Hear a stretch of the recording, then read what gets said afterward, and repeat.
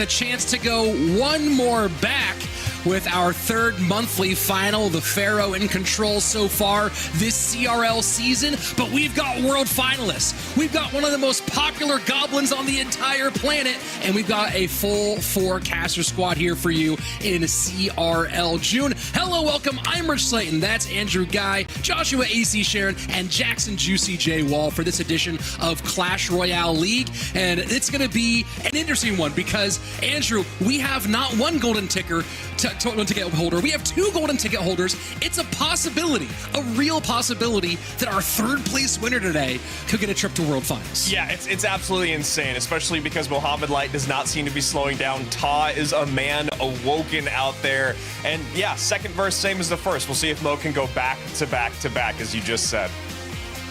Well, he's going to have a very difficult road for it. Josh, I'm really digging the Pirates of the Caribbean, D'Artagnan kind of thing going on you have today.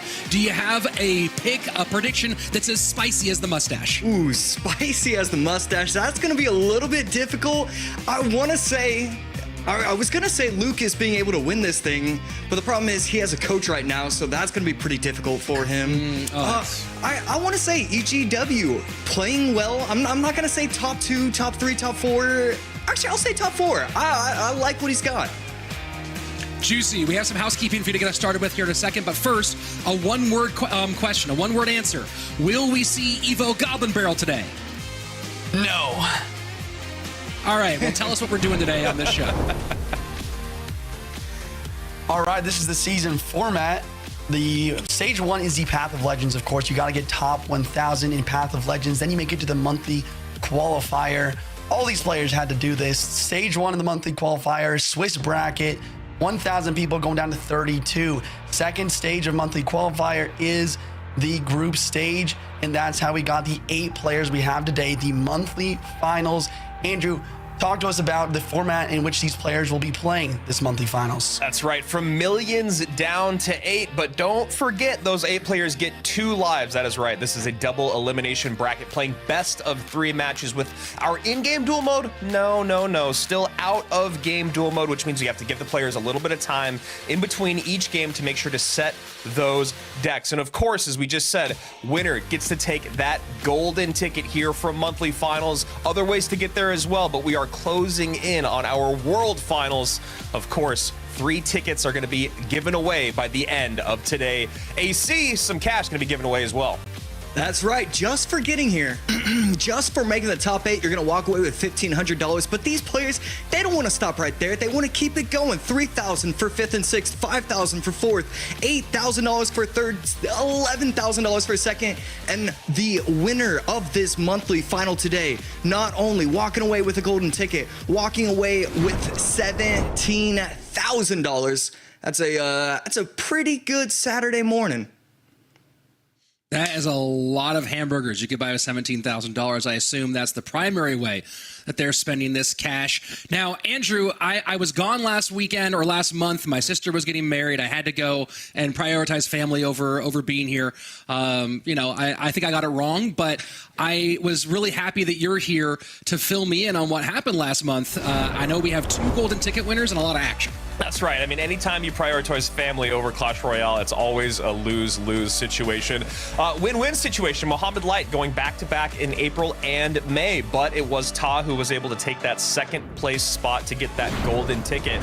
And yeah, man, we missed you last month. Congratulations to your sister on the wedding. Congratulations to you on officiating that wedding. And congratulations to Faust for taking 2 games and the only set off of Mohamed Light last month. And that's exactly how we started last month. Momo came out, match number 1 of the day, loses to Faust 2-0, and the first 2 matches of the day were actually really fun because it was back-to-back 2-0 victories.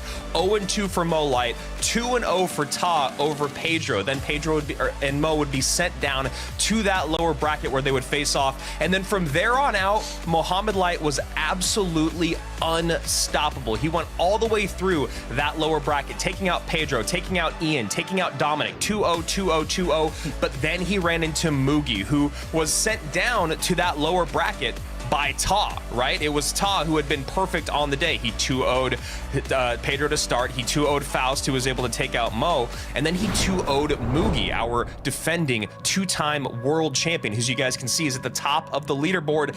Then it was as similar as it gets when Mo gets to those grand finals and the grand finals reset. He loses one game, he takes 4, and he takes that monthly championship, which leaves Ta with a golden ticket, Mo with the golden ticket, and Mugi, Rich, is going to be at the very top of our leaderboard, taking 3rd place last month. Of course, Mugi not here this weekend. We do have 2 of these top 8 in the mix in our June monthly final. Adriel and Pedro, both world finalists from last year, both now with a chance to put up some big points, maybe a golden ticket, but maybe they just get enough to surpass Mugi on that leaderboard. And when we talk about leaderboards, we're not just playing for CRL. You saw those 8 golden tickets. We're not just playing within the monthly finals. We also have our community events, multiple events throughout the year. Kalalis Cup already happened. Ryley coming out on top in that one, and that's why you see him on the top of that leaderboard, 4 points.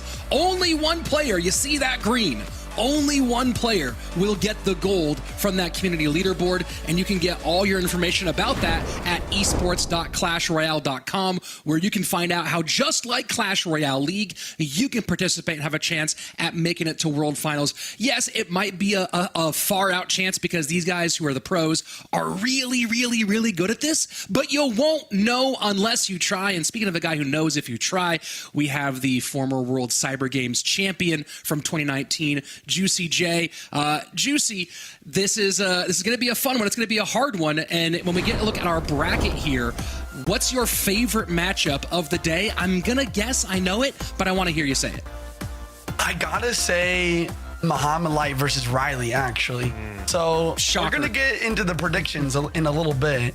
Originally, I think we were all going Mo Light, but I switched to Ryley because, I do know that these two players practice a lot together. And also we saw last month Mohamed Light, like you guys saying, losing 0-2 to Faust. And Faust is even at the airport, playing at the airport on the airport Wi-Fi last month. So I'm going Ryley here to beat Mohamed Light in round 1. Well, predictions will get spicy here in a moment, and you can make your own predictions at event.supercell.com/Clash Royale, where you can watch and earn rewards and see if you can beat us out.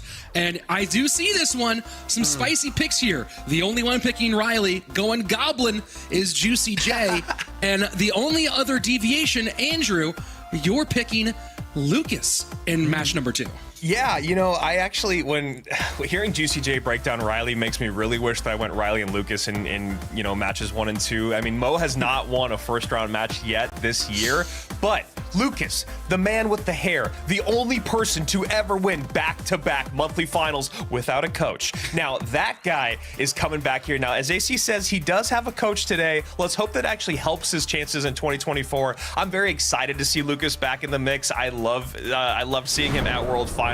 This is really more of a pick for me than it is for Lucas, but I'm hoping that means it's a pick for both of us. I feel like he's maybe finally hitting his stride, maybe finally adjusting to what CR is in 2024.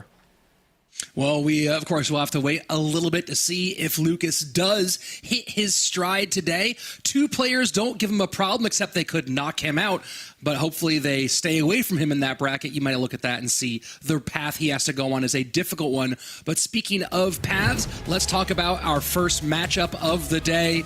The GOAT, the Pharaoh, Mohamed Light, taking on the most popular man on YouTube in America right now, and in Canada, but more in America, Ryley, the Goblin himself, making his CRL monthly finals debut.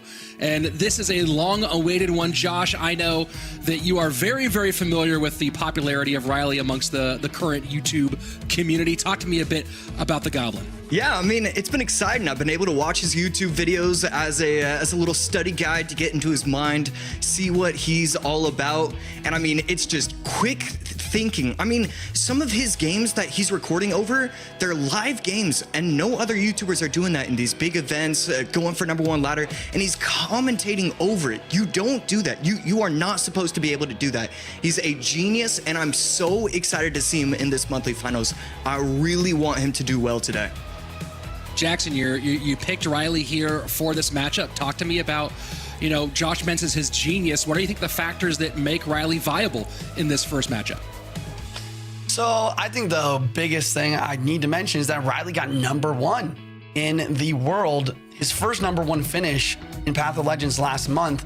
Mohamed Light getting #4, I believe. Ryley beating him in a mirror matchup with the deck that Mohamed Light actually created, the Rocket Cycle Princess, really no main win condition deck. Ryley definitely really good with this deck. You know, obviously before he was a Bait player, he understands the Rocket Cycle a lot. I would assume that we will at least see the no win condition Rocket Cycle deck at least once today. All right, well, we will catch up with Andrew and Juicy a bit later. Josh and I joining up, and oh look, logs and princesses. Josh, it's the meta of the month. I really want to see Ryley's actual face, because Ryley, in all his YouTube videos, he is just constantly laughing. I would assume that's what he's doing now, as both players start off with the princess deck.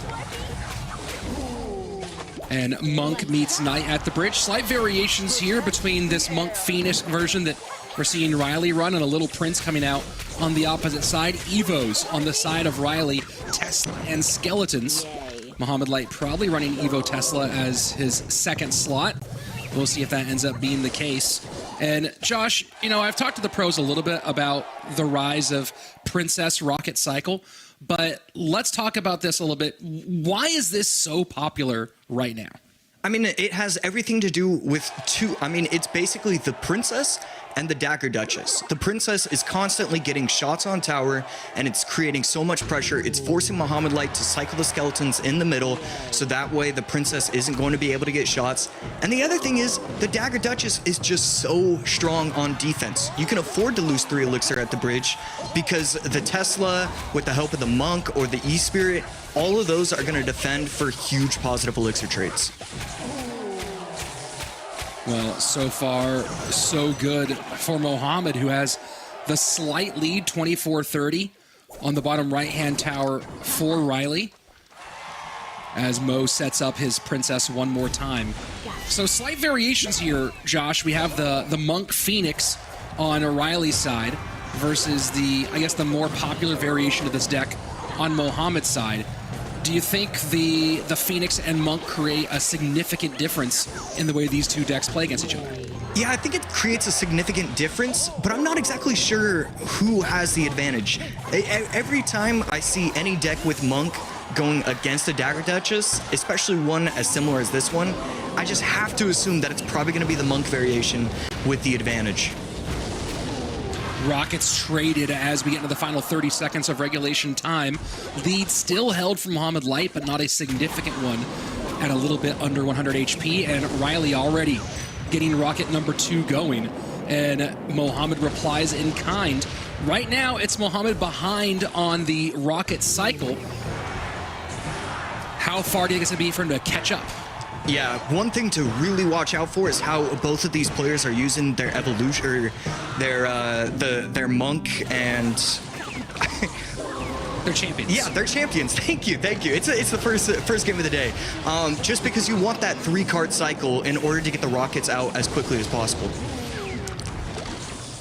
So Ryley getting to his rocket a bit faster. Mohamed Light with the damage lead, though, with 1:42 remaining in sudden death overtime. Princess going to be cycled at the bridge. Princess walking to the left lane, but that's really not a problem. Mo's going to be able to defend that pretty easily, and that's what we see right there. Wow. And Monk, oh, the exchange here at the bridge. The Monk and then the Evo Skeletons, the log to knock back, the Electro Spirit to clear.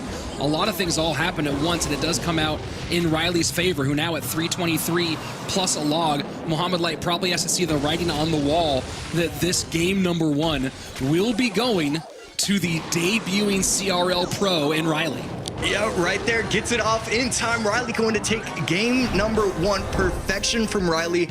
We've been waiting for this for so long. The prediction at the end of the game, and look, Mohamed Light only really had one option. He had to go Skellies at the bridge. He had to block the Monk from crossing the bridge. He couldn't do it. Ryley was too ready for it.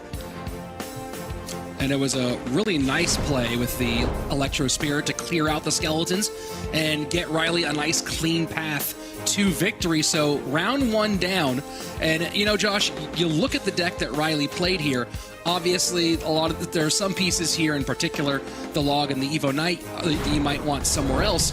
But Monk is a little bit lower on the totem pole at the moment.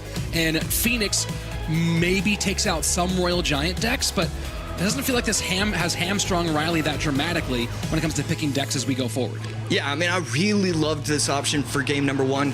I mean, especially with a player like Ryley, where you really want to give him confidence and make sure that he's playing at his absolute peak. Just throwing him in with a Princess Cycle deck that actually has the opportunity of defending against other variations and other archetypes. I really like that deck choice for game number 1. Looking at the matchup between these two, pretty close. Now, you know, we talked about cards that are out. Mohamed Light burning Little Prince a little bit early, and Little Prince still the champion of the year, the 2024, maybe the poster child of 2024, if you will, and earlier as well. When you think about Mo and Ryley deck picking forward, whose coach would you rather be right now?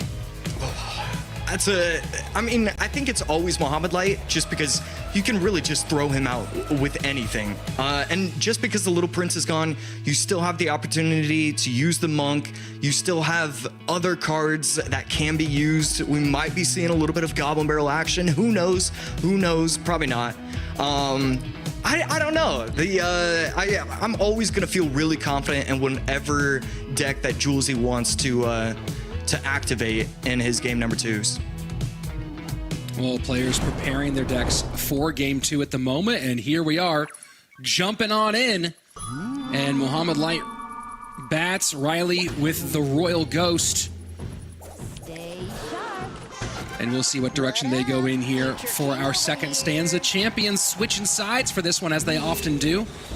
Not a single card in this game shows an ounce of loyalty, Josh.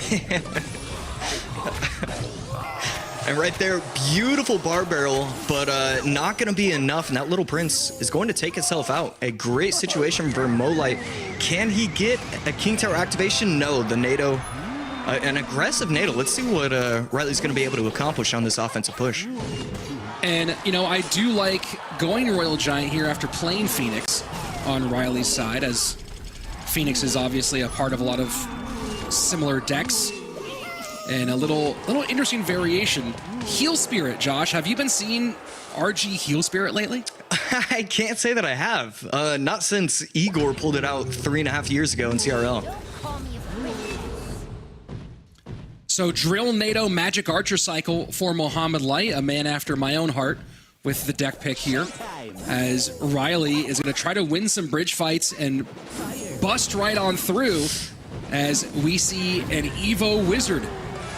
Or not yet Evo, but the Wizard in the Evo slot for Ryley.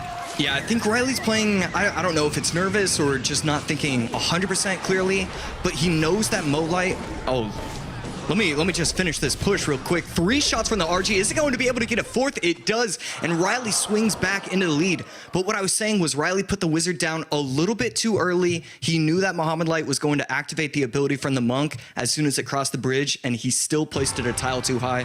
So hopefully we don't see that now that we are in double elixir. Excuse me, don't you know who I am? And the Wizard out in both sides of the board. And, you know, there are some great things about Evos. There are some less that great things about Evos, and trying to figure out how they fit into the game overall. But I think that, Josh, one of the big positives is the opportunity to take a card that was essentially in the unwanted bin for so long. A card that I don't think I had seen more than once ever in competitive play like Wizard, and make it competitively relevant. Yeah, I mean, it's always... It's so nice, and especially once we see 5 to 10 more evolutions where there's this massive meta opportunity. I think we're in a very good spot, and kind of just spoiled as viewers once we see some more Evos. And Evo Wizard out for Mohamed Light as he goes Drill to the front here. Wizard working against his Drill in the back. That's lots of damage, though. 514 remaining. Keep in mind, Mohamed Light, no big spell here, so the closest thing he'll have is this NATO Magic Archer combination, which doesn't get a great lineup, and the Wizard going to work. There's going to be some good Royal Giant damage unless that Monk can knock back, and the Monk able to hold off for Mohamed. Huge championship moment for that Monk. Yep, only 94 HP left on the tower. Ryley's going to do whatever he can. I don't know. It's not going to be able to take tower just yet. So still, I mean, even though it's a tiny opportunity, there's still an opportunity. And you saw Ryley there just trying to make sure that there wasn't a potential lineup for the Magic Archer as he goes way on the inside. Royal Giant now in for Ryley. NATO to pull back, and enough damage should be able to clear the RG off the board, and Ryley might be close to seeing the writing on the wall, and that's going to be it. Game number 2 in the books. No sweeps to start things off. We're all tied up in 1-1. Oh, man, this is exactly what you want. Are you kidding me? We get Ryley, Mohamed Light, round number 1, and it's 1-1, all tied up. This is exactly what we were looking for. Both players, Mo Light definitely was playing pretty well game number 1, but really found his groove in game number 2. Ryley, it's kind of flip-flopped. I really thought he started out strong, and then game number 2 made a few mistakes. Well, we will see what they have cooking up for us in game number 3. Again, to remind you, both players playing Princess Rocket Cycle in game 1, slight variations on those themes. Game number 2, Drill versus Royal Giant. And you see not as much laughter here out of Mohamed Light in this moment. We'll see how long it takes for his team to start cracking some jokes, maybe loosen up a little bit. Right now, 76% of you picking the Pharaoh over the Goblin in our first matchup of the day. Reminder, folks, this is not an elimination matchup. This is just the upper bracket. Players have room to go. So, Josh, you talked about mistakes. Tell me what went wrong, really, here for Ryley. Is this the critical moment? Yeah, I mean, right there, the Wizard gets attacked a little bit too early. And, I mean, if that's healthy, especially with the pushback from the Evo RG, that could have been real dangerous. That could have been game over just like that. And it really is as simple as, if my opponent makes one mistake, these pros are so talented where they can win games off of that. And right there, because he made a mistake, he wasn't able to aggressively take that tower. And instead, at that point, once it was, I mean, this is the thing with all these control decks. Once it gets into that final minute, that double, the overtime spell, they don't make mistakes. They get so much chip damage. It's hard to stop their drill NATOs, their magic archers, their monks crossing the bridge. It is so hard to stop them once they get down to about 800 HP on the towers. Thoughts on the Heal Spirit here? Is this because he wanted a 1 elixir cycle card and he wanted to save Ice Spirit for another game? It's such a strange pick to go in this deck. Yeah, you'd have to assume it kind of falls in line with that thinking. The Heal Spirit, it should be kind of decent, and it felt like there was a lot of opportunities for the Heal Spirit to work, whether it jump on the Fisherman or the Little Prince or even the Wizard. I actually really like the Heal Spirit in the deck. I don't know if you would ever use it on ladder, but the Heal Spirit overall, I think it's a nice little twist for it. So Drill and Royal Giant, the only 2 classic win conditions out so far for these 2. Minor still available, but is there a minor variation that you like right now that doesn't run log? Not really that I can think of. We saw some Mortar Graveyard last month, and so there might be some opportunity for some sort of minor graveyard or oh, not minor graveyard. I'm thinking Mortar Graveyard. Yeah, I don't know. Minor's kind of a difficult one to use. Archer Queen for Mohamed Light. Minor. And Mortar Zap. Archer Queen, mortars in both ways. So yeah, both players kind of thinking alongside the same lines. You have the mortar available to you. You have that opportunity for chip damage throughout the match, and I mean it's going to be Night Graveyards from Ryley, and then Mo Light. It's just whether or not he can get enough chip damage. The Giant Skeleton. That's an interesting twist to the deck. I'm unsurprised by Minor out of Mohamed Light, wondering if Ryley was thinking the same thing. You have some options for catching that miner with the Knight and the Goblins. We'll see how he balances stopping those miners versus controlling the mortars. But as you said, Giant Skeleton in the mix. This is a fun deck, and I know that Andrew's got to be on the sideline right now wondering why he's the one who doesn't get to call this matchup. And see, right there in the previous 10 seconds that we just saw, that just shows the absolute skill level of Ryley. It was a weird interaction, the Archer Queen getting attacked by the Giant Skeleton. Do you activate the ability? He decides not to, and then he just places the Knight perfectly so that it doesn't get touched by the Giant Skeleton whatsoever. A lot of other pros would have taken 1 or 2 shots because they wouldn't have known the interaction. Ryley's so fun. Light overall win rate at 86%, with Evo Mortar 73%. Ryley at the moment in CRL play undefeated with Evo Mortar. We'll see if Mohamed Light's able to change that story, or if Ryley continues his dominance with this deck. And a Mother Witch for the graveyard. And I would love to see Ryley's face right now, as that ends up being a difficult reality for him. Yeah, this could be a massive push. The Knight needs to put in a ton of work, but so far, still able to defend a little bit, but this is a lot of chip damage, getting the tower down to 1804. Ryley with a decent defense, though, keep staying alive. Giant Skeleton will pull a lot of jobs here, does not pull the mortar, a connection for Ryley. He definitely wants a few more of those ones as we go into sudden death overtime. 10 seconds remaining until we switch to our goodbye period, as now it's Mohamed Light's turn to get a connection with a mortar at the bridge. I'm trying to think what the matchup is, because even though I'm seeing Goblins and Mother Witch from Mohamed Light, Ryley definitely still has the opportunity to poison out, get the mortar, the Evo Mortar on top of the tower. There's still a lot of different avenues for him to take this tower. Giant Skeleton tanking for the Knight. Goblins go, or for the miner, I mean. Goblins go back to clean up the miner. We haven't seen a lot of spell work there. We see a late zap, and an Evo Mortar will connect alongside a little sizzle from the Inferno Dragon, and suddenly Ryley has screamed into the lead with 1:20 left. Ryley doing a great job of protecting his mortar. The Archer Queen is going to wake up just in time. You needed to get that last shot. Can it get it? It doesn't matter. Wow. Take a look at that, folks. Ryley with the win in game number 1. Mohamed Light keeping with the theme, losing in his opening matchup of the day. Of course, down but not out. Ryley, though, with a really great performance here. Josh, I mean, right, we got to give a little nod over to Juicy J with getting the right pick here, but this is a phenomenal start.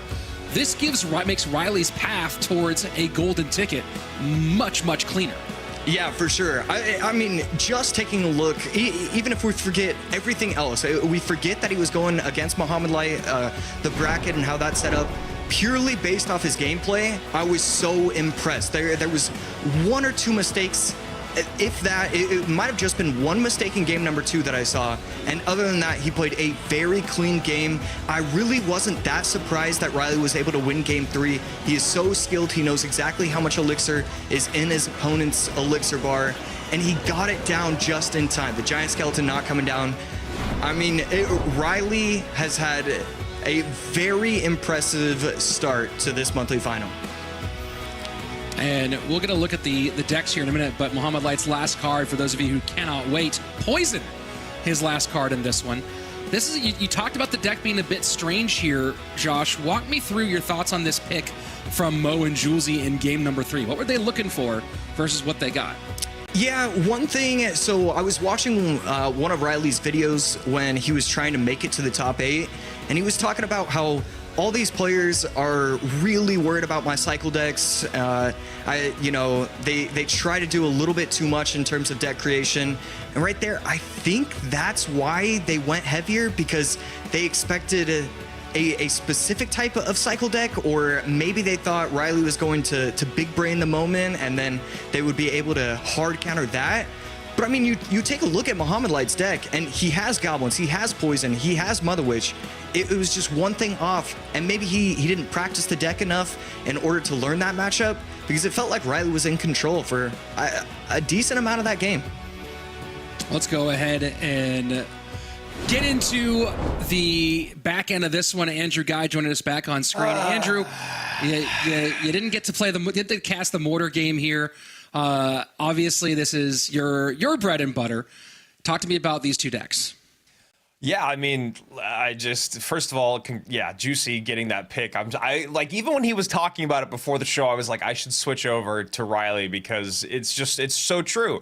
And Mo again drops another first match. It was really interesting though, Ryley did a great job in that game number 1 of, I think, sniping the mirror matchup. I think that Monk was the huge X factor in game 1 and in game 2 for both sides, right? Mohamed Light in game number 2, that Monk reflection mid game ended up really kind of putting Ryley on his heels. And then game 3, it's really interesting, right? Because you thought Ryley was maybe starting to show some nerves in game number 2. You thought Mo could ride that out, but it was Mo who made the massive mistake, right? No zap in hand, nothing to catch the Evo Mortar, and we all know what an Evo Mortar can do to your tower even after the nerf. So, I mean, really, really well done by Ryley. I mean, you never know what someone's going to do when they come to their first monthly final, especially against the GOAT, and he very much impressed. Well, the 8 seed moving forward. Let's take a look at the bracket where currently Ryley in the upper bracket semifinals needs to win just a few more matches for that golden ticket. And of course, we're doing all of these games today, folks. It's a one-day CRL monthly final this season. He'll be awaiting the victor of Pedro and Lucas. So he's going to have an exciting run here for his first 2 matchups. Mohamed Light, as you can see, dropping down into match number 5, our lower bracket, the elimination bracket. And of course, that has not been an elimination factor for Mohamed Light so far in our first 2 monthlies.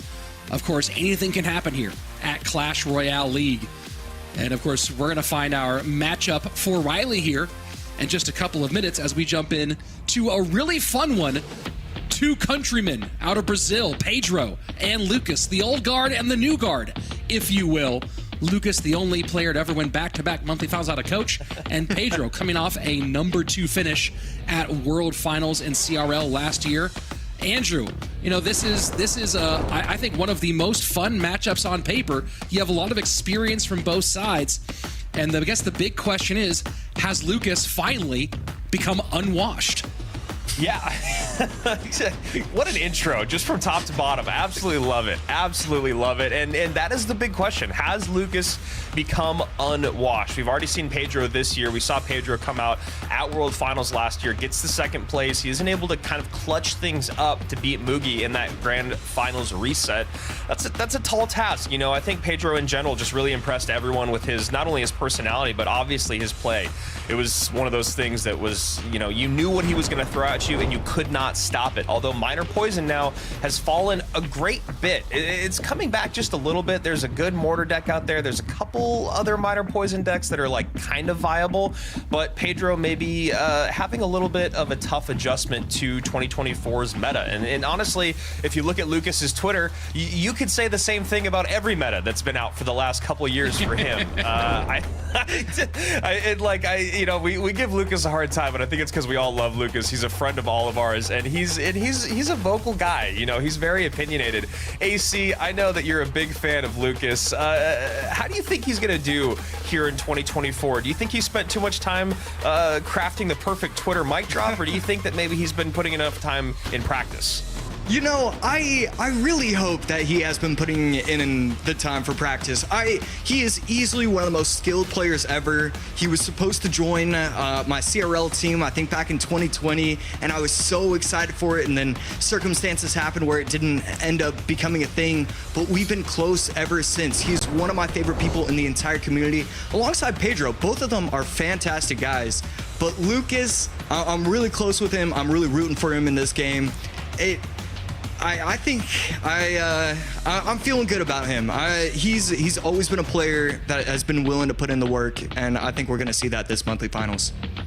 You know, Rich, we come from a sports background, and I gotta ask, it's kind of the same thing, you know, and we can see here the community is going with Pedro, 64 to 36%. Do you think that mentality, even if it isn't fun and games and jest from Lucas, do you think it does actually hinder his ability, or is someone like Pedro feels much more just like locked in and will evolve and adapt to the meta? That's a hard one. I think that one thing we have seen is Lucas is spending a little bit less time being angry about the meta, or maybe a better way to put it, I think he pushed back and refused to embrace it for a long time. And now Lucas has finally fallen into the group of, if you can't beat him, join him. And that's, I think, a big part of why we're finally seeing some success out of Lucas that we didn't see out of him last year. The question is, how far can it carry him as we jump into game number 1 against Pedro, who, shocker, shocker, is pulling out Princess Rocket Cycle. Yeah, I mean, AC, this is the go-to deck, although Monk, right? And that was the big thing we saw out of Ryley, was that Monk, and we're seeing it on both sides here. Monk is becoming so impactful in the current meta, and it's because not only does it really good against beatdown, but obviously you have kind of the guaranteed damage that Miner used to provide, right? It used to be so hard to stop Miner damage. Now it feels like Monk damage, and this is actually a great connection for Lucas. 2 drops from the bomber there, and the connection. You can see Pedro does not like that start. It's a difficult opening here for Pedro. And Lucas, interesting mix here as you talk about the bomber getting that connection. Bomber behind the Royal Giant. And we'll see if he's able to get some connections once it gets into its evolution form. First minute and 20 seconds and change away. And, you know, we have some great tools here for defense from Pedro. The Evo Tesla, the Monk for knockback, which we saw very effective from Mohamed Light in the Royal Giant matchup in our first game. But the big question is going to be, how many times can Lucas break through, and how often can Pedro actually get that hold?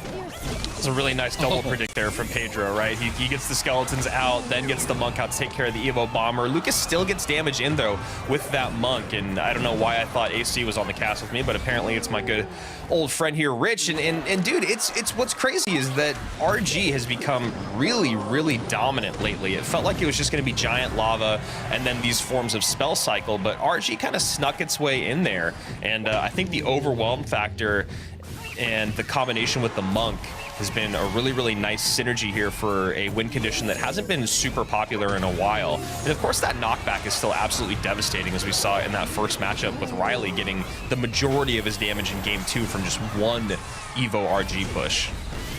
Princess continues to harass on that right-hand lane. Very difficult to get any sort of good trades against the Princess in the modern meta due to that Dagger Duchess. But so far, Lucas really trying to win that fight. It is Pedro with the lead at this stage. Sudden death on its way, 1696 on that bottom right-hand tower for Lucas. Pedro with almost 200 HP more on that top left-hand side as Lucas tries to find a way to break through. Getting that Monk out of the way is definitely helpful, but the RG retargets to the Tesla and will only get one shot for all its efforts.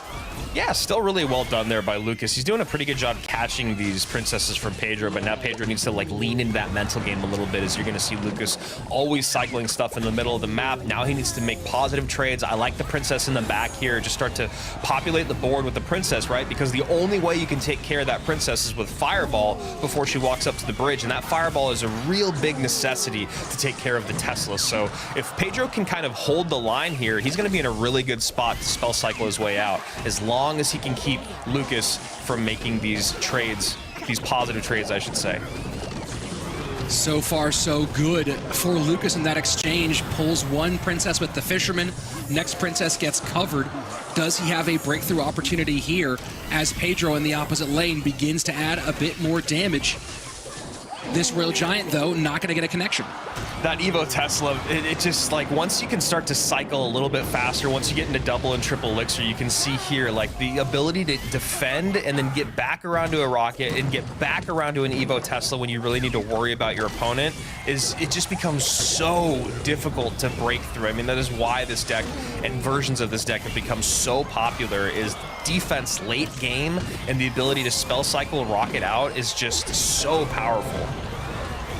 Another Royal Giant down. This is becoming a pretty quick cycle game out of Lucas. Rocket in the opposite direction. 15 seconds left. Lucas needs a connection here. Evo Tesla will stop it. This is the last gas for Lucas in game number 1. He only has enough to get a 1 RG down, but the speed of that rocket cycle at the end is just too much. Fireball will not be enough, and Pedro, with a solid recovery, taking advantage of triple elixir to get the win. Yeah, I mean, it just became really, really tough, right? I mean, we saw it kind of happen halfway through the game where Pedro recognized, okay, this is what I'm up against. This is how I stop it. I need to make sure that if I'm not going to force a princess response out right at the bridge, I'm going to start getting princesses on the board to help with defense. And then I need monk connections, and then I just need to survive, because as long as I'm deep into double and in that triple elixir spot, those Evo Teslas, as you saw at the very end of the game, you saw that rocket come out when Lucas already had like 10 elixir on the board. And for a normal player, you might be going, well, what the heck is going? I mean, this is too much. Now he's going to lose the game. But if you know how to play that Evo Tesla and you know how to stack it with your cheap, high DPS cards, it is so devastatingly strong. And that's the biggest thing when you're playing this deck that Lucas is running, is you don't have a way to take care of the princess other than your fisherman and fireballs, right? Well, you need the fisherman or the fireball to either take care of the monk that's on top of the RG or take care of the Tesla that's played to stop the RG.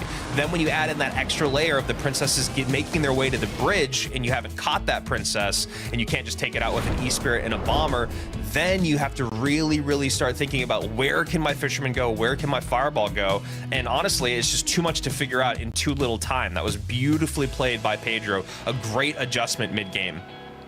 And, you know, you talk about some of that DPS. The Phoenix was really giving some trouble for Lucas, even though he had a Phoenix himself. Not really, we saw a lot of 2 versus 1 with the flying flaming bird. And that made it very difficult for him to keep those Royal Giants up. So a lot of really nice ways for Pedro to, as you said, lock things down with the quick cycle, keep those Teslas alive, and burn those Royal Giants off the board. And as we look at this, you know, the question then arises, Andrew, is it now going to be Lucas's turn to go rocket cycle? Although he quite obviously cannot go with the version that has gone 2-0 today. Yeah, you know, that's a really, really good point that you bring up, because there's 2 parts to that equation. One is exactly what you're talking about, where the more dominant version with the monk has already been used, right? You can't use the monk, can't use the E-Spirit. But then the other part of it is because the deck is also so dominant, then you have to worry about your opponent predicting it, right? And Pedro has been playing that Mortar Miner Poison deck with Log in it that actually does do pretty good against this bait deck. And there you go. Well, I guess it's Lucas is coming out with it. Pedro looking like he could be going to Giant Beatdown or Giant GY, and there you go. Giant comes out immediately. This is what you kind of have to do here, is poison off that Night Witch, and then it just becomes this really interesting game for Lucas here of making sure you can always deal with the bats that are coming behind. I think protecting from the Void, if that is Pedro's spell, because, you know, it's really easy to pick off your highest DPS dealer I should say, with that Void spell. So a lot of pieces of the equation here for Lucas. Not the worst matchup though, although now that we see the miner, it could be a little tougher. And Pedro looking for the miner in the back, doesn't get it. Lucas with some mind games early, going middle as he sets up Mortar the opposite lane. Wizard in reply. And this combination, when you're playing the Evo Zap, can be really tough with Mortar, just because when you're talking about picking up that miner late game, if you're able to reset and take care of things like bats or goblins, if you're Pedro, right? So you have the Giant coming across the bridge, Evo Wizard behind, then you send in a late miner, then you're able to zap and clean up whatever's on top of that miner and retarget so the Giant gets a hit on the tower.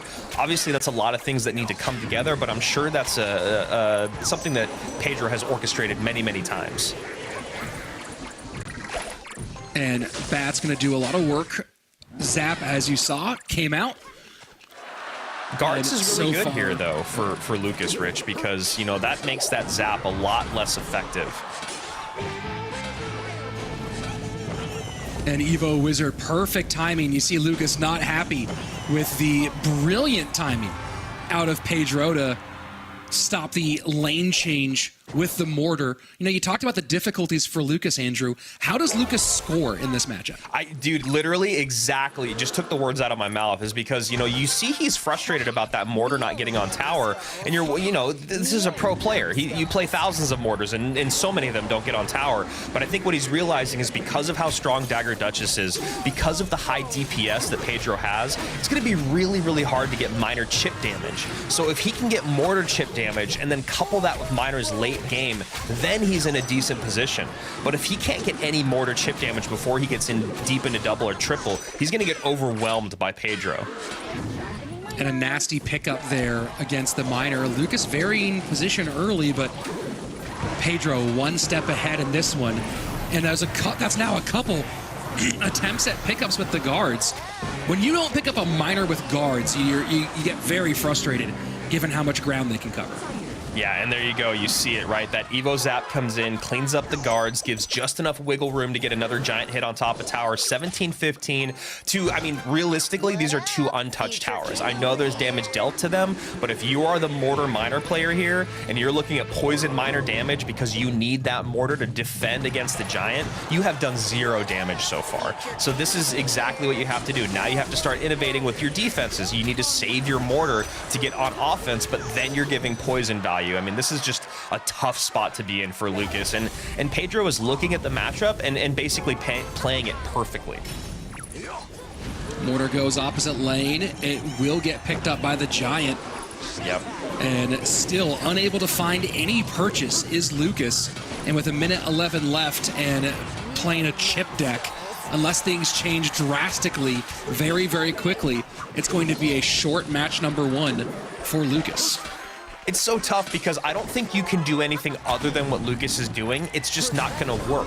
You can't rely only on minor poison damage, but you cannot get your mortars on tower because there's just too many ways to distract the mortar and still go to the opposite lane, where you have to then overspend and then either give poison value or then not have enough to support your push in the other side. I know this matchup through and through because so many people are playing giant, whether it's giant void with minor, giant graveyard, whatever it is, and it's just I don't know, it's a tough matchup. It's one that I've actually even thought about like reaching out to pros and being like, what do I do in this matchup and then the Lava Void matchup, because I know the Lava Void matchup has a little bit better than this one, but this is still incredibly tough, as you can see. Good damage, though, at the end here. Yeah, good damage, and he is back to another minor. This one does not get picked up as well. Log in, just not quite enough spell value, and that's going to be a 2-0. You see, wiping the sweat off his brow is Pedro, as Lucas made that just a little bit too close for comfort. Yeah, I mean, shockingly close there at the end, to be honest. I mean, it really felt like Pedro got put in cruise control. And, you know, we've all lost games that way where you're like, there's no way, there's only 45 seconds left, I'm completely in control. And then, boom, you can see right there how quickly you can come back to it. But Lucas, a tough start to monthly finals, right? I mean, you run into the Rocket Cycle deck that is absolutely dominating the meta, and then you get a pretty rough matchup in game number 2, played absolutely perfectly by the former number 2 in the world. And hey, welcome to CRL. Yeah, welcome back to CRL for Lucas, who took a little bit of a and maybe unanticipated hiatus, if you will. And this was kind of the story. I mean, look, Andrew, let's call a spade though in this one. There were multiple minors that were played in the front where a half tile to a tile was the difference between a guard getting to pick up or not. This is a game that Lucas lost by 281 HP in the end. This is one of those ones where you think about some of those missed minors, and you know, obviously you're trying to play the guessing game when it comes to defending minors, but it wouldn't have taken a lot for Lucas to steal the win here.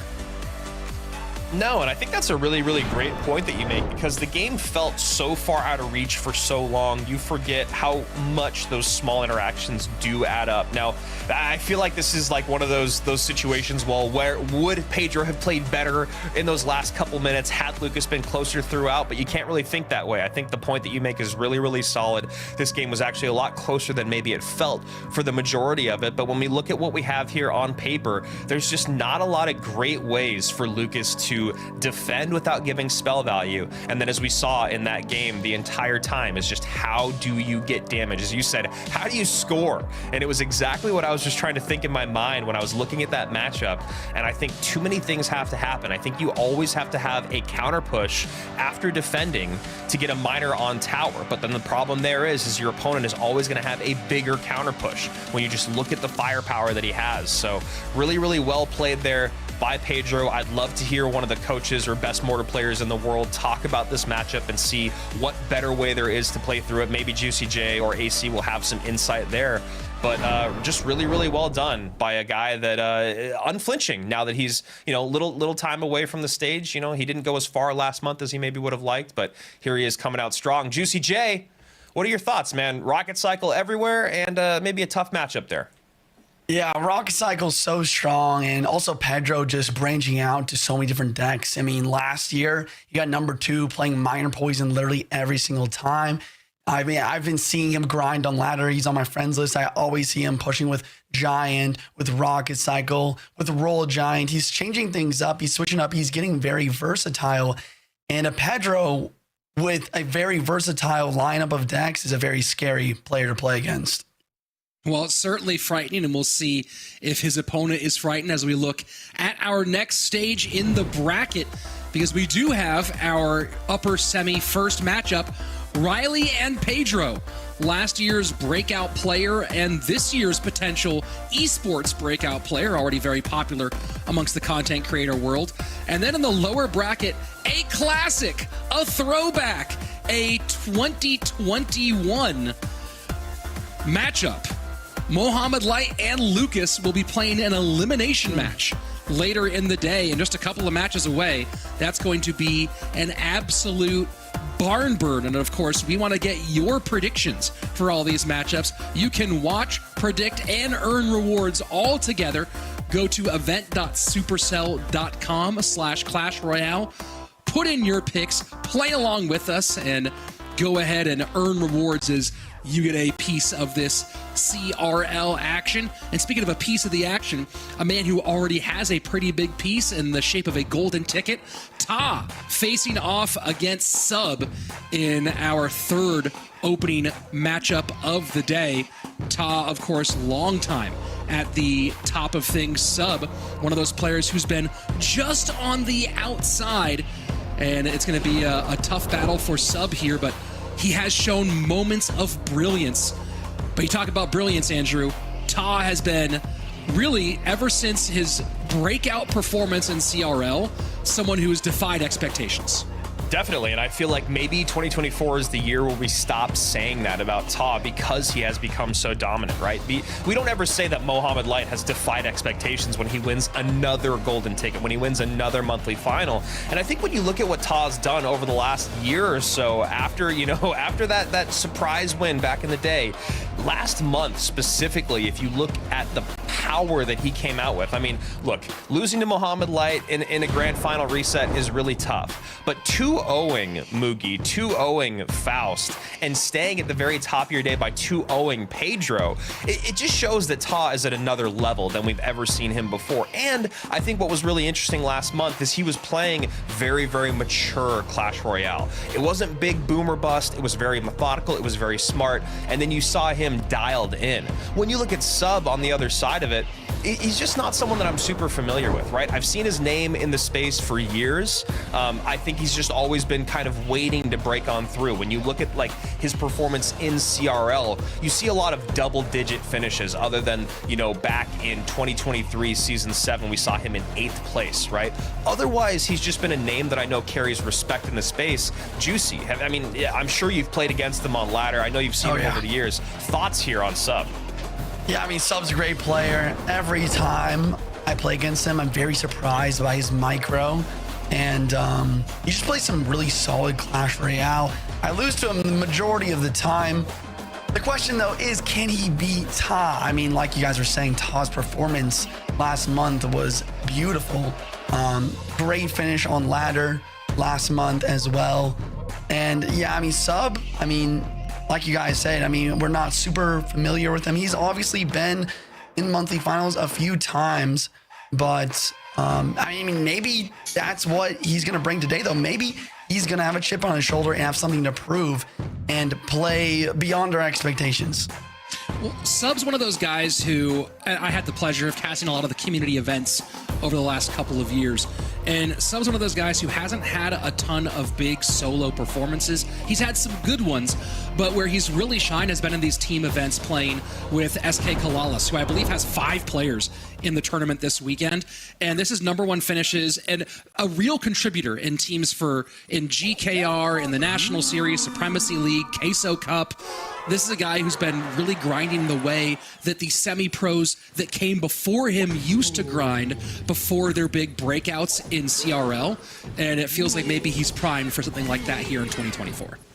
Yeah, big shout out to SK Kalalis for just representing here in our June monthly finals. And a little bit different look here top of your screen. Evo Bats showed up twice today already, and going to be a nice lineup here. First time we're seeing Void, and already a bit of a spicy start here, Juice. Yeah, I mean, looking at Sub's deck, it makes me think, I guess it's Giant. Made me think of maybe an Elixir Golem deck after seeing the Evo Skellies, but we do see the Giant here. Ta with the Magic Archer NATO drill deck we saw Mohamed Light using earlier. Matchup-wise, I mean, we saw Mohamed Light winning this matchup versus Royal Giant with the drill side of things. The Giant is very similar to Royal Giant here, so maybe it'll be a similar case as well. And that Wizard no, it does not splash on top of tower. Monk able to get out front just enough. And curious to see how the Void's going to stack up late game. You know, when you're talking about those defenses, if you're able to pile up guards and a Monk and a Wizard gets in the mix or bats up high, you know, all of a sudden that Void becomes a lot less effective against the Wizards and Magic Archers of the world. True. Yeah, that's a good call. Void, on paper, looks like it gets a lot of value, but, you know, Ta, great player, able to block that, predicting that Void, keeping that Magic Archer alive. And then the bats and the guards, like you said, I mean, they're going to be great for blocking that Void. You see a Ghost connection here. Drill the Opsa lane. Interesting decision. I guess he's going Opsa lane here because he doesn't have a big spell, and he doesn't want Sub to be able to defend and counter push with that Wizard. And really great heads-up play there by Ta, already predicting that very first Void. I think it makes Sub kind of pause a little bit more on when he's going to use that Void spell if his opponent's going to be that on top of it. A miss there on the ability from Ta, though, as it goes to the guards, not the Monk, the Dagger Duchess does. So a little bit of a waste of 1 Elixir, and now a counter push on that right-hand lane. And Ta already a little bit overwhelmed here. And there you go, Void right away. Yeah, Void right away takes out the Wizard. No block potential here. We have a Ghost Evo Wizard on the right-hand side, clean this up pretty well, but the Giant's getting a lot of damage. And now Sub has what he wants, right? He can defend and counter push same lane now. Ta needs to use this Monk properly in order to win these bridge battles. Yeah, right now the interactions from Ta, I mean, it could just be a little bit of that early match, first match of the day, cobwebs you need to shake off, but right now his interactions have not been super clean, and he's already paying for it. I mean, that Giant connection, even with the Giant nerf and range coming in, not going to do a whole lot once the Giant is already on top of tower. And here comes the Void plus arrows combo we are so familiar with, using the Void almost as a double arrows to clean up the Wizard despite the block here. Why Void plus arrows is such a strong spell combo. Yeah, and it's interesting to see Magic Archer coming out a little bit more. Obviously going to be a -1 trade when you do get it voided off the board, but it feels like the Magic Archer is now kind of like, it's either bait to get the Void out, or once the Void has been spent, then you try to get some piercing damage with that Magic Archer.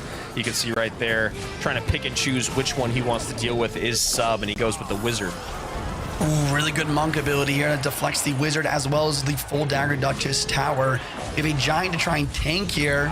It is getting kited backwards, and if we do see a NATO with the Magic Archer, could be threatening. No, instead of Tornado, he decides to keep stacking troops at the bridge here.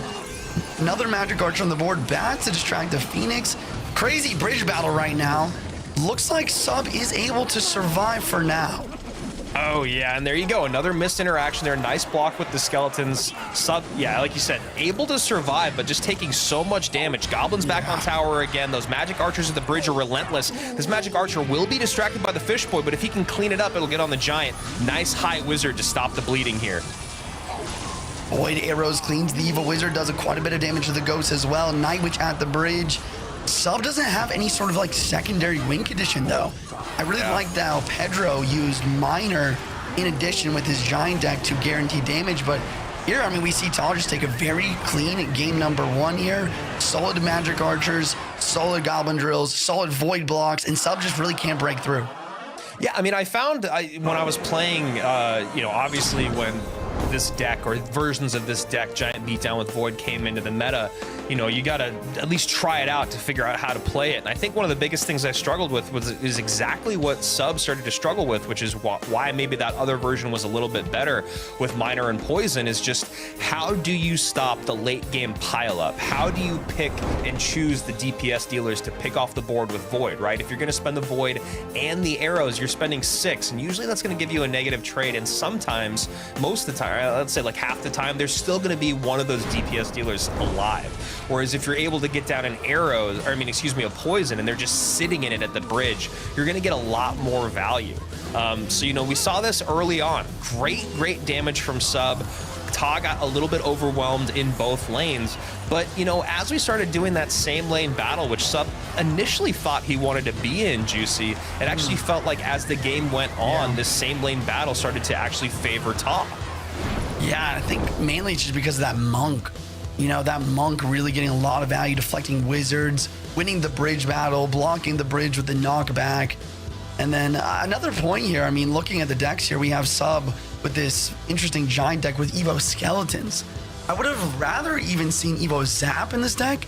The value on the bats could have been pretty good, but also just in general, having a third spell can sometimes be that one thing that you need to be able to break through with your Giant. Evo Zap plus Void plus arrows would be super helpful. Even Zap plus arrows can fully counter guards. So maybe just that one small change in the deck is what allows Ta to really have an easy victory here. I think that's a good call too, because if you look on the other side of it with what his opponent has, and you look at the value that Evo Zap might have gotten, the Evo Skeletons didn't really do a lot in this matchup, right? I mean, we didn't really ever see them pop off. We didn't really see them ever distracting too much. I think there was maybe one time where they kind of got in the mix and changed an interaction, but it wasn't game breaking by any means. So Cal Sub here now falling in game number 1 to our golden ticket holder in Ta. Him and Mohamed Light already have a fast pass to our world finals, and now Ta going with Princess at the bridge, and you can see Sub already shaking his head, and this is, you know, this is where the thing is with the experience, right? Ta maybe playing a little shaky in game number 1, gets the win, probably feeling overconfident. Then you can see Sub maybe getting a little bit rattled, less experience in the world, losing game number 1 in a frustrating fashion, and now going up against arguably the strongest deck in the game. Yeah, exactly what I was just about to say. I mean, this is probably the best deck in the game right now as well. I mean, there's two things about this deck that is just undefendable. Princess Bridge, I mean, you can have quick reaction time and you can predict it, but in reality, it's always gonna find a way to kind of get on that tower. And even if you do predict it, the Dagger Duchess just cleans up whatever you play on it. And then of course the Rocket, that Rocket in Triple Elixir especially, we saw Pedro earlier dropping 3 rockets in succession in like 20 seconds in Triple Elixir, and he's already going for Rocket Cycle. Yeah, down 4 elixir already, but not worried about it. Gets the Princess in the back that Sub tries to predict with the E-Spirit, so already the mental game's going on, a Rocket out early, and you and I both feel very similarly about Rocket Cycle. We are not fans of it, but one thing I will say about Rocket Cycle is, you know, when you're playing, let's say the season has just restarted, you're climbing back up that Path of Legends, and someone rockets you early on, you're not that worried about it. You usually can, they'll usually pay for it. But when you're at the highest level and someone rockets you early, it is so, at least in my opinion, it is so demoralizing, because you know they haven't just completely overspent. You know that they know what you have and they know they can defend it. And then once again, it's just the Dagger Duchess as well, right? The Dagger Duchess, I mean, we see it right here. Dagger Duchess is cleaning up the drill very easily. And that's why Rocket Cycle has really come to the meta as much as it has. You can Rocket and Sink Elixir versus a Cycle deck. And what are they going to do? Valkyrie drill the bridge, block the Valk, log the drill. The Dagger Duchess, when it's full on daggers, is just free defensive value. And here comes yet another Rocket. It makes me a little sick.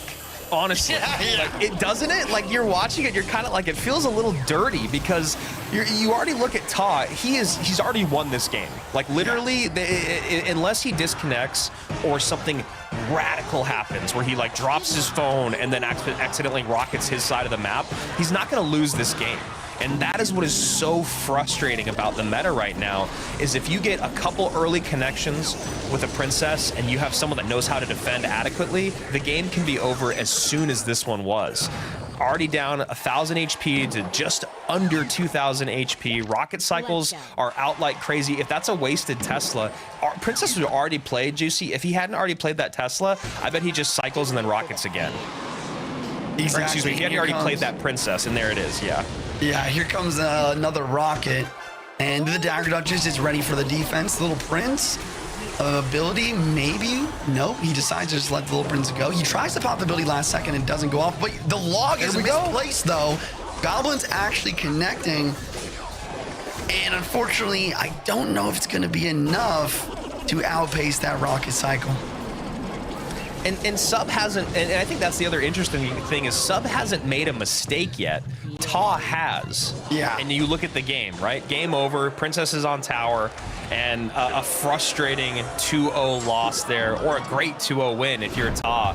And yeah, Rocket Cycle, once again, just absolutely dominant. As you said, Juicy, the reason it's become so popular for such an expensive spell is because that Dagger Duchess can make up so much elixir defensively, and we saw Ta just run with it, right? That early Rocket Cycle, and then what do? As you said, you Valkyrie drill, well, you block at the bridge with the Knight, that's a -1 trade. You log down low, that's a -1 trade, and all of a sudden that Rocket becomes that much more affordable.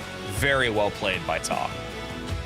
Yeah, I mean, it'd be a different story if it was the monthly finals 2 days later. In 2 days, we are seeing some balance changes, a nerf to the Dagger Duchess. With that nerf to the Dagger Duchess, I assume you will see a lot less Rocket Cycle, a lot less Princess Bridge, and maybe even some more Cannoneer in the meta, maybe even some more Cycle.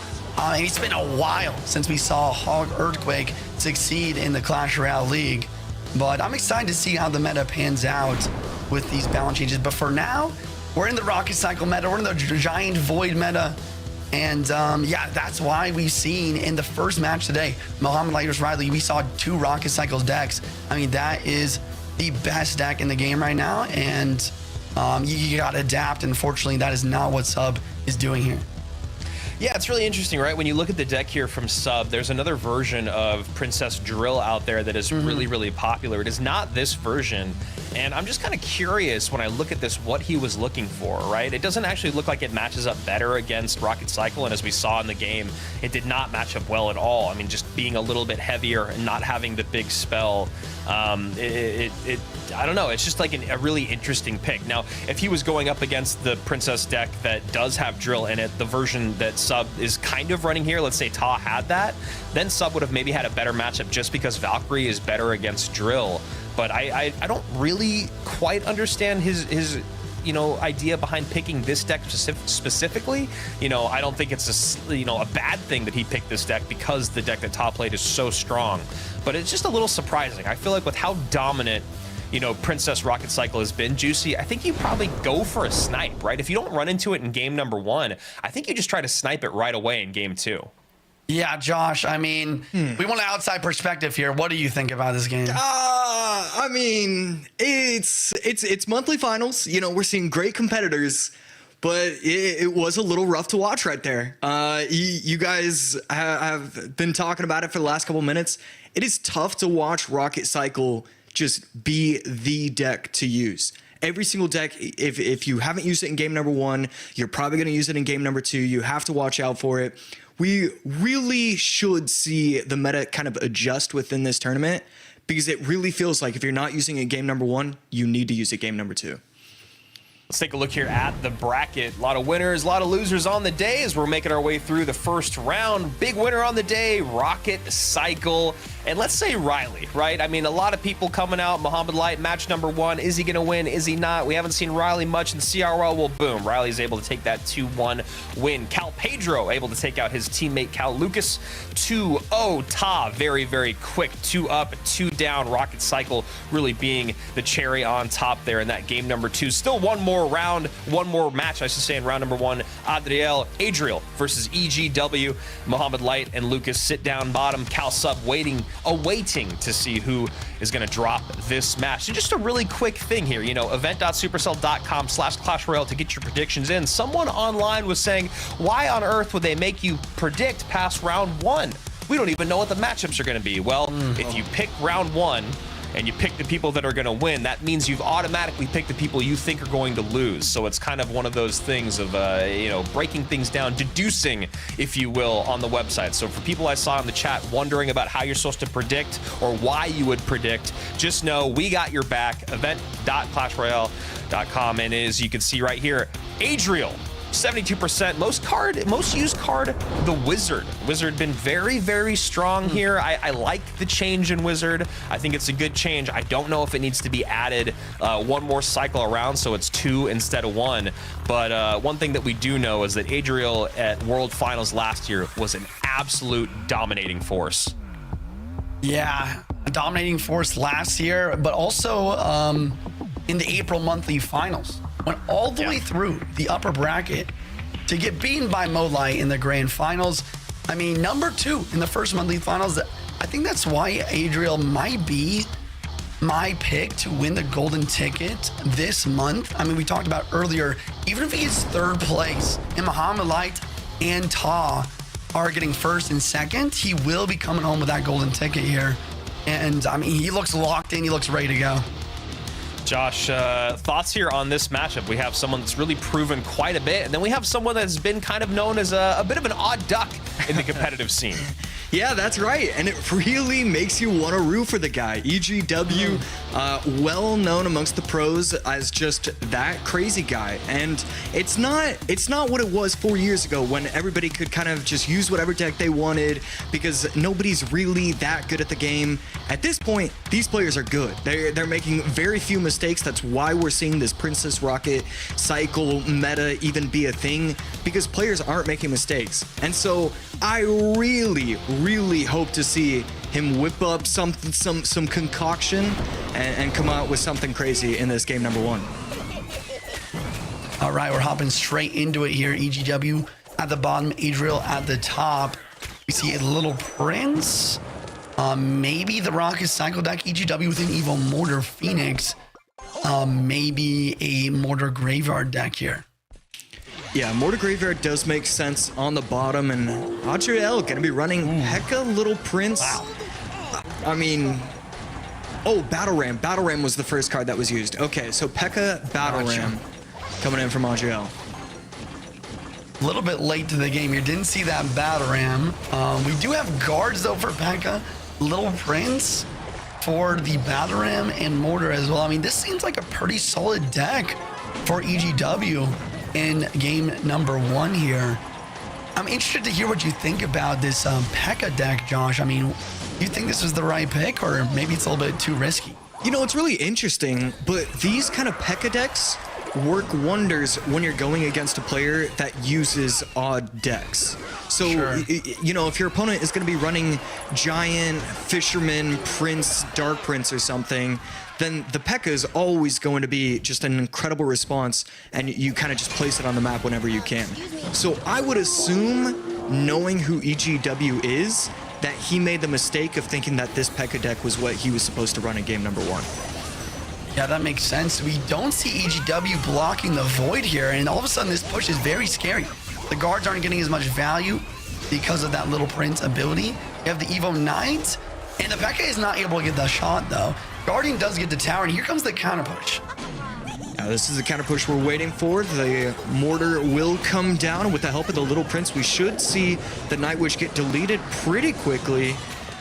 And with the help of the arrows, it won't get that last shot. So a very clean defense from Adriel. And, you know, forget everything we've ever been taught when it comes to P.E.K.K.A going against guards, Mortar. Adriel is finding a way to win and have a pretty big advantage while doing so. Yeah, I think it just comes down to that triple spell again. Evo Zap plus arrows plus Void. Maybe the combo that Sub should have used in his match versus Ta here. And we're seeing why it is the triple spell combo you're looking for. It's really good versus the guards, and it's just able to help you break through versus these high defensive guards. P.E.K.K.A at the bridge here, bad mortar, I'd say.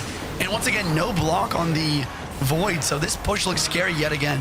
Yeah, this is very intimidating. Goes Battle Ram opposite lane. Battle Ram won't be able to connect to the tower, but will force out a response, and we see the Evo Knight going on the right lane. But EGW cleaning everything up and setting himself up with another Evo Mortar, quickly cycling back to him. Little Prince over the river. Does block the Void this time. Maybe it doesn't matter. And he does not block the third charge of the Void, though, so Little Prince does go down. Adriel trying to do everything in his power to defend here. Does get the Little Prince down. And here comes the Graveyard on the right side, though. Mother Witch, though, in the deck. Mother Witch can be great versus the Graveyard right now. Poison is able to reach it. So it does go down. We have a couple pigs on the counter push, but Dagger Duchess showing why she's the GOAT yet again here, cleaning up that very easily. Another note here. He does have Evil Battle Ram cycle. Adriel does have Evil Battle Ram in cycle. Never mind. I lied. You know, it's cool. It's the first game of the day. Oh, wait. Okay, all right. Okay, Poison dropping down here on the Night Wish. That's good value. He will have Evil Battle Ram next cycle. An interesting change. I believe at the beginning of this month, with the balance changes, or maybe last month it was, Evil Battle Ram, whether it's charging or not, will bounce off of buildings here. So this push actually has a lot of potential here. This could be the breakthrough. P.E.K.K.A pushes it away from the mortar as well. Evil Battle Ram one shot on the tower, does not get a second. He defends it decently, but there's another Battle Ram on the board already. This push is immaculate. We're into triple elixir. This push is huge. He's able to defend, but the question is, can he come back? Yeah, that was I felt like he was putting down a little bit too many spells right there, and I think he should be able to defend, but this could get a little bit scary. The Mother Witch plus the Zap, he should come down with the arrows as well. Won't need it. 949, 1300. Adriel gonna take game number one right there. I mean, what a fantastic match. Pretty interesting decks from both sides. I gotta say, though, I think I'm surprised to see Adriel winning this one. I feel like, you know, if it was Mohamed Light playing on that side of the mortar here, that he would have gotten the dub. Honestly, though, it does come down to a bit of maybe unluckiness with that Evo mortar the Evo Battle Ram bypassing the mortar with the P.E.K.K.A. I mean, that was just immaculate. If that didn't happen, I think EGW wins that game. Yeah, that would have been anybody's game at that point. And, you know, while it does come down, it's so weird because my initial reaction is also like, man, that is so unlucky that it doesn't go to the tower. But we never see it with the pros. So it had to have been like maybe it was one of his own troops that pushed it off. Hopefully we get to take a look at that replay. Yeah, so it was the P.E.K.K.A here pushing over. I mean, I guess the safe play, right, is to play your mortar one more tile up and you're good 100% of the time. Yeah, you have the opportunity for the mortar up, or maybe just like guards into the middle, so that way the P.E.K.K.A doesn't push it off to the side. But it's just one of those things where, like, you talked about it, like Light, I don't think he loses that matchup. So yeah, it's definitely something to look at for EGW. And, you know, as much as it's really enjoyable to hype up players that use different kind of decks, the problem with that is that when you are competing against these best players in the world, you need to have a lot of practice with just solid decks. And after game one, it was only 1 or 2 mistakes, but those are games you have to win. Looking at the decks overall here, I mean, the matchup is really anyone's game, right? Adriel does have the Mother Witch for the Graveyard. He's got triple spells to break through with the Void to break through the Little Prince and the Phoenix. He's got the Arrow Zap to clean up guards. That Evil Battle Ram, though, just showing its prowess here. I mean, we saw EGW cycling multiple Evil Mortars. We really only saw one good Evil Battle Ram that game, but that's all he needed to win. Yeah, one thing that I kind of want to hear your thoughts on, I feel like the Mother Witch, even though we've seen Mother Witch, I think twice, maybe more, but 2 different times against Graveyard, and both times it didn't fare all that well. It kind of did enough, but because it's not the Princess Tower and it's not constantly helping the Mother Witch, it feels like the Mother Witch is just a tick slow. What are your thoughts on the Mother Witch just as a card in the meta? I think it's very niche. Obviously, it always is. It can be a huge game changer versus very specific decks like Graveyard. But like you mentioned, with the Dagger Duchess, not the Princess Tower, once that Duchess is out of daggers, I mean, the Mother Witch isn't able to clean up every single skeleton, obviously. And as we're heading to game 2 here, I am loving the EGW type of deck here. We had an E-Giant, Monk, Inferno Dragon, and this is the EGW style that we're talking about. This is what we've been waiting for. Wizard plus Log plus Tesla. So Adriel just going full defense right there. EGW, basically opposite. Going full offense, Mini P.E.K.K.A, Inferno Dragon, Monk. Just everything he can possibly throw into a deck. And I'm liking what I see. Hog Rider. Hog Rider for the first time today with the Giant Skelly. I love the Giant Skelly plus Hog Rider combo though, right? Because the Giant Skelly is able to tank a lot of those Dagger Duchess shots. EGW, on the other hand, though, with a very nice Wizard Tornado, smashing everything, that Tornado will be able to activate King Tower versus the Hog as well. So what are we thinking the final card is for EGW? Are we thinking it's Earthquake or Lightning? Oh, that's a good question. I definitely think that Lightning would be very valuable in this matchup. My guess is that it's either Lightning, maybe even a Poison or Fireball. I forget which spells he used in the first game. Obviously, this is duels formatting, for everyone back at home. Similar to your Clan Wars duels, it is out of game, so you can adjust your decks, but you cannot repeat any cards. So one thing I'm looking at is, even if it is Lightning, just the fact that he has the Tesla and the guards and the Ice Spirit, it just feels like it's always going to be a fairly easy defense. And I think that's what Adriel is thinking too. I think at this point, he feels like he can just kind of spell cycle them EGW out. And I don't know how you can get past a defense as strong as what Adriel is going to be able to throw up. Yeah, that's a good question. Adriel does have the Poison here. That's definitely going to be a big difference maker, not only for defense, but also for damage on tower. EGW, if he does have the... his Void. I'm not going to lie, I think he loses with Void here. Like you were saying, I mean, the Lightning is able to get so much tower damage, and you're able to break through quicker because it's more instant. Yeah, I mean, Adriel's defense is just going to be so solid with this deck, and I don't think that Void's able to break through even the Tesla because the Guard or Ice Spirit will drop down to block every time. Yeah, and right here, going to be going pretty aggressive. The Hog plus the guards, just trying to get one shot, and that's exactly what happens. Gets a shot on top of the tower. Adriel taking a 1,000 HP lead. And at this point, EGW in a world of hurt, but has a little push going. It's just depending on whether or not he can protect this Wizard. I think the guards are going to get out of range, but a great response with the Ice Spirit, and that is a beautiful defense from Adriel. Zero mistakes in that defense right there. As we head into Triple X here, I mean, Adriel probably won't even play a single Hog Rider. We're going to see lots of poisons on tower and really solid defense. EGW knows he has to make something crazy happen. Ideally, he needs a Evo Bomber on the tower. If you get the Evo Bomber plus Tornado on tower, there's a chance, but it's just very unlikely.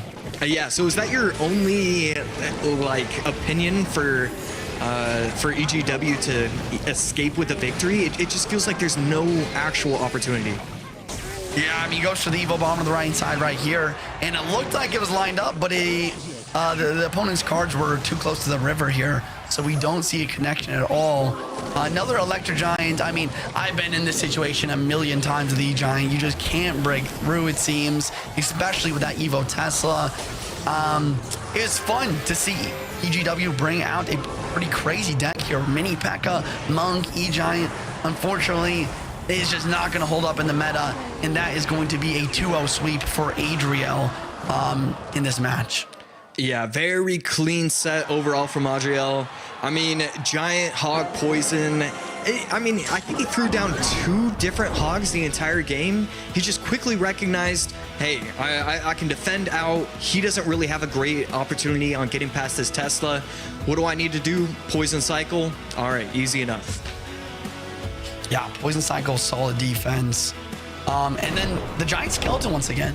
I mean, I would love to see more Giant Skeleton Hog Rider decks in the Clash Royale League. I think in the first 2 months, we saw the Hog paired with Evo Knight, or maybe even a Monk, or maybe even Mighty Miner.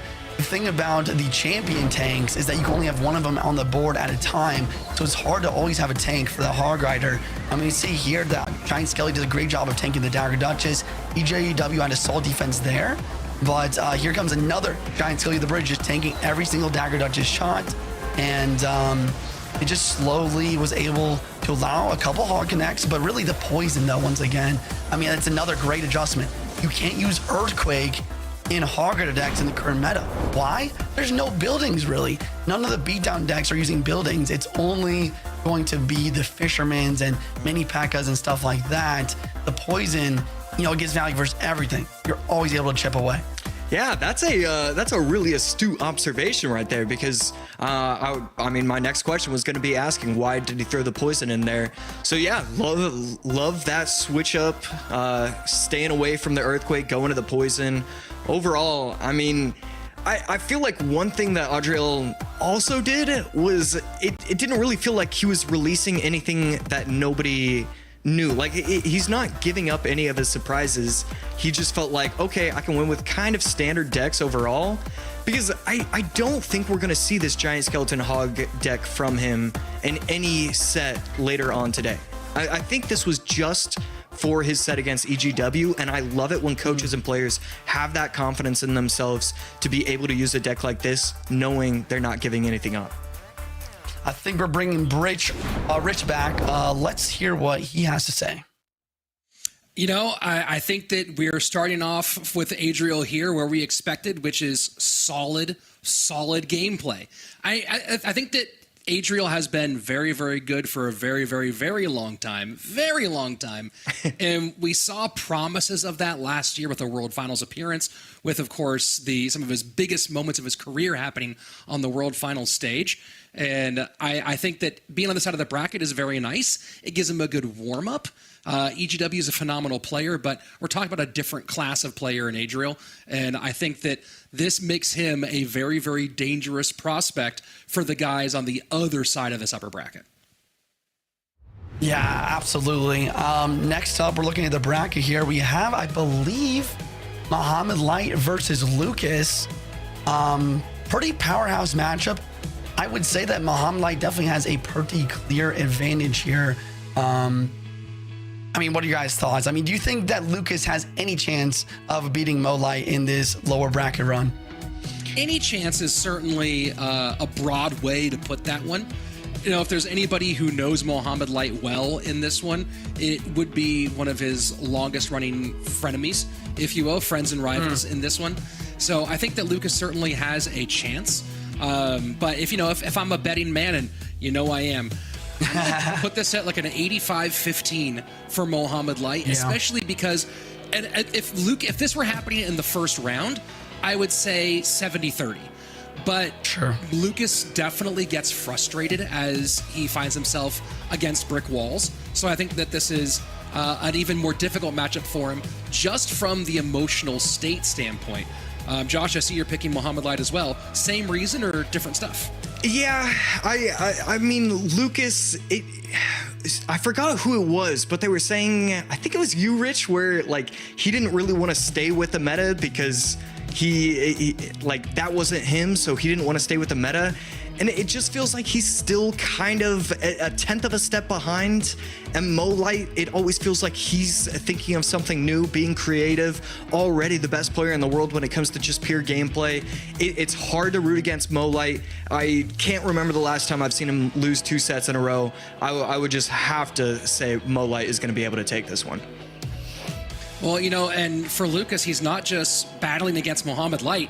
He's battling against his hair as well, and this has been, you know, old school Lucas was short hair Lucas, right? But look at this. This is classic. This is what we've been seeing from Lucas for a couple of years now. That hair flip back out of his face. I mean, I don't know how many times. Now that I'm seeing this replay, I feel like maybe the secret. He's the opposite of Samson. Cut the hair and maybe you're back in the mix here, Lucas. Yeah, maybe a haircut and he's the best player in the world. I mean, no, all jokes aside, this match coming up here, I mean, like you said, I would agree with a 15% chance win for Lucas. It really is going to come down to the deck picks as always, right? Especially versus Mohamed Light. You cannot really expect to win a 50-50 matchup. The question is he going to be able to outpick Julesly? I mean, Julesly now working with Mel, we see him laughing right now. They're having a great time. And look at the community predictions here, 91.9%. That might be the biggest spread we've seen today. Certainly today. I wish we had a record keeper somewhere who could tell us the biggest spread we've ever seen. I feel like we've seen a 97-3 before.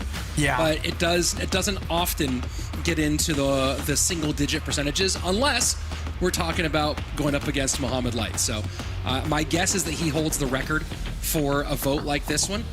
But, we'll have to see if there's some sleuth out there who wants to scour the years of CRL and give us a little in-depth look at that one. Speaking of, a different angle here. I don't think I've ever seen this angle of Mohamed Light's gaming spot. We have the golden chair, but also the golden the golden wall decorations and the golden they're not the golden, what are they called? The golden crowns around the top of the ceiling, right? I did not realize that Mohamed lived in gold. I mean, he probably didn't. And then just over the past couple of years, that's the only thing he can buy because he's got too much money at this point. I might have to rename him to Smog because he's a dragon hoarding the treasure over there in his home in Egypt. And he's getting himself ready for this next matchup. You can see some of one of the really cool, rarer pieces of Supercell merchandise there in the back. I don't know if that was ever even sold. That might have been a giveaway itself, but one of the books of art from the Art of Supercell in the background there behind Mohamed. As we say goodbye to Juicy J and jump in to our first elimination matchup. A long-time battle, Mohamed Light and Lucas, and looking like Lucas is going to pull out Rocket Cycle as Mohamed goes back to this Magic Archer drill deck that got him his one win in the first matchup. Great start from Lucas. I mean, beautiful micro interactions right there. The night was high, and so I was a little bit worried with the early log on top of the drill, but instead the goblins go straight to the night, and then he predicts the Magic Archer as well. I mean, Lucas, as much as, Mohamed Light is the GOAT, one of the best players in the world, always ready for the next deck. Oh my goodness. Oh boy.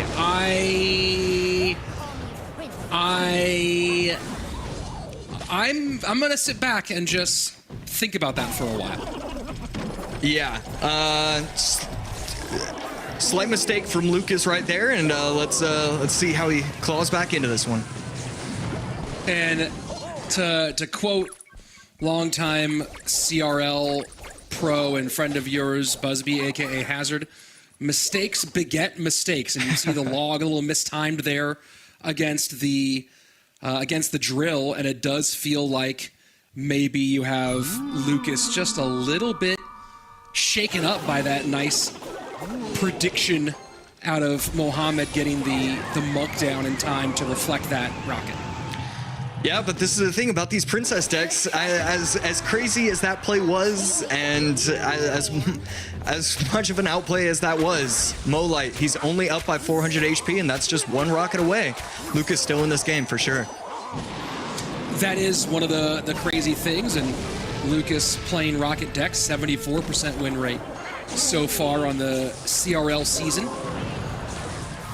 And that's a better timed log versus the one that gave up a bit of damage early on. So as you said, Lucas now in the lead here, despite the getting shook early on in this matchup. Princess Bridge, apply a little bit of pressure. The Tesla as well should be able to lock up everything very nicely, and that's exactly what it does. Does the Magic Archer walk in the wait? No, it does. And Lucas taking some more chip damage when he didn't need to. And that Monk is not going to get the reflection, so that would have been a disastrous one. Either way, the lead opening up for Mohamed here as the Monk does reflect the daggers from the Duchess. 1343, knock a few more off there for the drill as Mohamed continues to expand the lead. One shot from the Goblin. Guards at the bridge to try and protect from the Princess. But instead, Lucas going to try and rocket cycle right now. You guys who've been around for a long time might remember that Lucas began his career as a top-tier Hog player.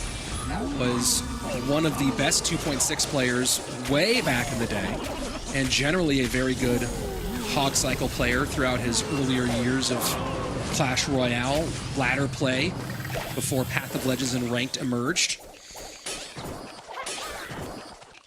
And right here, heading into triple elixir, 905 to 1292. But again, that's just one rocket. Can he protect from this Magic Archer? He needs the Tesla to lock onto the Magic Archer, and that's not what's going to happen. Boy. And the Monk now going into reflection mode is even more of a problem as it just locks that Knight in place, and Lucas cannot believe it.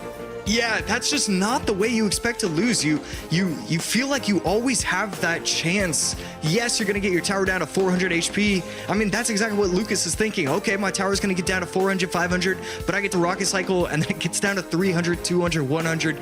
I think that was 1200 or 1150 HP worth of damage at the very end with that Magic Archer. You don't see that in a pro game. No, that was a pretty tremendous gap. And, you know, he tried to control the Magic Archer on a couple of occasions, but didn't turn it into, I think you were looking for the King Tower activation for it to walk a little bit to the inside and then retarget towards the King with the Knight pull, and then just getting locked down at the bridge. And of course, we're a little bit behind it. It all started with the sequence right before this one. It's really rough when you start off a game with a rocket being reflected onto your tower. Yeah, it's, and like everybody who's played this game, it's not just that he did that, but the entire rest of the game, you're thinking, oh man, what if he pulls it off again? Oh, what it, you know, that everybody's going to be tweeting about this. Everybody's going to be thinking this about me. It just climbs into your brain. It climbs into your mind, and you just can't play to the absolute best of your capabilities. I mean, not only for the rest of the game, but probably for the rest of the set. If anybody can reset from that kind of mistake, it's going to be Lucas. I trust in Lucas. I know he can do it. But what a play from Mo Light. Definitely the play of the day. Huge play for Mohamed Light. And, you know, you talk about it, there's so many tremendous plays in this one. Getting the taking care of business, getting, you mentioned just how much Magic Archer damage was getting in there, and the way he just locked that Knight in place to secure over 900 HP of damage from the Magic Archer there at the end. Yes, some reflection from the Monk as well on the Dagger Duchess, but locking that Knight in place, knowing that Lucas had nothing he could do about it, in a fast cycle deck with Evo Tesla, Log, and the Electro Spirit, just nothing he could do against that Magic Archer. So a rock, a hard place, and a dragon, apparently. The three places that Lucas was stuck between in that one, as Mohamed Light continues to hoard the gold as he takes one step closer to one more golden ticket here. You know, you talk about game number 2. It does seem like it's getting harder and harder for us to have any idea of what happens in game 2 deck picking at this stage, and I cannot imagine how difficult it is for these coaches. Yeah, I mean, it really does feel like either game 2 or game 3, we know, we at least know one of the decks. In game 2 or game 3, Mo Light will be playing that Rocket Tesla deck. It just feels like it's already written in stone. We should be seeing that from him. And I wouldn't be shocked to see it in game number 2. I feel like Lucas definitely has to prepare for that deck in this game. But we're seeing a Valk already from Mo, so not going to be using it just yet. It's a little slow start here in this one. And I think we're going to see, yeah, Lucas go opposite direction rather than into the Inferno Dragon. as Mohamed Light is so far taking control of the skies. Oh, that's right. Light going to be running Lava Loon, Poison in response from Lucas, so not going to be running the Void like most of these other players with their Giant decks, instead electing to go with the Poison. A little sizzle there just into Sage 2, takes that left-hand tower down to 21-42 as Lucas replies with one punch from the Giant, first minute away. And this snowball looking to move the Monk into a slightly better position. And Mohamed doesn't get much, I mean, not the Monk, the Wizard, and Mohamed does not get a lot for it. But see, that's why you can't count out Lucas. Able to get the Miner in front of the Wizard, even with the help of the Snowball. Light not able to take out the Wizard before it takes out all of Light's troops. So Lucas has Giant, Night Witch, plus the Wizard. But Light, I mean, just all his cards are going to be in the air, and while the Wizard is very strong, it feels more like it's strong offensively, not necessarily. It's just not going to be able to do the damage it needs to do against these Lava Loon pushes. How impactful, though, is the triple spell in this situation, right? To control pups, to slow down and control loons. Does it have a significant impact here, or is it going to be, well, there's a nice little bit of Void working, trying to block and keep it up, and the Wizard will stay alive here. How impactful will that triple spell be as time goes on? I mean, it's going to be pretty impactful, but the problem is it just feels like Light is going to be able to consistently go Lava at the bridge, Loon behind to finally take out the tower. Right there, very clean defense from Light, and it's also going to force out a Void. Going to try to avoid giving up that chip damage right there. I see what you were going for there, Josh, and I do appreciate the effort. You need to just sit on the he's trying to avoid. See? Yeah. The inflection is critical for the bit. I just felt bad for doing it. I want you to be the guy that does that. I never wanted to be a part of it.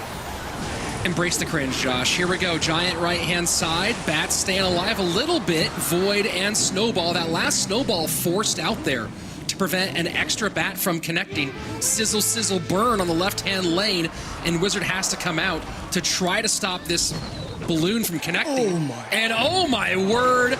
Lucas can't believe it. It does touch. In a game that Lucas had battled his way back into, Mohamed Light able to just sneak by on a loon that was on its very last bit of helium, about to fall out of the sky, and that ends Lucas's hopes here in the month of June.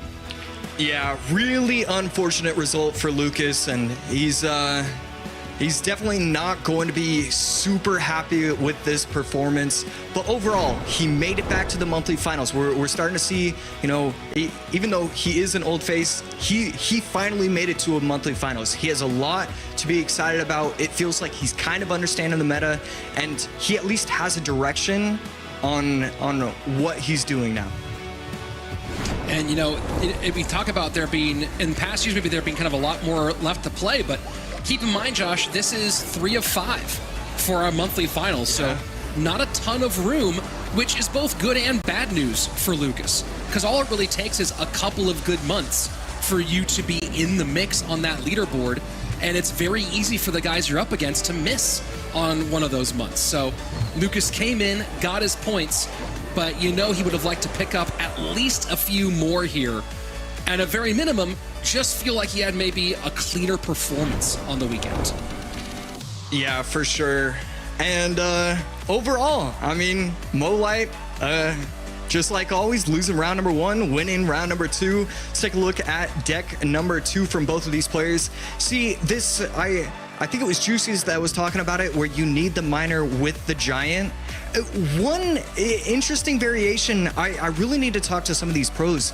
I use a Giant Wizard Loon deck on ladder, and I've had a lot of fantastic results, aka finishing top 17,000. I feel like we just need a little bit more offense, especially if you're going to go triple spells. Sometimes it just feels like you're never going to be able to fully break through. There's something off with these Giant decks that I'm seeing right now. Yeah, they certainly are having some challenges here, and we'll see if maybe just trying to get more directly to the tower is a bit of a better move here. Juicy This was a tough weekend for Lucas here in CRL, and those matchups against Mo, it felt like he had some winnable moments, but just got caught in a couple of bad situations. Yeah, I think Mo is just, he's built different, man. I mean, he played a little bit better, just a little bit better. And like I said before the match, I mean, if you can't expect to win a 50-50 matchup against Mo. And I don't think Lucas got those 70-30 matchups that he needed to. Like Josh was saying, that Giant deck, it has that triple spell. But without the Void, it seems like it's lacking some substance to be able to break through those Inferno Dragons and to be able to break through even the Phoenix there from Mo. Interesting. Almost a snipe even from Mo. He's not going the Skeleton Dragons version of Lavahound, taking the Phoenix for more tanky units to survive that poison. And I think that was the difference maker. Well, we have a big difference as we go from 8 down to 7, eliminating our first player on the weekend, Lucas, with an early exit, 0-4 on the day. Mohamed Light moving up, as he often does, in the lower bracket, where he will await the winner of our next matchup, either Sub or EGW.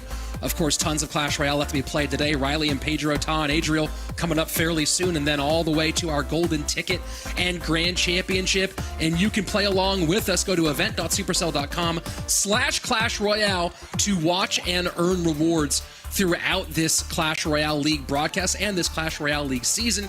A great chance for you to both make the games a bit more exciting for you at home and, of course, get some wonderful prizes and rewards. And speaking of prizes and rewards, more money and more points on the line in our next matchup. Elimination on the table for both these players.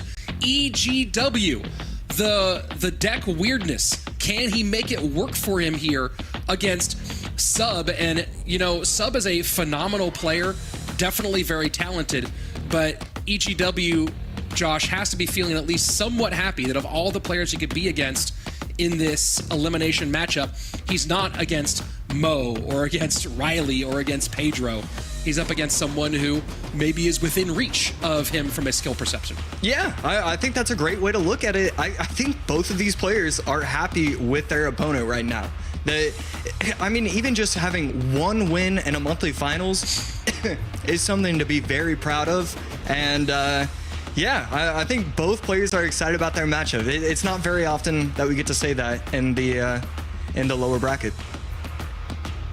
And both players may be feeling a bit of the pressure, of course. They do have elimination right in front of them on this one. Juicy, in the last matchup for EGW, it felt like maybe some of the unorthodox deck picking didn't end up working out for him as well as he had hoped. What do you want to see from EGW here against Sub? Yeah, I think I just want to see a little bit more meta. Maybe some Rocket Cycle, maybe some Monk to be able to try and counter the Rocket Cycle. I think against, in the qualifiers against certain players, you're able to get that surprise factor. But I think once we're here in the monthly finals, we need solid meta decks because these pro players, they're going to be able to defend and just be solid against any sort of crazy stuff, I guess. EGW in his Clash Royale career has made the top 32 the group stage a total of 5 times, going back to the 2023 season.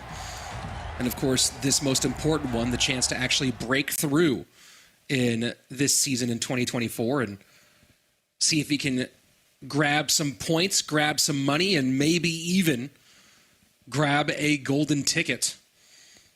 And right now we are in, a situation that we don't see as much these days, the staring contest. Yeah. Are you imagining someone's running lava here?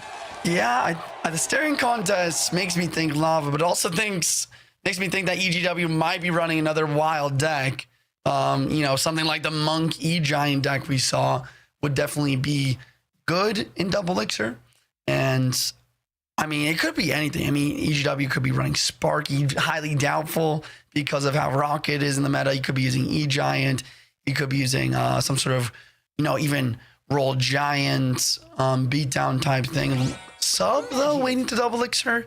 I mean, maybe even he's running Rocket Cycle or even a Cycle deck and he just wants to wait till Triple Elixir to start spamming. And Giant goes opposite lane into a Giant Skeleton for Sub. And we finally have what could be described as a tiny bit of action as we jump at the double. We are seeing the normal, feelers out here each player trying to figure out the deck of the opponent. Voidspell does take the Wizard. The block is a little bit late from Sub. Nightwitch on the right side. Dagger Duchess is art out. So he does have to drop the Phoenix as well. His egg on the left will respawn as well. I don't think he realized that the Dagger Duchess was distracted. And that's going to be forcing out the zap and still a ton of damage despite spending that to Elixir. EGW so far so good. As we get into sudden death overtime, he holds the lead by about 400, maybe 500 HP on that left-hand lane, and he will get a little bit chip on the right-hand side. And this is going to be one of those situations for EGW where he has to make some choices with that fishery, right? Does he use it purely, is that his insurance get out of jail free card against the Giant Skeleton? Does he at some point think about a King Tower activation here, or does he primarily use it offensively? Or is it kind of a flex between those different options there, Juice? Those are a couple solid, great ways to use it. I think offensively as well, just going to be like the best option here. He wants to try to snag that Wizard. He is able to do so. No, the zap prevents that from being able to pull, and the Evil Wizard left-hand side locks on. Nightwish is going to get pushed back as well. EGW just slow, calm and collected, but we have a Graveyard from Sub. Phoenix and Knight going to work. Wizard cleaned up by the arrows, and Graveyard will get some chip, but maybe too little too late as EGW is miles ahead here. He's almost on mile 24 of the marathon where Sub is still basically tying his shoes. We see a misclicked Fisherman here. I think one more tile down, and that just pulls the King. You don't take any damage.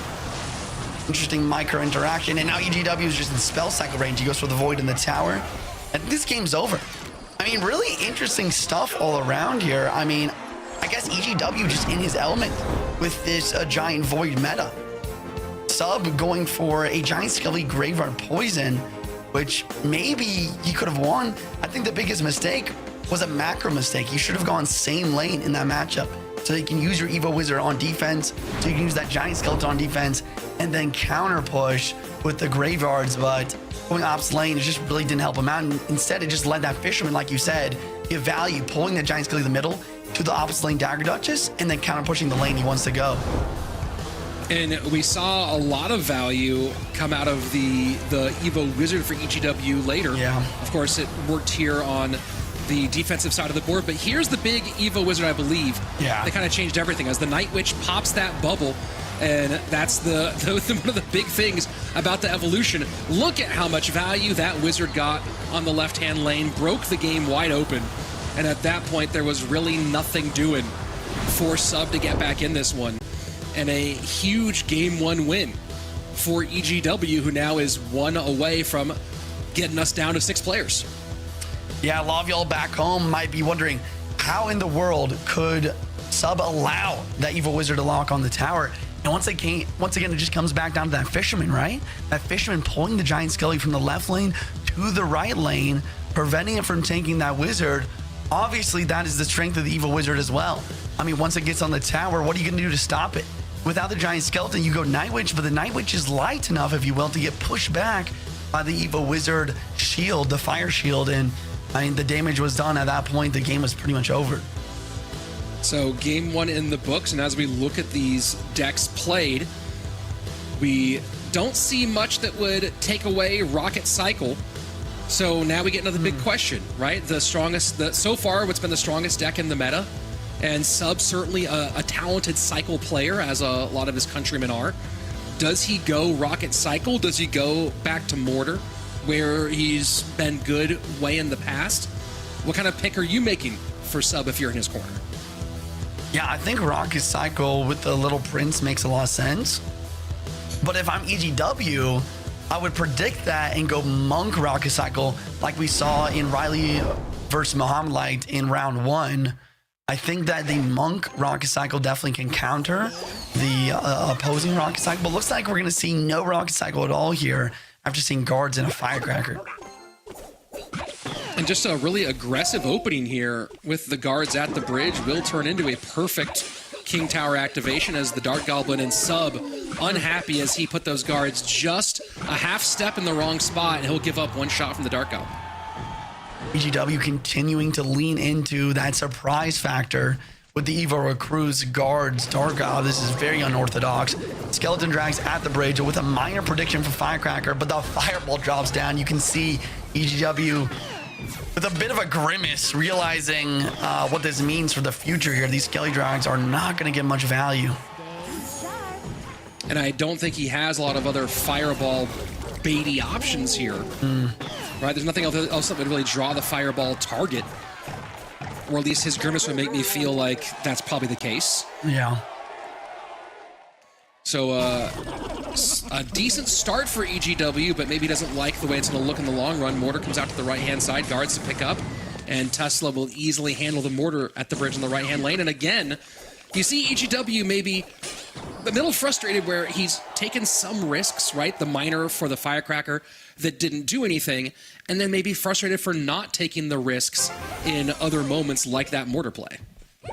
I'm seeing from our stats here that EGW has a 100% win rate with Evo Recruits this year, I believe, in Clash Royale League, which is pretty fascinating, really, especially since Evo Recruits really aren't that great in the meta.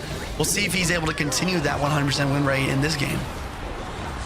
And Miner turns the Firecracker away from the Skeleton King, but Dagger Duchess helps clear off the trouble and gets her into a clear position. Drill down. And that's going to be just a nice little bit of chip as the guards work their way to the tower and goes from chip to chunk. And a huge lead opens up as Sub completely reverses fortunes. 500 and change the lead for him, crosswise, bottom left to top right. And that's just kind of what happens when you don't have a small spell. EGW electing to take no small spell in this match to fit even more spam cards in the deck for pressure. That Goblin Drill is a massive threat. You need to have guards in cycle for it almost every time. Fortunately, the guards do survive an offensive fireball with those shields, so maybe he'll be able to clean up the defense in the future, but if he's unable to, it's going to be pretty difficult. And Sub starting to chip away, add to that lead. EGW now starting to get the poisons involved a little bit more on the offensive side of things. Minute 47 remaining, and Mortar gets reflected for a little bit of damage back in its own face. Yeah, Tesla the bridge here to clean up the rest. He goes for the Miner, but the Dagger Duchess is full, and he catches with the guards. That's going to be 0 minor damage. He does have the big spell here. Maybe he can come back. This Tesla block at the bridge, though, it's pretty annoying to deal with. Log on the Dart Goblin. Skelly Drags go down, just trying to take it off the board. And here comes another drill already. And guards to control the Firecracker at the bridge. But still, damage continues. 1087 bottom left-hand side, and now EGW has a Skelly King to the left-hand lane that he'll activate to suck out the log here, but this is not the lane that he's been putting his work in, continuing, though, to force him to play the left-hand side as Sub. Monk does not cross. Yes, it does cross at the last second with the log to knock the recruits back. That's a full Dagger Duchess reflection there for some very nice damage. And that's the thing about Monk in the Dagger Duchess meta. It's almost a win condition on its own with the ability to reflect so many daggers. And that Evo Firecracker puts some burn on the left-hand lane. Things getting worse and worse. You're playing Mortar Miner chip and down by 1,400 HP. It's going to take a miracle for EGW to win this one. Looks like he's going to have to regroup and come back out for game number 3. Pressure on, though. No way to get past this Monk with the Mortar. And there you have it. Game 2 goes for Sub. EGW looking uncomfortable. And now we go into a game number 3, momentum swinging towards his opponent. And momentum's such a big thing in Clash Royale. I mean, this game is such a mental game when it comes down to picking your decks, predicting your opponent in the match, understanding your opponent's cycle. I mean, even one tough match like this, I mean, it's tough to break through and come back from it for a lot of players. But I mean, these are the best of the best that we're talking about, right? You have to be able to have strong mental fortitude, and a best of 3 like this really could be anyone's game. It certainly could be. And now we get into the challenge of how do you pick for a game 3 here, where, you know, it's been a strange one so far. We are into a game 3 where neither player has played Rocket Princess, although Log is now out for sub. But you have to wonder, you know, you talk about that mental game here. Not only will kind of that performance in game 2 maybe affect EGW from a micro standpoint, but I wonder how much that kind of shakes him a bit from a deck picking standpoint, right? What does he feel confident with, not feel confident with? I believe EGW is working with former CRL pro Thunderstruck as his coach this weekend, if I remember that correctly. And, you know, is EGW like a pitcher in baseball, waving off different decks and saying, no, not that one, no, not that one, and trying to find something he feels comfortable with for game 3? Yeah, and that's tough for EGW, right? And we've seen him with the giant meta deck really taking a nice win. Seemed very comfortable with that. We've seen some more unorthodox decks here with the Electro Giant from his first set, and now he recruits Mortar Miner Poison deck in this set versus sub. I think he needs to maybe go towards some Lava Hound. The problem with that is that he's already used Void. You know, I think Void is definitely a crutch for him for his style of gameplay, and without that Void in a cycle, without that Void in potential here, it's going to be difficult. Well, we have spells out, Void, Arrows, and Poison. So Log and Rocket still both available for EGW. Monk gone for sub. So a very popular counter for that deck is out. Does EGW have the comfort level with that deck in particular? Or will he try to go some other direction? Knight is out, so a common piece of that one gone for him. On the side of sub, we saw GY, we saw Drill, and now we see an Evo Valk. Evo Valk and Evo Zap. It looks like it will be Lava Hound from EGW. I think really the correct play for EGW is to come out with some Rocket Cycle with the Monk. But it looks like that would have been bad because he didn't have Phoenix as an availability. So I think the Lava versus Lava might be slightly better for him here. And gonna get enough burn to take that Lava Hound all the way out. That was just gone, baby, gone. And this is going to be, except for the little extra chip damage from the Bomber, a nice hold for EGW to open up. Yeah, sorry, I'm laughing here because when I saw that Witch drop down, I looked at Sub's face to see his reaction. He's shaking his head a little bit. He's like, what the hell? What is this guy doing here? And Void dropping down on the Lava Hound. Lava Hound Witch. Some EGW secret sauce here. Balloon at the bridge as well. Dagger's out of Dagger. Oh boy! Elixir. Look at the shake. Look at the head shake from Sub. He knows. He absolutely knows. And there is no Inferno on it. That's going to be some super drops here, and that might be the game already. EGW smelling blood in the water, and when that thing is chummed, he just went to dinner. And the Lava Witch strikes here. Taking tower before even double elixir. Sub's gonna need a miracle to come back from this one. And yeah, this might be my first failed prediction of the day. EGW might be able to get it done here with the Lava Witch. And just what a fascinating choice. And, you know, he played Night Witch in the first game, right? And he maybe thought, hey, I'm going to run Lava. Inferno Dragon is open. Inferno is likely. I want something to clog up the lane for that Inferno Dragon, and opted to go with the with what we a 4K special, if you will. And you can see Sub here, just he knows this is all over, and he got. It is the worst feeling when you have one more push to try and make something happen, and your opponent has both of their evolutions in cycle for defense, Evil Zap and Evil Valkyrie on the right side, was just beautiful. We see EGW trying to apply even more pressure, which is going to get himself another balloon connection. Sub continues to shake his head. We need a shake head count for Sub on this match. That's the most important statistic because it was happening a lot as EGW takes the best of 3, maybe even a slight upset here. Definitely with the community prediction. Sub, I think, had like over 70% of them. EGW with a very nice smile here. Very excited to get a W in the monthly finals. Well, and you gotta love the bounce back in game number 3 because it seemed mentally in game number 2, that was a game that maybe could break some people. And yeah, you see the predictions here went 71 for Sub, 29 for EGW. I don't know if you guys know this, but there's a certain caster who was a part of that 29%, and his name is Rich Slayton. So great pick here from me. I'll go ahead and give me a little bit of props.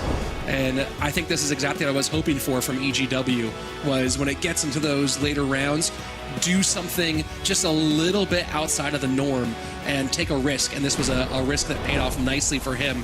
With a huge, I mean, this is it. We're a little bit late here, but this is when the tower actually falls. But you saw there was just no elixir, and everything had been put on defending the bridge fight early. And as soon as that elixir was out, EGW said, hey, there's a healthy Mighty Miner on the board, and I have a balloon in my hand, and you don't have elixir.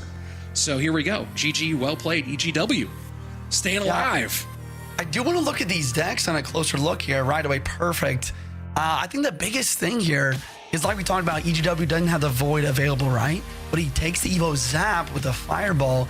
If you look at Sub's deck, he's got the Void and he's got the arrows and the Barbell, because he has no reset for the Inferno Dragon. I think that was the difference maker, right? I think that Zap on the Inferno Dragon, I mean, you can go Void in the Inferno Dragon for Sub, but EGW always has that choice to block. But even then, the Void takes quite a while to get the Inferno Dragon off the board. And a lot of the time, even then, if you do bait the Void, then the Witch just gets so much value. The Witch was really the pick that won him the game, I think. Just a funky pick that gummed up the works for Sub. And that's the big one, right? Is that it was awkward for him. He had to make weird choices, and those weird choices left him absolutely thirsty at the exact worst moment. So EGW now with continuing his best ever CRL performance by moving on into our top 6. And, you know, Andrew, this is maybe a guy you haven't seen as much, but now you get a chance to take a good look at him here in the big leagues. Thoughts on what we're seeing from the deck picking side of EGW with our old friend Thunderstruck? I was just going to say, Thunderstruck, greatest interview of all time there back in CRL.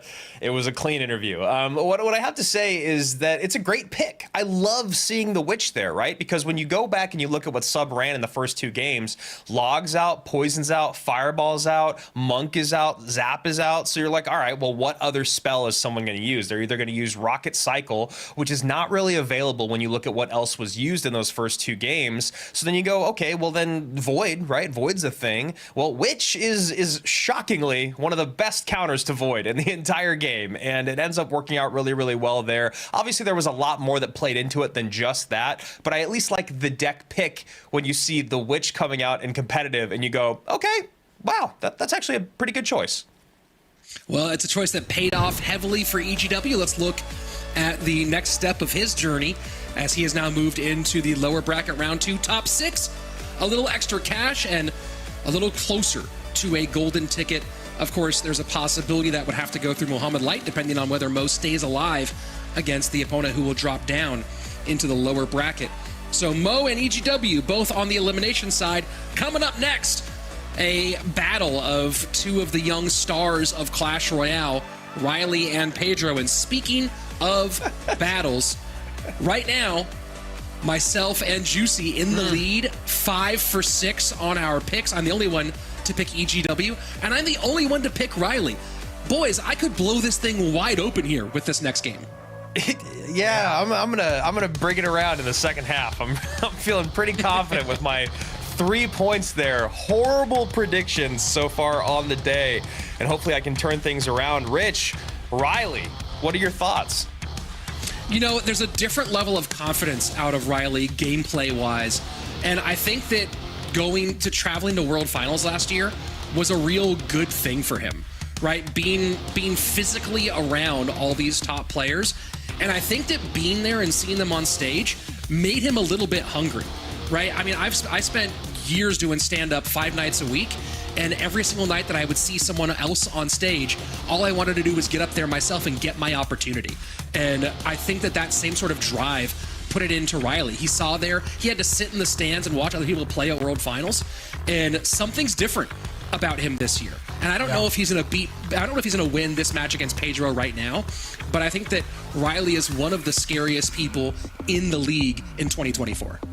I mean, I love that analysis. Honestly, it's one of the reasons I love working with you. Is it's such a great perspective there from someone who doesn't play the game professionally, but looks at sports professionally, and it's fantastic because, you know, I think that's really, really interesting talking about that confidence that Ryley probably built being there. You know, meeting all the people and understanding, yeah, I belong here. I am on the same caliber as these guys. And the difference about Ryley is that he's one of the guys in the chat, in the room, that goes, I could beat one of these guys. I could be up there, and it's actually true. And we're seeing it here now in 2024 as he starts off with Princess early here in game number 1 against Pedro, a guy who I think was a huge question mark in 2023. Will he be able to do it? He's pretty soft-spoken. He's a really nice guy. You know, not a huge, you know, YouTube personality or anything, but obviously the big stage and the bright lights did not get to him in 2023. Here comes the Giant and Miner with a zap to stop that little Prince. Miner's going to get on the tower a little bit. And Ryley with the Miner version of this deck. So no E-Spirit, no extra cycle card. Your big question is, last card, is it Poison or is it Rocket? I think that's going to matter a lot here. I think Rocket definitely can be very strong. But I think you'd actually prefer to have Poison versus this Giant deck for solid defenses. Definitely, and being able to get on top of that Phoenix, being able to get through this Wizard shield.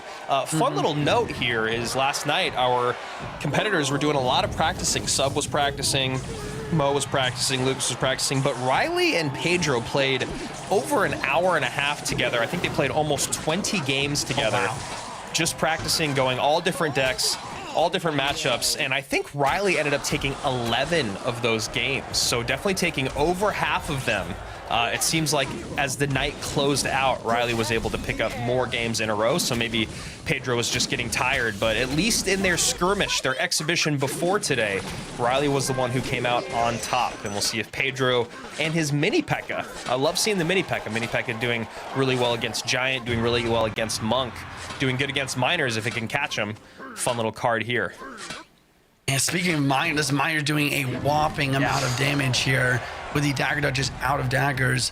And then Pedro trying to predict the Princess as well here. Ryley, you know, with the mind games here, you know, he makes his opponent predict the Princess, and then he goes Princess in the opposite lane. You never know when that Princess is going to drop. And then speaking of more mind games, you have a Miner placement switched up yet again from Pedro here. Ryley having a tough time picking that up. Yeah, game pretty even here, but it almost feels like Pedro's playing much more responsively and Ryley's playing much more aggressively, and we'll see if that's going to start to lean in Pedro's favor, as he definitely has the spell power to deal with all of these tiny little cards, at least being able to reset the Princess if he needs to, but that cycle is pretty tough to keep up with.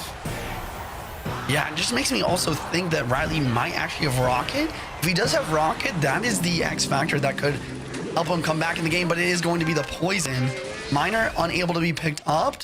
The Miner Poison doing some solid damage, but here comes the counter push. I like how aggressive Ryley's being at the bridge, dropping skeletons right away, dropping Little Prince right away, getting as much damage as he can, as quickly as he can, to make sure that things are not reliant on being taken out by those daggers from the Duchess. Okay, log through, does clean up the Phoenix Egg. Miner does get quite a bit of chip yet again. Seems like, I mean, this is just Pedro playing Miner Poison again, right? Do you see? Yeah. He's just figured out a way to get something to tank for that Miner. Oh, that's a great call out, really. I mean, it's exactly what I was really about to say, too. I mean, that Giant Poison Miner versus just Miner Poison, which one's going to win? Giant being able to tank those dagger dodges is going to give you a bit of an advantage every time. And then the Princess, you know, it's interesting for Ryley to figure out where to play the princess, because he gets that kind of chip damage on the right-hand side, and we'll see if it starts to get evened out if he starts to spend a little bit more attention on that right-hand side. But really not getting in the conversation otherwise is that princess. So we'll see if things change here in the final minute of play. 50 seconds remaining here in triple overtime. This is when giant triple spell, you should just be able to pour it on. But can you keep up with that 3-card cycle? We'll have to find out. Great call. Looks like he wants to go for the poison, not on the left-hand side tower, on Little Prince to prevent the 3-card cycle. It does stay alive, but Log is going to clean that up. Very close game, 30 seconds on the clock. Ryley needs to apply pressure. He goes for the Knight to tank the Dagger Duchess. He goes for the poison first, and then the Miner. Mini-Pekka not able to catch just like that. It's a very close game. Tesla Pie sniping the Wizard, and the Dagger Duchess is out. But you see the same thing from Pedro here. Poison, and then a Miner. Pedro should be able to win this as long as he can catch this Miner. He does have the spell power, and the princess can't be dropped at the bridge. So there you go. Miner gets a little bit of damage in. Mini-Pekka to block up high. Another poison comes out. Log in either direction, and Pedro does what Pedro does very, very well, which is just hold the line, Miner chip away, poison damage in, just defensive, defensive, defensive. I mean, if that's a guy that knows how to use all 5 minutes of a game of Clash Royale, it is definitely Pedro. Yeah, a couple of things here. I mean, we talked about Ryley a lot, being very confident. But on the other side of things, Pedro, I think, just has a little bit more competitive experience. And I think that plays a big factor here when it comes to nerves and stuff like that. Third thing here, Ryley's main deck is now out.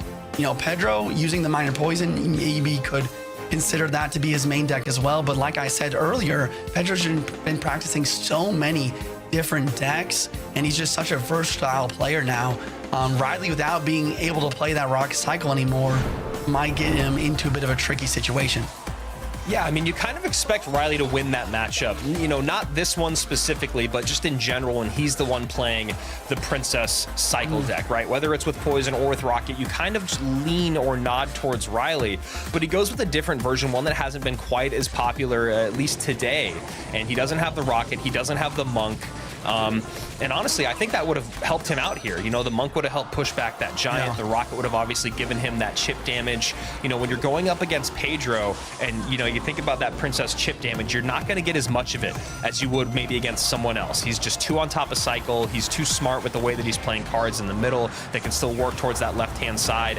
I think, you know, when you talk about that competitive experience, which I'm really glad you brought up, yeah, you know, for instance, when you watch Juicy J stream Clash Royale and you're in games 10, 11, and 12 of a grand challenge, and you're in the final minute of play, final minute and a half, right? Let's say from minutes 3 to 5, you know, you're still incredibly calm because you've won 100 grand challenges. You've played competitively before. But a lot of times when I'm watching, or when people are watching your streams, you'll see that other person kind of start to panic in minute 4, you know, in minute 3.5, minute 4, whereas you're still making those calculated plays. I don't think Ryley quite panicked, but I don't think what he realizes is that even though it's going to ramp up in triple elixir and he's used to really putting on the hurt in that triple elixir time, you're now going up against someone like Pedro. And if you're not in that damage lead and you don't have the spell power to do it, you got to start getting more aggressive when there's 2 minutes left instead of 1 minute left. Because if you got that little bit of nose and nose, that neck and neck race with someone like Pedro, I don't think you're going to outsmart him or outcycle him late game. Yeah, I mean, that was a really just great monologue. That was a lot of really important points. And I think you're right. I think that Ryley needed to be more aggressive in that match. He was stuck on the defense quite a bit. And usually that works versus Giant deck. He's probably used to that working versus Giant deck, preventing any damage whatsoever. The problem for Ryley was the fact that Pedro also had a Miner Poison to pair with that Giant. It's like a hybrid type of deck here. I don't think he was used to playing against that. And I don't think he was aggressive enough to counteract the fact that those Miner Poisons were always coming through.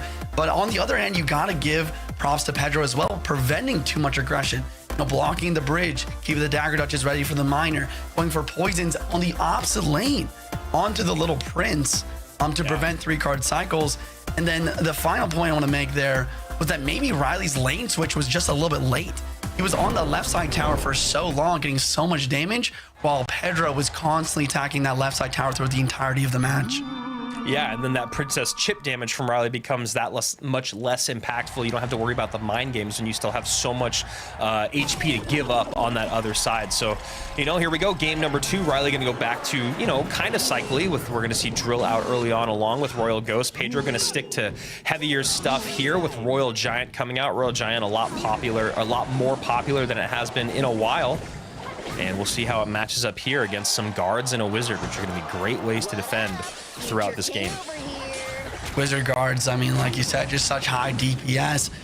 Pedro not having the monk either, has the little prince, so maybe breaking through that wizard will be difficult in the future. Even if you have a lightning, that Evo wizard, that shield could be that blockade that Ryley needs in his defensive playstyle.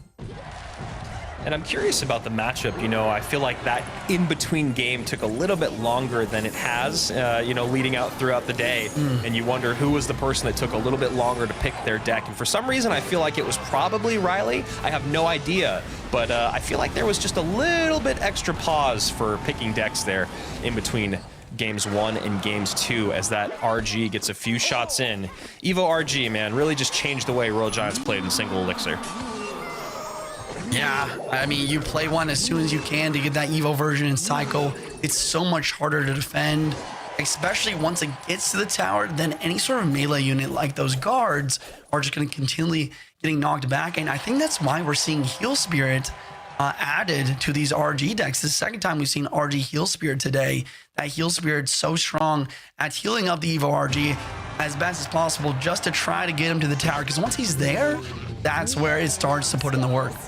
Yeah, absolutely. I mean, that's exactly what it is you get that Heal Spirit on top of that Evo RG. If the ground units are all you have from your opponent's point of view, that damage stacks up so insanely quickly. And also, even as you saw with that miner coming across, or excuse me, the knight coming across the bridge with the bar barrel is, when that dagger Duchess is low, you can still play a late Heal Spirit on top of a somewhat tanky card and demand a big response out of your opponent. So I like that the Heal Spirit works in conjunction going against the Dagger Duchess. We'll just have to see how it fares at the highest level, right? I mean, just to kind of go on a tangent from that conversation, is Expo is everywhere on top ladder and in grand challenges, and it is never anywhere to be seen in competitive. Yeah, and then part of that is just because, in competitive, there's just so much more monk and there's more giants and RGs. There's more unorthodox decks because this is the dual format. You can't just play Rocket Cycle every single time. Maybe you could try to snipe a Rocket Cycle or a Drill Poison deck with Expo to get a good matchup, but it's just very risky. And that's the thing about this league. I mean, these players are trying to play as non-risky as possible. There's a lot of money on the line. Yeah. 1640, 1886. Magic Archer gets a shot on that left-hand side along with the drill popping damage to narrow the gap just a little bit here. Pedro in the lead, but I think he's starting to figure out that he's having a tough time breaking through. Maybe we'll see a lane change, not sure, as he misses that fireball on top of the Magic Archer. Now Magic Archer does get picked up by the Fisherman. That's nice there for Pedro. But here comes the ability plus drill plus Evo Bats on the right-hand side. He does have the Barbarian Barrel for Salt. That is a scary push. Fireball drops down. Maybe gets the job done. Fisherman, MVP, pulls the Magic Archer as well, and he survives for now. But here comes another drill. I mean, about as clean as that defense could have gotten. Now just a hair early on the ability, doesn't seem to matter. 1597, 1640, now playing everything on the right side, so Pedro goes to the left. Monk catches the RG at the bridge, guards there as well. RG should not get any shots. Runner Drag, a great counter to Monk. Fireball, great counter to Magic Archer though. And here comes the Goblin Drill yet again. No Bar Barrel and Cycle, but a perfect Knight placement. Now the Bar Barrel and Cycle. Will we see a Magic Archer Braid? It's hard to do it because that Fisherman's always ready to pull. Speaking of pull, there goes the Wizard. Ooh, nice ability there. Now the late Heal Spirit doesn't get the bats, but does heal that Royal Giant. And now the drill has to come out defensively. Second RG comes in, maybe, question mark? No, it does not. Knight on the right-hand side. Damage does come in, 1231. Fireball in. Pedro gonna make this a very nice 2-0 victory. A lot more work than game number 1, but still gets it done here as Ryley gets sent down to the lower bracket. Wow, what a fantastic match from both players. Pedro very excited You know, we said he was soft-spoken, but looks like he's getting some very nice confidence from this win here. Continuing on in the top winners bracket. And then I think once again, it just comes down to the competitive experience. You know, Ryley, he's been in the game for a solid amount now. He's been very good on ladder, very dominant. Same thing with Pedro, though. I mean, he's been on ladder, dominating ladder far before Ryley, and then, you know, and then competitive. I mean, he got number 2 at the World Finals last year. I mean, we cannot forget that. We cannot count him out for that. Yeah, and in the work that he did in World Finals, the players that he went through. I mean, we were all, I remember being backstage and all of us just being jaw-dropped over and over and over at World Finals. Just so impressed with what Pedro did, and it continues here, right? I mean, I think a big part of that celebration, Juicy, was just how tough this game really was. Ryley did a really great job of just keeping up the pressure, getting a ton of defense out early on, having good responses. But I do wonder, if you look at the tower damage in both lanes here from Pedro, you look at the tower damage in both lanes in game number 1, you talked about it in game number 1, was Ryley a little late on the lane switch? I do wonder if in game number 2 there was a little bit more of lane management done by Ryley, and you know, that's something for his coach and other pros to figure out. This is just me speculating, but if you look at how much damage is done on both towers in both of those games that he lost, you just wonder if there was a way or a moment for him to refocus his attention on one lane or the other, to just take 500 damage from one tower, put it on the other, and then take the win. That's a great point. I'm really just looking at the decks here, trying to see if that really was a possibility. And I mean, I think it was. I mean, on the other hand, you know, he does want to defend and counter push with a deck like this. It's a very similar deck to like Graveyard. A lot of the time you have to go Monk on the RG, and then you counter push with your drill. Maybe he can make dual lane pressures after defending with the Monk, but you know, maybe that's just something that Pedro did well as in this match as well. I mean, he is constantly applying both lanes pressure, disallowing Ryley from defending and counter pushing in the same lane over and over again. Yeah, it's almost like he was one step ahead of him. AC, what are your thoughts on what we just saw in that matchup? I mean, was it Ryley who, you know, played a little bit lower caliber than he should have, or is it just Pedro doing what Pedro does? I don't know. I think it was a beautiful set overall. It was a lot of fun to watch. I think both players played really well, and the better player with the more experience ended up winning both matches. I think it really is as simple as he has more experience. He's proven himself time and time again, and Ryley just, it hasn't all added up together for him. And not to say it won't for the rest of today, but as of now, like, Pedro is definitely showing his dominance and why he finished so high at last year's World Finals.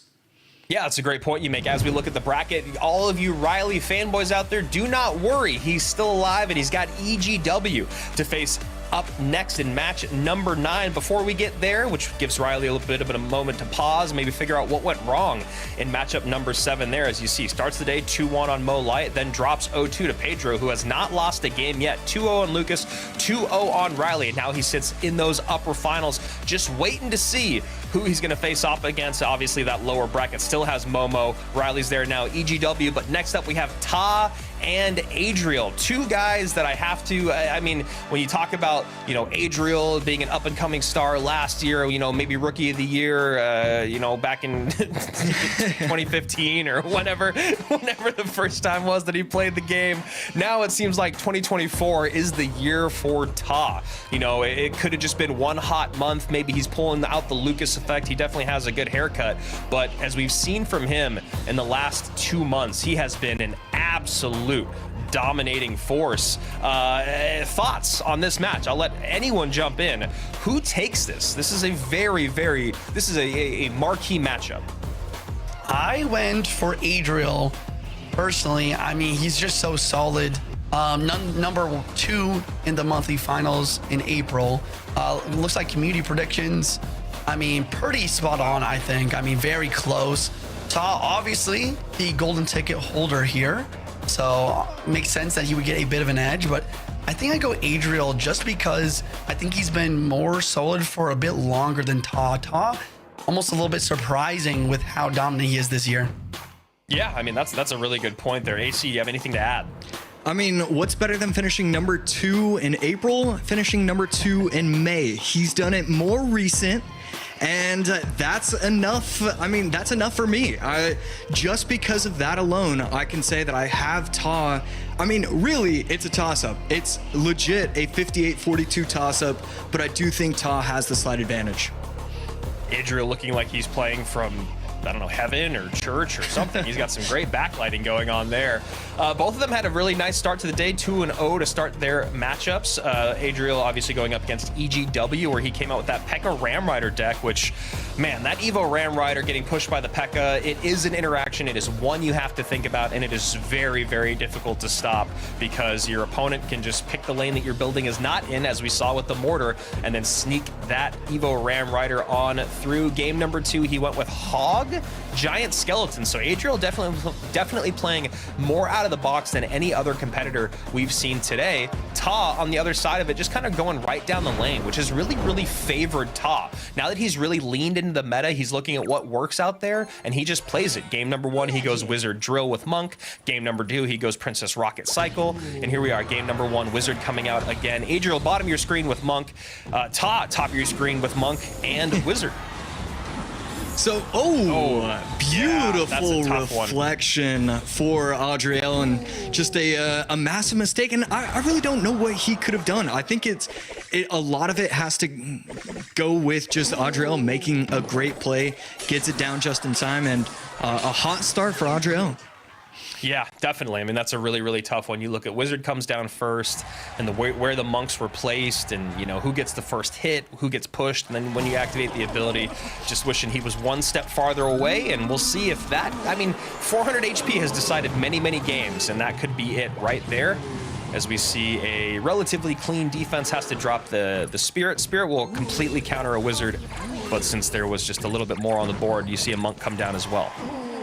Monk not going to activate the ability whatsoever, so the bats are going to get a little bit of chip damage as well. Just one shot from the bats.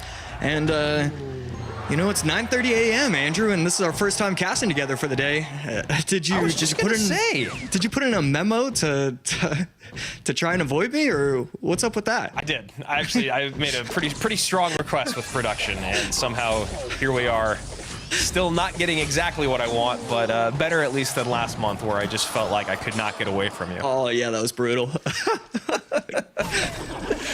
As of right now, Adriel just completely in control. We see another Magic Archer come out. I mean, a lot of Magic Archer today.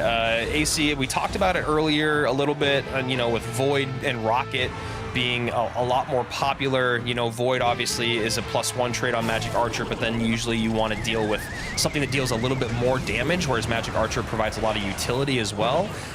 Why do you think we're seeing so much more Magic Archer? Is it just exactly what I'm talking about, or what is it with the meta? Yeah, that's a great question, because I do not know the answer to that. It always feels like Magic Archer kind of just randomly pops up in the meta every 6 months, and I guess people are just recognizing the decks that are good, because you have 2 cards that get reflected. You have the Magic Archer and you have the Wizard, so maybe you can bait out one so that way the other one is always getting value. There's a few different reasons as to why Magic Archer could be seeing, you know, the success that it's seeing right now. And that was such an interesting interaction. There was the double Monk ability with the Wizard shooting, but because the Monks were so close, Adriel's Wizard was reflecting, or Adriel's Monk was reflecting the shot back, but then Ta's Monk was reflecting it back at Adriel's Monk, and then I think that interaction just stopped. So there was no damage being dealt, even though there was 2 abilities and a Wizard shooting, so kind of fun there. But still, 2189, 2534, 2 towers that have not really taken much damage. It's just a lot of really interesting bridge battles have been happening here as the drill comes out now from Ta. Yeah, beautiful play from Adriel, predicting that Ta would activate his ability and not going to allow that to happen. Great NATO back. Yeah, I mean, that Monk ability is going to be a big part of who's going to win this game. Adriel having to use his a lot more to deal with the Wizard than deal with the Dagger Duchess. So that's something he's going to have to change up as time goes on. Yeah, this is a massive push right now. He's going to have to NATO that back, but the Wizard's still going to be on tower. 2 of the bats protecting it, but that's Wizard gets one shot. Wow. And I mean, just heavy pressure right now. Even though, you know, there's nothing on the board, he can set up for another push. And especially with two decks that are as close as they are, I mean, it's really just Magic Archer versus Big Spell. Which one is going to be more important as we head into triple? And another nice NATO back there, and Adriel does end up getting his ability off on the left-hand side, but maybe distracted by playing defense. Doesn't get as much damage as he would have liked. Wizard going to take out the opponent Wizard there. Taz taking out Adriel's. Yeah, I mean, getting a lot of chip damage right now is Ta, and that's a great Magic Archer, though. Getting the game pretty much tied up. 15-20, 18-53, and this is...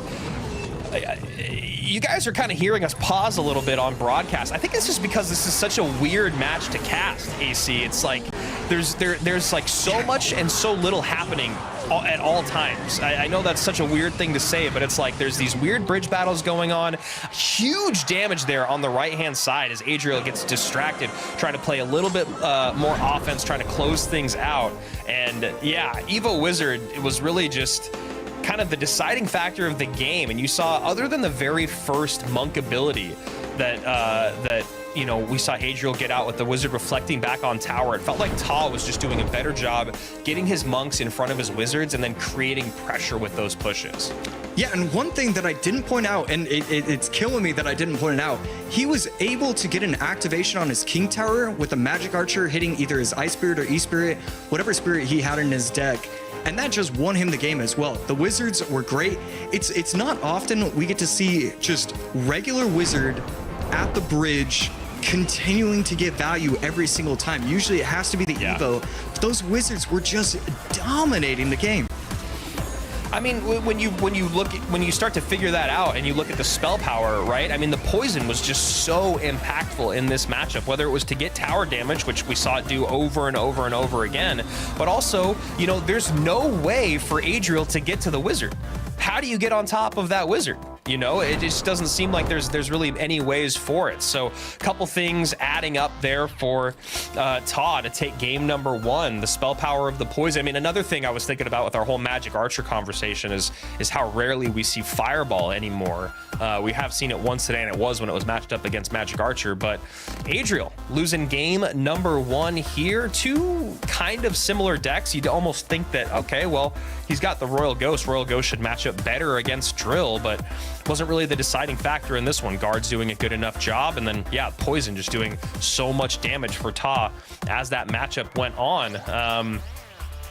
Gonna have to be an interesting thing here for Adriel to bounce back in game number two. Wizard, man, AC, do you think Wizard needs to be at 2 cycles to get it back out to Evo'd? I mean, as soon as you go 2 cycles, you're not going to see that card get played. That's the problem with these Evos, is that it's so hard to adjust it perfectly, where it's great, but it's not broken. And right now, it feels like it's definitely teetering on the edge of just being a little bit broken right now. I would like to see some sort of baby nerf, but if you go to 2 cycles, we're not going to see that card ever played again. Yeah, that's actually a really strong point. Maybe it's just like after the shield pops, there's maybe a longer stall between that next shot. Who knows? Yeah. I as I've said for 7 years now, I do not envy the Balance team, and I'm always very grateful for what they do, but I just don't think... I mean, just imagine being a Balance person, and you're like, all right, so we're going to add in this Void Spell, and Goblin Evolution Barrel, and Dagger Duchess is pretty strong, and Evo Tesla, and then all of a sudden Rocket is the problem in the world, is rockets are everywhere. So, yeah, would have never seen that coming, but here we are. Giant Graveyard going up against... it looks like the most popular mortar deck out there right now, except for it's going to have to be a little bit different, because the most popular mortar deck has Poison, and it also has Bats, which I don't think either of those are available. And then the other most popular mortar deck is a Graveyard version, so usually don't see Fireball in that one. So very interesting to see what we have here. Yeah, you usually don't see it, but I'm wondering if maybe Adriel is preparing for the Mother Witch. But I was talking about it with Juicy J earlier, where even the Mother Witch, it doesn't feel like it's that strong against graveyards. So I still can't figure out if Adriel is going to be running Graveyard with this. I would like to see Knight, Mortar, Fireball, Graveyard still be used. I don't think you get enough chip damage with just the Evo Mortar. Talking about Evo Mortar, looks like Adriel has around a 66% win rate with the Evo Mortar, which has had a very tumultuous 2024. It's been strong and then weak and then kind of crawled back into the meta because of our good old friend, world champion Igor, who made a deck that kind of started to make people play Evo Mortar again. But originally it was the deck that Igor made was without Evo Mortar because of the nerf. Long conversation there, I digress. And right here, going aggressive. The Evo Mortar got so much value, taking out everything. The Fireball could come down on top of the Mother Witch, but he might not even need the Fireball. Look at the left lane, look at the right lane, every lane going down. Ta, not able to stand a chance. Still gonna defend though. I always love to see a pro player defending, not willing to give up that third crown. I mean, what a crazy play there. You see the Giant played up high to pull that Mortar's attention over to the left-hand side, but then we see an aggressive Knight plus Graveyard at the bridge, just as you talked about before. Mother Witch not being as impactful. She got out a little early on, got some piggies on the board, then the Fireball comes in, and that's exactly what you have to do. You know, this Mortar deck that Adriel's running usually has Guards and Poison instead of Fireball and Goblins, but this is the other most popular Graveyard deck out there.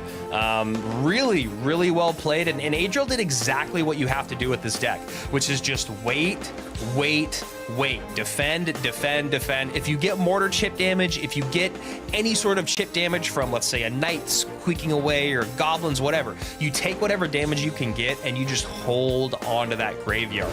And that Fireball ended up being the perfect response to the Mother Witch. I love to see it. We were just talking, you know, so much about, you know, Mortar and Graveyard and all that, and then to see it all come together instantly for Adriel. Really well played. Yeah, I really liked how he set up his pushes. Everything was calculated. Usually, when we talk about players not making mistakes, we're saying, okay, well, they're placing it on this tile at this specific time. That's great. But right there, it was more of, hey, I have the Evo Knight coming down the lane. I know that the Phoenix, because I think there was one interaction where the Phoenix's egg popped, it moved the Little Prince, then the Little Prince reset, and then all the troops were able to take it out. And I think that was kind of what propelled that final push going on. So it was just every move was calculated from Adriel, and that's always special. And here we go. This is the replay where everything happened. Yeah, I mean, so this is a little earlier on where you see that Evo Zap come in, kind of resets, and then you see this Graveyard push come in. Knight's on tower, you know, it's not Evo Knight. Arrows come out high to take out the Bomber, and then there you go. Boom, Knight's on tower. Fireball comes in super late. Mother Witch not doing enough. And, you know, it starts off as just like a rudimentary push in defense, right? All right, Giants there, gonna play a little bit of defense on that left-hand side. But really, you look at how much, and this is the other part of it that we didn't talk about, is, you know, that Graveyard, when it comes out, usually what you're doing is you've baited out so much elixir on the opposite lane that then your opponent needs to overspend to defend that lane. Then you put in the Graveyard on the other side. And that's, you know, what we saw to take those two towers instantaneously. It'll happen a lot because your opponent is just stuck between a rock and a hard place. The Graveyard is usually going to take the tower faster than the troops on the other side, and Todd just overspends offensively, gets kind of lulled into cruise control there, and Adriel just flips the switch on him. Tied up going into game number 3. And this is going to be a fun one. You know, that was a pretty demoralizing and rapid end of that game for Ta in game number 2. Look, all I'm saying, I saw him defend with the Little Prince and the arrows. I'm not allowing my opponent to get 3 crowns on me. I love that mentality. Too often we see pros give up when it's 1-0 and 46 seconds into the game. And, you know, yes, a lot of the times they're using Minor Cycle and they never would have stood a chance. But, you know, I want to see you battle until the very end. So I think that really spells well for Ta, and it shows that he has confidence. But really, another thing I have to say, I need to see Mother Witch just kind of taken out. I really don't think it's that good.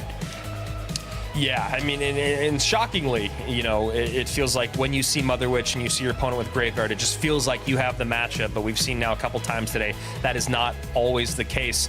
And yeah, this is that hard part of being a pro that Ta, I think, is running into right now, which is when you're at the highest level, when you're playing your absolute best, you're still going to run into someone who might be better than you in that moment, right? And you have to figure out how to bounce back. Mohamed Light has made almost a religion out of losing early and then bouncing back. But as you see, you know, if you look at Ta in the monthly finals last month, you know, he gets O2'd in the grand finals, then he gets one game back in that grand finals reset. So at least he's able to steal one of those games off of Mohamed Light. But that's still, you know, how do you bounce back after losing? How do you bounce back when your backup is up against the wall? And now we're going to see if he can respond to someone in Adriel, who showed us at World Finals that it doesn't matter if it's his first match for $5 or his last elimination match for, like, let's say $30,000. He still is incredibly calm. Game number 3. Both players have used the Little Prince and the Monk, so gonna have to wait and see. Could see Skeleton King, could see Mighty Miner right there. Ta, great first interaction. Gets the Firecracker off the board. I was gonna say, that is a rough interaction to start. You know, it feels like you poison out the Firecracker, you're gonna take the damage, you're gonna be okay, and gets a shot through, takes your Firecracker off the board, and gonna be very happy though, is Adriel, with that Inferno Tower to deal with the Goblin Giant, and then it'll just become a thing about Ta playing minions over the middle, and how do you deal with those minions to distract. Yeah, Adriel's deck so far, with just 5 cards shown, I mean, all of them match up well against Ta's deck. But at the end of the day, it's Goblin Giant minions, especially because you might have a Rage somewhere hidden in that deck. There's always going to be an opportunity for the Goblin Giant to get to the tower. Yeah, I'm just really curious to see what Adriel is running here as his last card. I mean, is it just going to be... I would say Hog. I was going to say, yeah, it feels like it's got to be Hog Rider. You know, yeah. Mini P.E.K.K.A. there, couples with Hog, so does Ice Golem, obviously, and Firecracker.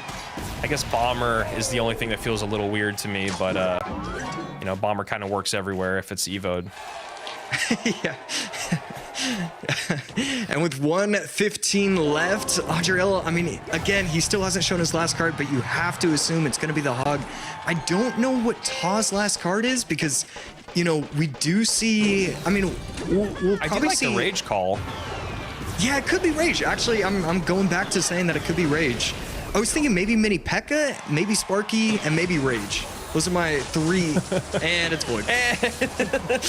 And the beautiful Curse of the Caster. We saw it happen earlier with Juicy and Rocket and Poison. Now we're seeing it with you, calling out basically 100 cards and only getting Void is the one that it ended up being. And honestly, Void makes sense. That should have been... it's a better pick than we had. Yeah.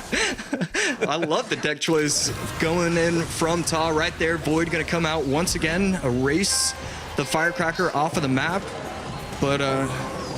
And that's exactly what we're talking about, right? Minions over the middle, Firecracker takes out the, Void takes out the Firecracker, so Void isn't there for the Inferno, but then you send in the minions, and this is the game that Adriel's going to have to play. The other one that he's going to have to play is tower damage. That's a big part of this game, and it's not Hog, it's going to be Miner, which I actually feel worse about. Even though Hog is not strong in the meta right now, and honestly, Ice Golem plus Hog is not going to really do a lot of damage for you, I just don't feel great about the Miner.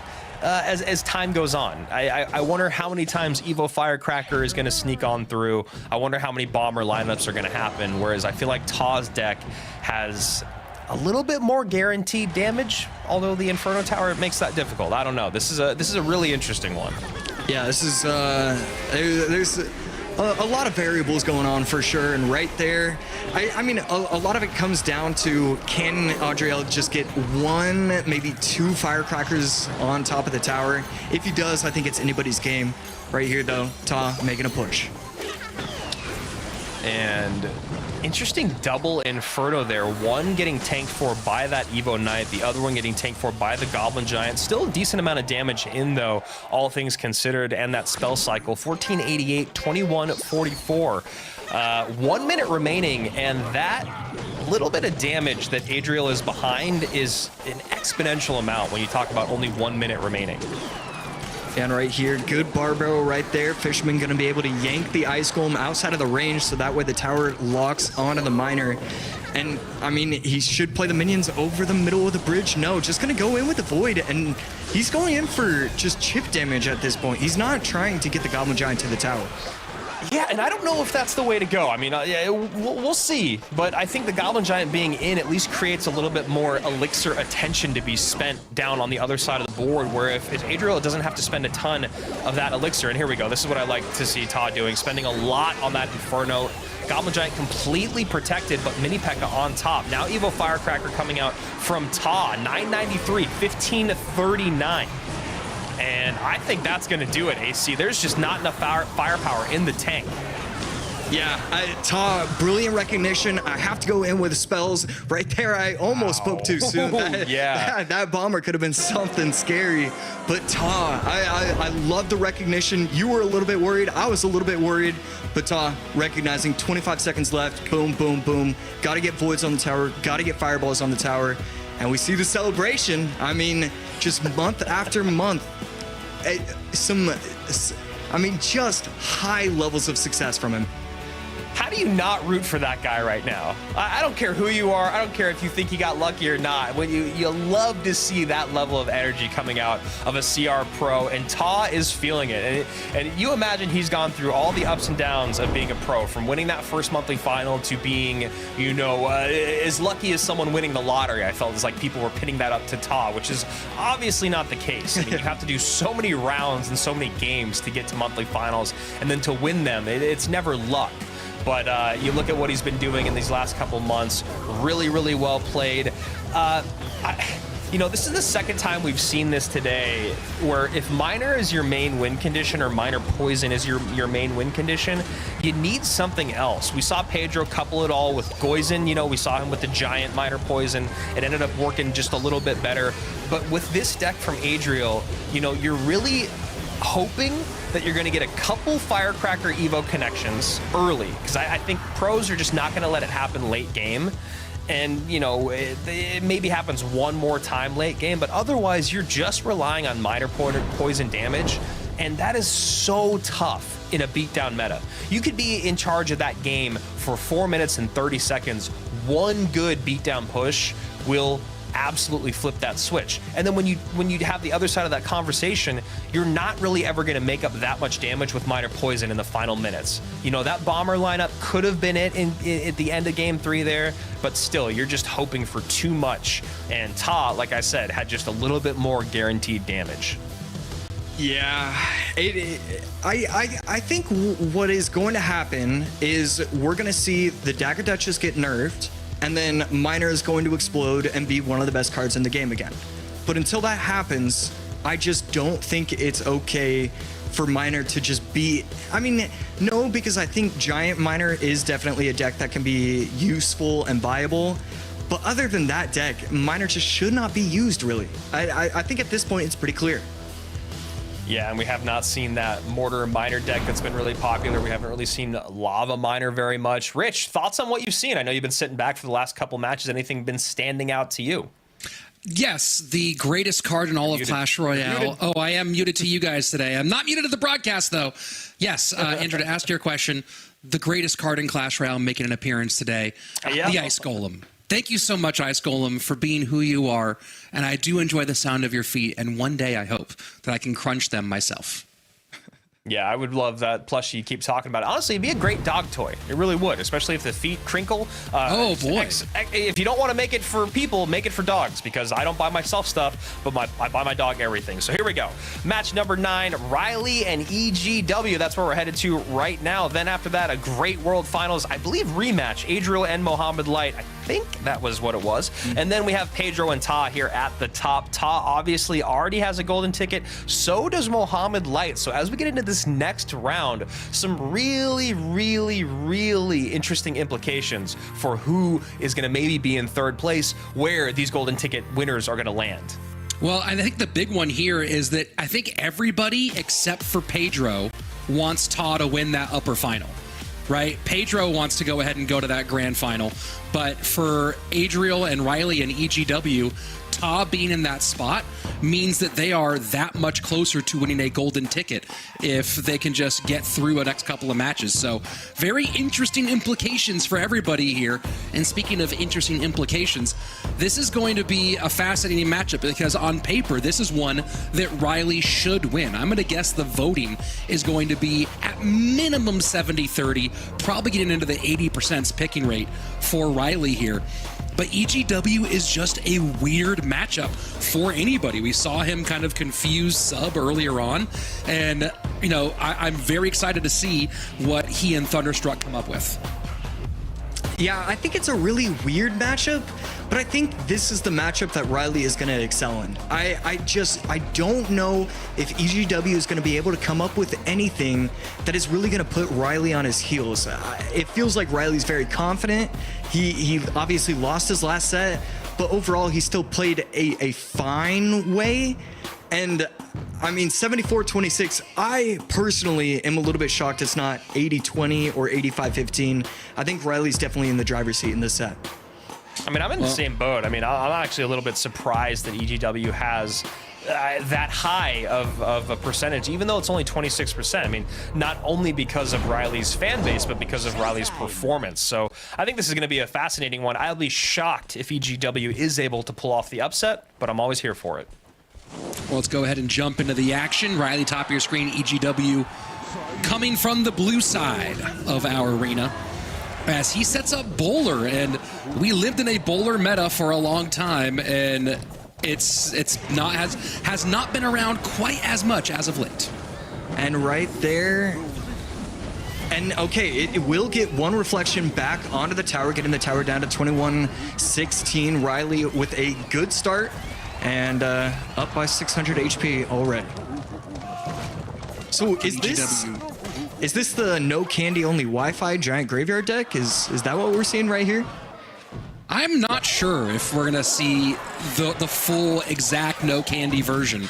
We are seeing some nice extra chip damage as the Royal Giant comes through for 2 more, gets that tower down to 1502. So far, so good for Ryley here. But yes, Giant Bowler GY. For a long time, a one-trick deck, and of course 2024 has changed all the rules for Clash Royale. And right here, Ryley, I mean, this is the hot start that he was looking for. One thing that these pros are doing that I've really started to adjust into my own game is utilizing the Evo Wizards explosion radius, because it just does so much damage, cleans up so many different things, and all these pros do it so well. Ryley's previous defense, he was just able to clean up all the bats because of it. So good. It's almost kind of giant skeleton-ish in some ways. Yeah. Except for you keep your troop on the board. So as we saw in a game-changing moment earlier on, look at that Fisherman very far away. Gonna go ahead and deal with some skellies, but that Knight gets in, does a lot of tankage, and while there's a good amount of damage, it also forces a ton of elixir out from Ryley, who now has to decide if he wants to double down or reset here. Well, and EGW doesn't have a lot of DPS on the board now that he's cycled the Nightwish to the left lane. It feels like an RG bridge could have been an answer, but instead Ryley gonna choose to continue to defend and see what that does for him. And Snowball to slow and knock things back. And this is going to turn into quite a lot of damage. Monk getting absolutely devastated by the Evo Archer at that double damage or that extra damage range. And suddenly EGW in a pretty big lead as we make the transition to sudden death overtime. 1180 on Riley's top right-hand tower. EGW down to 1502 in the left lane. Pretty clean. So the Graveyard deck has dual lane options, although currently winning pretty significantly in the right-hand side. EGW smartly, though, keeping the pressure up in both lanes. Ryley forced to defend with the Monk, should be able to stop it before the Giant can even get to the tower, but with the help of the Snowball, he might need a little something else, but instead going to allow one shot onto the tower. And at this point, I mean, everybody's just waiting for Ryley to go on offense. Nightwish cycled in the back. This is his time to go. And this RG will get one, does not get the second, almost ties it up, 15 HP separating these two. And now EGW trying to get back on offense here. Ryley, though, has built up quite the bridge fight. We've been waiting for that for a while. Monk plus the Phoenix should be able to take out everything. And there we go. Heading into triple elixir. I mean, it is as close as it gets. 1195 to 1180. So with Ryley here, you see him, I mean, we see EGW splitting lanes one more time. Do you like the lane split here, or do you think he wanted to sit back and get one more good defense in before counter pushing? No, I really like the split lane pressure. You have to make sure that Ryley can't go in on offense because as soon as he does, he should be able to take tower. It should be easy for these RGs to get on tower, but because EGW is forcing out so much elixir on defense, Ryley's not getting that opportunity. Graveyard in, Monk doing some reflection work. Snowball will get onto the Wizard. Do any skeletons get on tower? And a very important tower touch. EGW takes game number 1. Wow. I mean, just looking at the matchup, looking at the players, this should not be, I mean, it just doesn't look like a winnable match for EGW. I think that could have easily been one of the best games of his life right there. At the biggest stage and the biggest moment, he came through and started off this set 1-0. And it was just dual lane pressure the entire time, stretching Ryley thin. And you talked about it, making it really difficult for Ryley to get opportunities to go on offense. When he did get on offense, he was usually pretty successful. But EGW, a great job of limiting those chances. And this was the big one right here. And you know, if I'm going to say there's an MVP in EGW's deck in this one, Josh, it feels like the Snowball. The Snowball kept on disrupting Ryley's defensive plans, and a lot of these big chunks of defense or chunks of offense from EGW come with Snowball support. Yeah, it really feels like 4 of the 8 cards could be their own MVP. Because the Snowball was brilliant, the Knight was brilliant, the Night Witch, I mean, the Archers were also played really well by EGW because not only was he cycling them to get to the Evos, but it felt like the Evo Archers were always sniping across the bridge and then creating split lane pressure. I really liked what I saw from EGW right there, and I really liked the deck overall. The Giant, Bowler, Graveyard,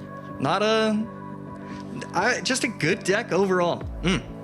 So Graveyard for game 1 for EGW. Arrows and Snowball, the spells in support. Barb Barrel, Fireball out on the spell side for Ryley. And he has had some success today with the Princess Rocket Cycle deck. Monk gone and Monk available for EGW. So with that in mind, where do you think Ryley goes from here in game 2? Yeah, I feel like he's probably just... I think what I would like to see is Ryley just go for it regardless. I think he's easily the best cycle player in the... okay. I think he is the best cycle player in the world. Probably not easily. I think that's a little bit of a stretch. But instead, he's going to go in with Lava. And let's see how EGW responds. And it might be Lava for EGW as well. And maybe not. A little bit of reflection, getting a little bit of chip on top of the tower, getting it down to 2502. That's a pretty big push coming in. The Lightning will be able to clean up a lot of it, but now he gets to go in with a Loon, and I don't know if EGW has enough elixir to respond. He definitely doesn't. You see the look on his face. He knows, and we've seen this also with Sub earlier when EGW did to him, right? He knows that he is stuck flat-footed and has no recourse. So this is going to be probably a pretty easy win for Ryley in game number 2. A big sigh of relief for the Goblin and his fans. Yeah, so it appears that EGW only has the Phoenix and the Lightning in terms of air counters overall. And I mean, really, it's a matchup you're going to lose 90% of the time, but you have to be careful about putting the Monk in front of the Phoenix, activating the ability. That's a lot of elixir to spend, and it doesn't give you the opportunity to defend the counter push. You just auto lose if you activate the ability.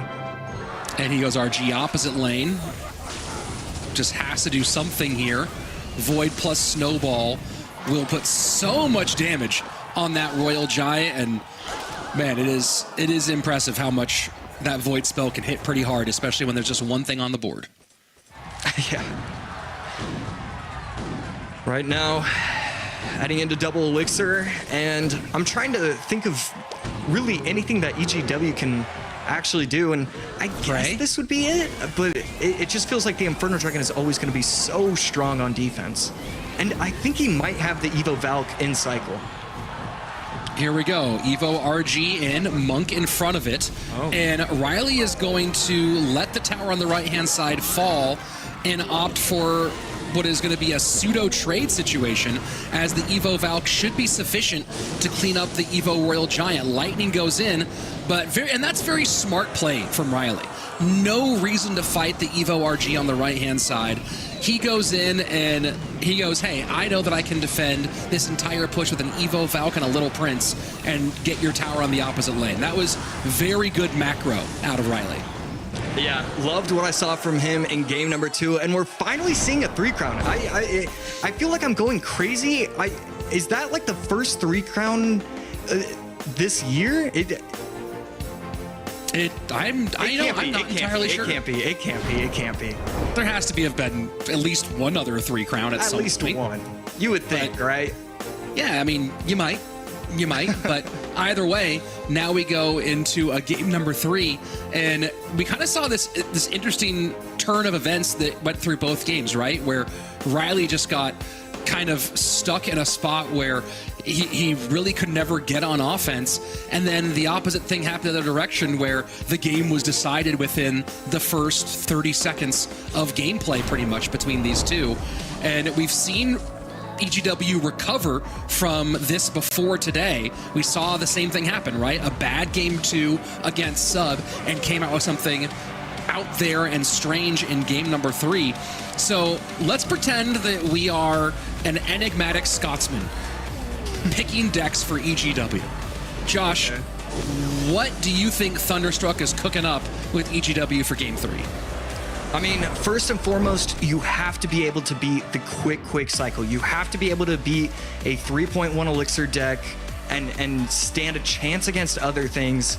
But really, if you're gonna just make, I wouldn't even mind just making a deck right now, and every single card is geared towards stopping that deck.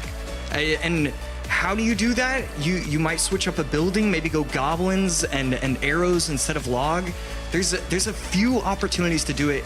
I really wouldn't mind a mirror match, but then you swap 2 or 3 cards so that way you beat the mirror.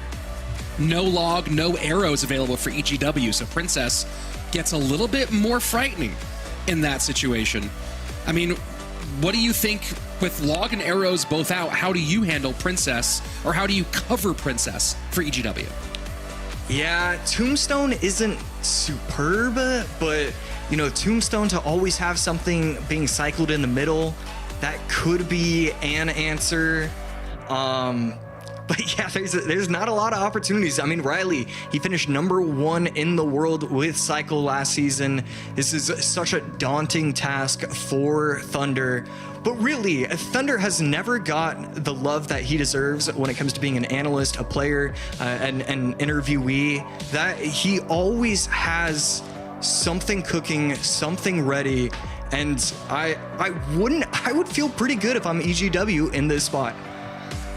Well, let's see what he'll come up with here. Ryley kind of going against type and going pretty heavy, right? Going with the RG in game 1 and then the Lava Loon in game 2. And I think this is when you start seeing the expansion of some of these younger pros, right? And we've seen this over and over again from everyone from Igor to Pedro, now to Ryley, that players who are kind of known for a certain style, maybe even a certain deck, and as they expand and deepen that deck pool and they kind of turn that corner, you see that next level. So very excited to see what Ryley pulls out here in game number 3, and a Fire Spirit. A little surprised here to see Fire Spirit in the mix. EGW responding with the Wizard. Ryley, Fire Spirit, yeah, I'm blown away by it as well. I mean, Why do you think? Is it just like, because he already played Electro, but why Fire Spirit over the Ice Spirit here? Yeah, that's a That's quite the thought. I mean, there's no way that he's thinking that he's going against something like Royal Hogs. So, I mean, it could just be based off one of the random matchups. Yeah, Evo Bats could be another thing. Actually, that's right. Evo Bats, Evo Wizard. We've seen a lot of those drill decks pop up. So it might just be because of that. Well, a little bit of chip from both players so far, as we are also seeing, you talk about EGW cooking a little bit, and Thunderstruck, Royal Hogs, Bandit is a really fun matchup from his side. So talking about Ryley here, you expect Rocket, but Rocket's going to be a negative trade against those pigs. Yeah, and right here, the Evo Skeletons putting in a ton of work, chaining from the Guardian to the Little Prince to everything, and it's going to make it so that there's very few shots left, and that Bandit is way too high. Yeah, that this was going to be not ideal. Yeah, this is going to be a ton of damage. The Fire Spirit going to come and also help out the Archer Queen, getting the tower down to 966.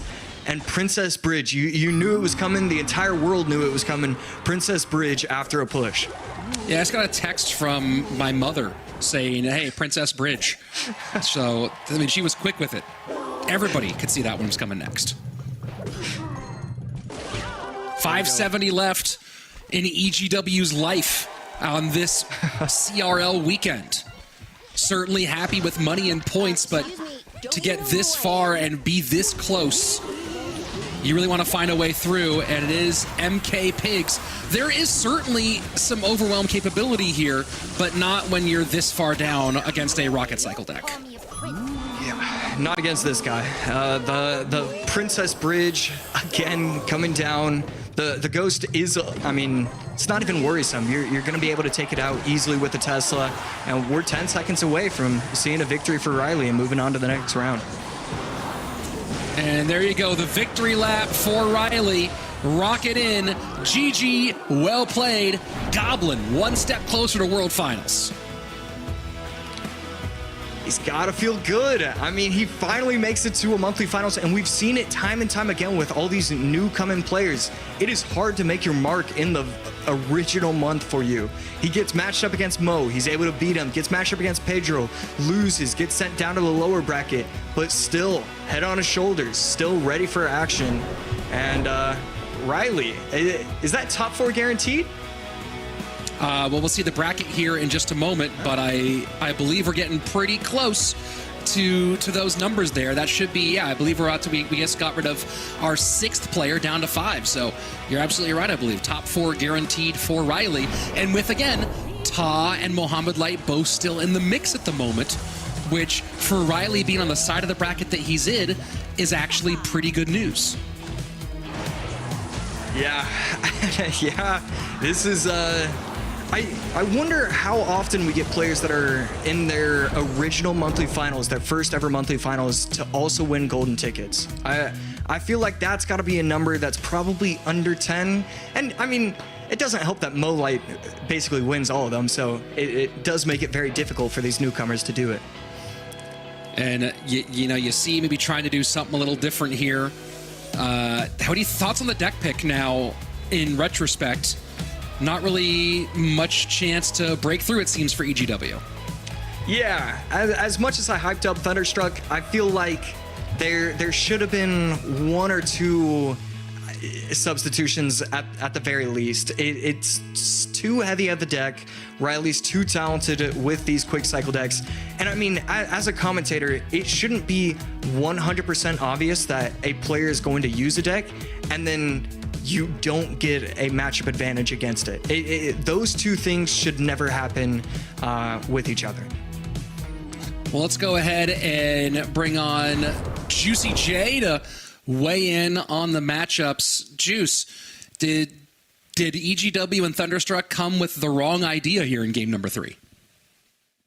You know, I don't know. I you guys were talking about it on broadcast. It's like this deck has a lot of firepower. It has breakthrough potential. What it doesn't have is something to take out Evo Tesla. Evo Tesla is just so strong on defense, and Ryley knows exactly how to use it. Evo Skelly's to boot with that quick cycle, even being able to use Rocket on defense when you need to.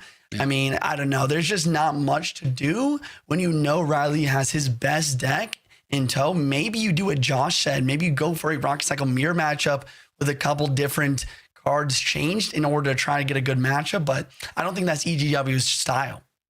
Yeah, he usually is a little bit more out there with the stuff that he has going on, but did not pay off for him in this one. So the journey for EGW ends here in the second round of our lower bracket. Ryley now in the lower bracket semifinals, awaiting the victor of Adriel and Mohamed Light. And this is a tough one here, right? Because this is the next matchup will be an elimination match, and either person he picks up, Adriel or Mohamed Light, is a tough out for sure. And he is not yet in position for that guarantee. Now, on the other side of things, Pedro sitting waiting. You have to imagine that he is hoping for Mohamed Light to win here and then win again, because right now Pedro could sit back and win a golden ticket if Mo just wins 2 matches in a row. Wow. What a feeling that has to be, because at the end of the day, I mean, it is Mo. You have to assume that it's like at least a 60% chance of that happening. Pedro just biding his time. I mean, all these players, top 5. This is what we were looking for when we saw this top 8 overall. And let's get Andrew in here as well, because this is kind of an unprecedented situation. Andrew, I mean, we've been in situations before where players have won the golden ticket by not actually playing, right? They win a golden ticket while they're hanging out. But now we're in a situation where it's possible that Pedro could win a golden ticket just by sitting back and watching Mo win twice. This is such a strange place to be in. Yeah, a really great place to be in if you're Pedro. I mean, you talk about, basically half of the people that are here, almost half the people have already won golden tickets. And, it's a really interesting one, though, because when you talk about Mohamed Light in that lower bracket, you think, hey, untouchable. He's been untouchable there for as long as I can remember. But it was lower bracket round 3 at World Finals where Mohamed Light got 2-0'd by Adriel. So that is one of the things that you throw into the mix here. And you're like, well, is there nerves on Mo's side because he thinks about what happened on the biggest stage in the world? Does Adriel have maybe a little bit more confidence than someone normally would going into Mohamed Light in that lower bracket? I mean, not only is this 2 of the best people in the entire world, but that's actually one of the people that actually has a great story to tell against Mohamed Light, which a lot of other people don't have. Well, the next chapter of that story about to be written, as we're going to jump into our Mo Light Adriel matchup in just moments. And as Andrew said, nice win for Adriel World Finals during the Goblin Giant Rage meta, and a big win over Mohamed Light. And one of the big, that was, I think, a big seminal moment for Mo in that one, right? He came up on stage, had the incorrect deck progression list with him, kind of had to make up some stuff on the fly. And a lot of the changes we've seen in Mo Light this year, including working with his former coach from 2021, Julesy again, kind of stemmed from the challenges of that moment and from that World Finals. So I think this is not just a big game for Adriel with that one, with that feeling of, can I do it again? But for Mo and Julesy together here, wanting to kind of shut the door on that chapter. And, this is blowing me away. And this tells you a lot about who Mohamed Light is. Wow. This is not a 92-8 matchup. It's 100% not. But also, how do you not pick Mo, right? So these percentages don't really reflect how close these matchups are. Yeah, I mean, I think I know the predictions are still coming in from us casters because, this is all on the fly. But, I think we at least all go Mo in my mind still, right? Yeah. Exactly. You got to go. You have to go. Yeah. You have to go Mo here, especially because and again I don't want to beat a dead horse on it, but I think that there were a lot of factors that made World Finals uncomfortable for Mohamed. Yeah. And I think that we're back. People started talking about whether he was washed, which I always think that's the most hilarious conversation. And then every major tournament, right? You talk about the warm-up tournament for CRL in the first 2 monthly finals. Mo won all 3 of those. The only tournament he hasn't won was the Kalalis tournament, right? Which Ryley ended up winning that one. Mo's definitely in form, and I think this meta definitely plays to his strengths a bit more. Definitely. I mean, the fact that you can still play Cycle in this beatdown heavy meta, and that there's, you know, you even see the video that Mo posted last night, right? With my creation, you know, that Princess Rocket deck is just a tribute to the innovativeness of Mohamed Light. So here we go. Adriel making a few mistakes kind of early on, already paying for it on that right-hand side. He was down a little bit in Elixir.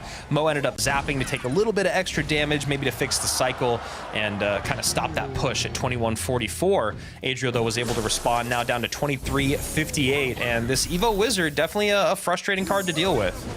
That's a smart use of Zap there to clear the shield off so that the Evo Wizard's explosion doesn't mess with his troops when he tries to meet and get it off the board. So very smart for Mo, and no surprises there. Smart plays out of the former world champion. First 2 minutes out into double Elixir, and just barely taking the lead back as Adriel 2105 to 2144.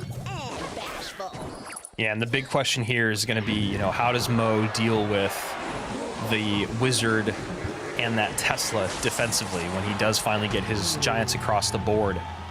And of course, on the other side of it, stopping the Monk at the bridge and stopping this reflective damage, because as of right now, Mo hasn't really shown a way to stop that Monk damage.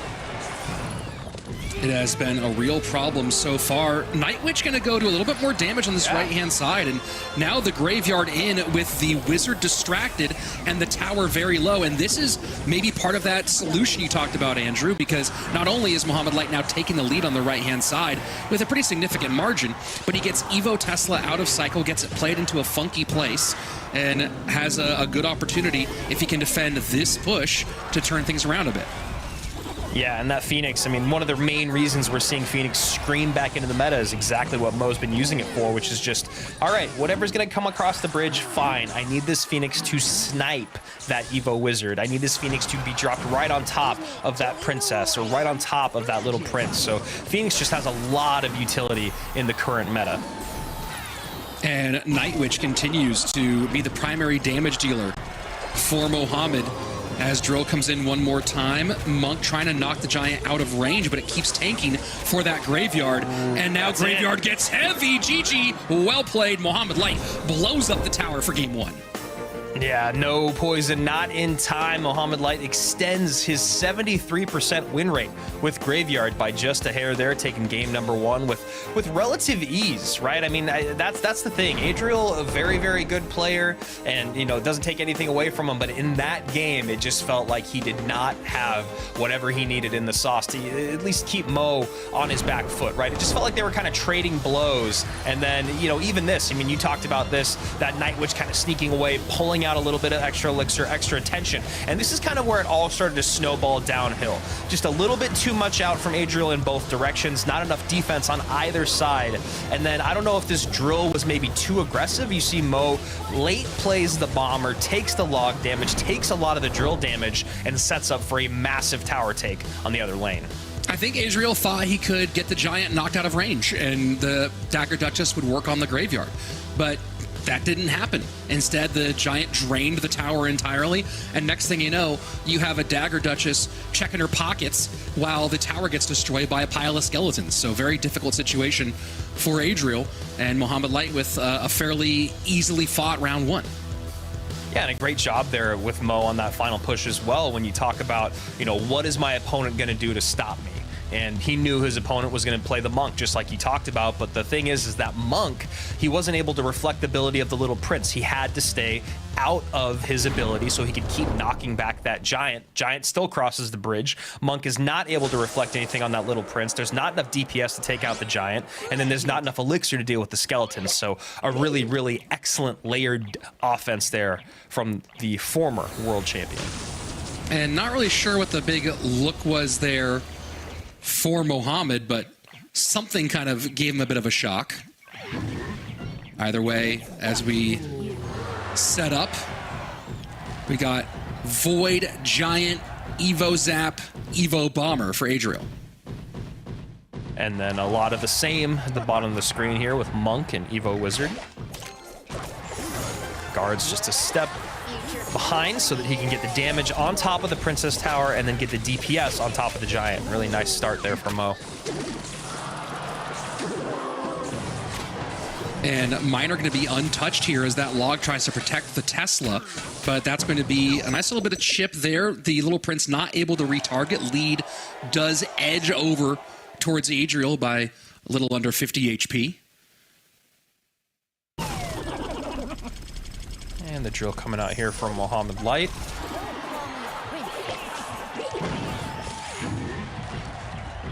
And the most interesting thing about... Oh, go ahead. Go ahead. I said the interesting thing about towers is just how much it changes what cards are viable. There was a while where it kind of felt like drill was dead, but just for the fact that when the drill comes in, it drains a Dagger Duchess and then goblins come out, suddenly changed this card from being a win condition that was kind of in the dustbin to one that was central meta. Yeah, and you know, I think it's always a triumph of the Balance team when they're able to change a card as much as they change Drill with the nerf, and it still be a viable win condition. Because for a minute there, Drill was just way too strong. The Goblins were coming out way too fast, and it felt like it was impossible to stop. You make a slight change to it, and it's still a great card. It's just a little bit easier to defend and a little bit more balanced, which I'm really happy about, because I have to say that Drill meta was definitely frustrating. But then when a card gets nerfed into oblivion, it's also a little bit frustrating. So great job there to the team. 23-97, 23-67, neck and neck as game number one was for most of it. We'll see if one of these guys can pull off a huge move to scream into the lead. The delay drop on the guards, not quite able to keep the pickup and the aggro of the miner, but still mitigates lots of that damage. Void to work on the Evo Wizard, but only gets a little bit of work on it. So now Giant has to come out for the block. Evo Wizard gonna go to work here on that Giant. The log has been consistently working on the right-hand side, getting a lot of value, both tower damage and troop damage. As we go into sudden death overtime, Adriel is starting to take the lead. Mohamed Light maybe has the idea of what he wants, but execution just not in the, maybe the cycle timing's a bit awkward for him. Well, I mean, the execution is exactly what it was. When you see Momo there, he just drops that Tesla step late and allows the Giant to get on top of tower, and that's just a mistake that you can't really have when you have all the answers. You know, allowing something like a Giant to get through to tower, something that does so much damage and is so brutal, based off of you just playing a Tesla a little bit late or a little bit low, is definitely a frustrating one for Mohamed Light. Nice reflection here and Ice Spirit connection, so Mo gonna even things up and take the lead with that poison. Yeah, that was a really great sequence from Mohamed Light all the way around. And you've seen also some challenges with the Void spell a little bit. We'll see if those continue. 11-10. It's just a tough one to land. You know, when your opponent is really, really looking for it, and you know where to place your units, it can be really tough, and it can make that Void spell almost a non-factor. But as Juicy J has talked about many, many times, nice predictive Monk and Tesla there. I was gonna say, as Juicy J has said many times, the Void plus the arrows is really great. You add in the zap on top of that, you're gonna be able to take out almost anything. And arrows come out to defend against the Goblins. Slight lead for Adriel, 27 seconds left. Mohamed Light does have match point if he can get this done. And right now he's opening up the lead. The drill cycle is aggressive. Pick up against the drill. 18 seconds left. Miner goes to the back. Not picked up, and the Dagger Duchess is very low. Mohamed, though, opting for poison on offense, trying to get the damage lead. Giant down one more time. Adriel needs a drill catch, and he needs to get this miner on tower. Can he get enough damage? Arrows have to come out offensively. Not going to be enough. GG, well played. Mohamed Light stays alive and gets revenge against Adriel. Just really, really well played by both these guys. Honestly, from top to bottom, there was just one mistake there at the end, allowing that Monk to get on top of tower. Adriel didn't really have a lot of great ways to deal with it. Fisherman was already there. He gets the Giant out up high. Bomber, you can't play the Bomber right on top of the Monk, so the Bomber's played off to the side because you need the DPS to take it off the board. Monk gets a hit in. Monk does a lot of single target DPS, gets a hit on that tower, and Mohamed Light doing exactly what he needs to in both games 1 and 2, which is just play a great Clash Royale and wait for your opponent to make a mistake. And if your opponent doesn't make a mistake until the last few seconds, that's still the exact same idea. You just got to ride it all the way out and play clean from top to bottom. And if there's one person in the world that can do it, it's Mohamed Light. And it's just, again, the consistent ability to evaluate a matchup in real time and do what needs to be done. The question I see all the time, I see it in chat, it's consistent. It's, why is Mohamed Light so good? What makes him so good? And so many players have micros. So many players have deck selection. A lot of them work with similar coaches. What makes Mohamed Light the best player on the planet, and what won him a world championship, and what wins him a ton and ton and ton of monthly finals, is that his ability to identify and adjust to the macro of any given matchup at any given moment is unparalleled. Yeah, it is, because I still see people 7 years later talking in the chat about being on call and counting elixir, and everyone has that advantage. Everyone gets that call. Everyone knows how much elixir their opponent has, and usually 2 cards in, everyone knows exactly what their matchup is. But as you're saying, knowing how to play through those matchups, knowing how to play and evolve throughout that matchup and adapt throughout that matchup, because your opponent is doing it also. You got to remember, these guys that Mohamed Light is beating are the best in the world, that are also the best in the world at adjusting to matchups. He just does it better, and he just does it consistently every single time. And if you guys want us to talk about someone else, then you got to start being that someone else, because literally right now there's Mohamed Light, and then that's it. And then the other person in that conversation that even flirts with Mohamed Light is Mugi, and that's because he has 2 world championships. But right now, when you look at someone like Adriel and you look at Momo, you should not be able to do that to someone as good as Adriel, as he just did. And now, Rich, we are in a very, very fun position from exactly where we started off the day. 10 matches later, we get a rematch, and Ryley got Mo in his worst spot, and now he's going to get Mo in his best spot. Juicy, thoughts on our rematch here 10 matches later? I got a couple things to say. I was talking with Ryley a little bit, and I think he's frustrated that he didn't beat Pedro, because he'd be in a really good situation bracket-wise. But I think he also is confident, as we all know he is, to beat Mohamed Light. I talked about earlier that they do practice against each other quite a bit. And then on the other hand, though, we have Mohamed Light, as you guys have said, the best in the world. I was looking at his 3rd Twitter account, and the banner's just like, the best things never come easy, or something like that. And that's the mindset that this, I almost said world champion. Mugi's actually the current world champion, but it's almost like he's that good that I could just say that he is, because he never stops grinding. He never stops practicing. Most people, if they were at the top, they'd maybe, chill out a little bit. You're winning so many tournaments. You're thinking, okay, no one's going to be able to compete with me. But no, he just keeps going day after day. And yeah, I think definitely Mohamed Light has the advantage here, but I would never count Ryley out here. Well, let's take a look at the path that got us here for these 2 players. Ryley beating Mohamed Light in the first round, and then the loss to Pedro, a frustrating one, but he has battled through a funky match against EGW to get back here. Mohamed Light doing Mohamed Light things, losing to Ryley in round number 1, then beating Lucas, beating Adriel, has not dropped a game since that game 3 loss to Ryley, and now they come back here. And again, we talk about this interesting situation where Mohamed Light with a win here could give Pedro a golden ticket, since Ta and Mo already have them. Ryley would love to change that conversation, would love to stop that from being the case. And, we talk about our predictions here. Do I think that Mohamed Light has the advantage here? Yes. But I'm going spicy. I'm picking Ryley in this one. I think that if there is any time to pick a underdog against Mohamed Light, yes, it's in round number 1, since that's where he tends to lose. But if you're ever going to do it in an elimination matchup, this is the time, this is the guy. YOLO Ryley, folks. Whoa, how did I come back? I know that this isn't about me, but we are all neck and neck now with... Yeah. Is that AC in the lead? Okay, now I know the graphics. No, he's tied with me. He's tied? Yeah. Oh, yeah, you got that Ryley. Okay, I didn't see the very top one. All right. It's looking still. AC says he'll take the tie.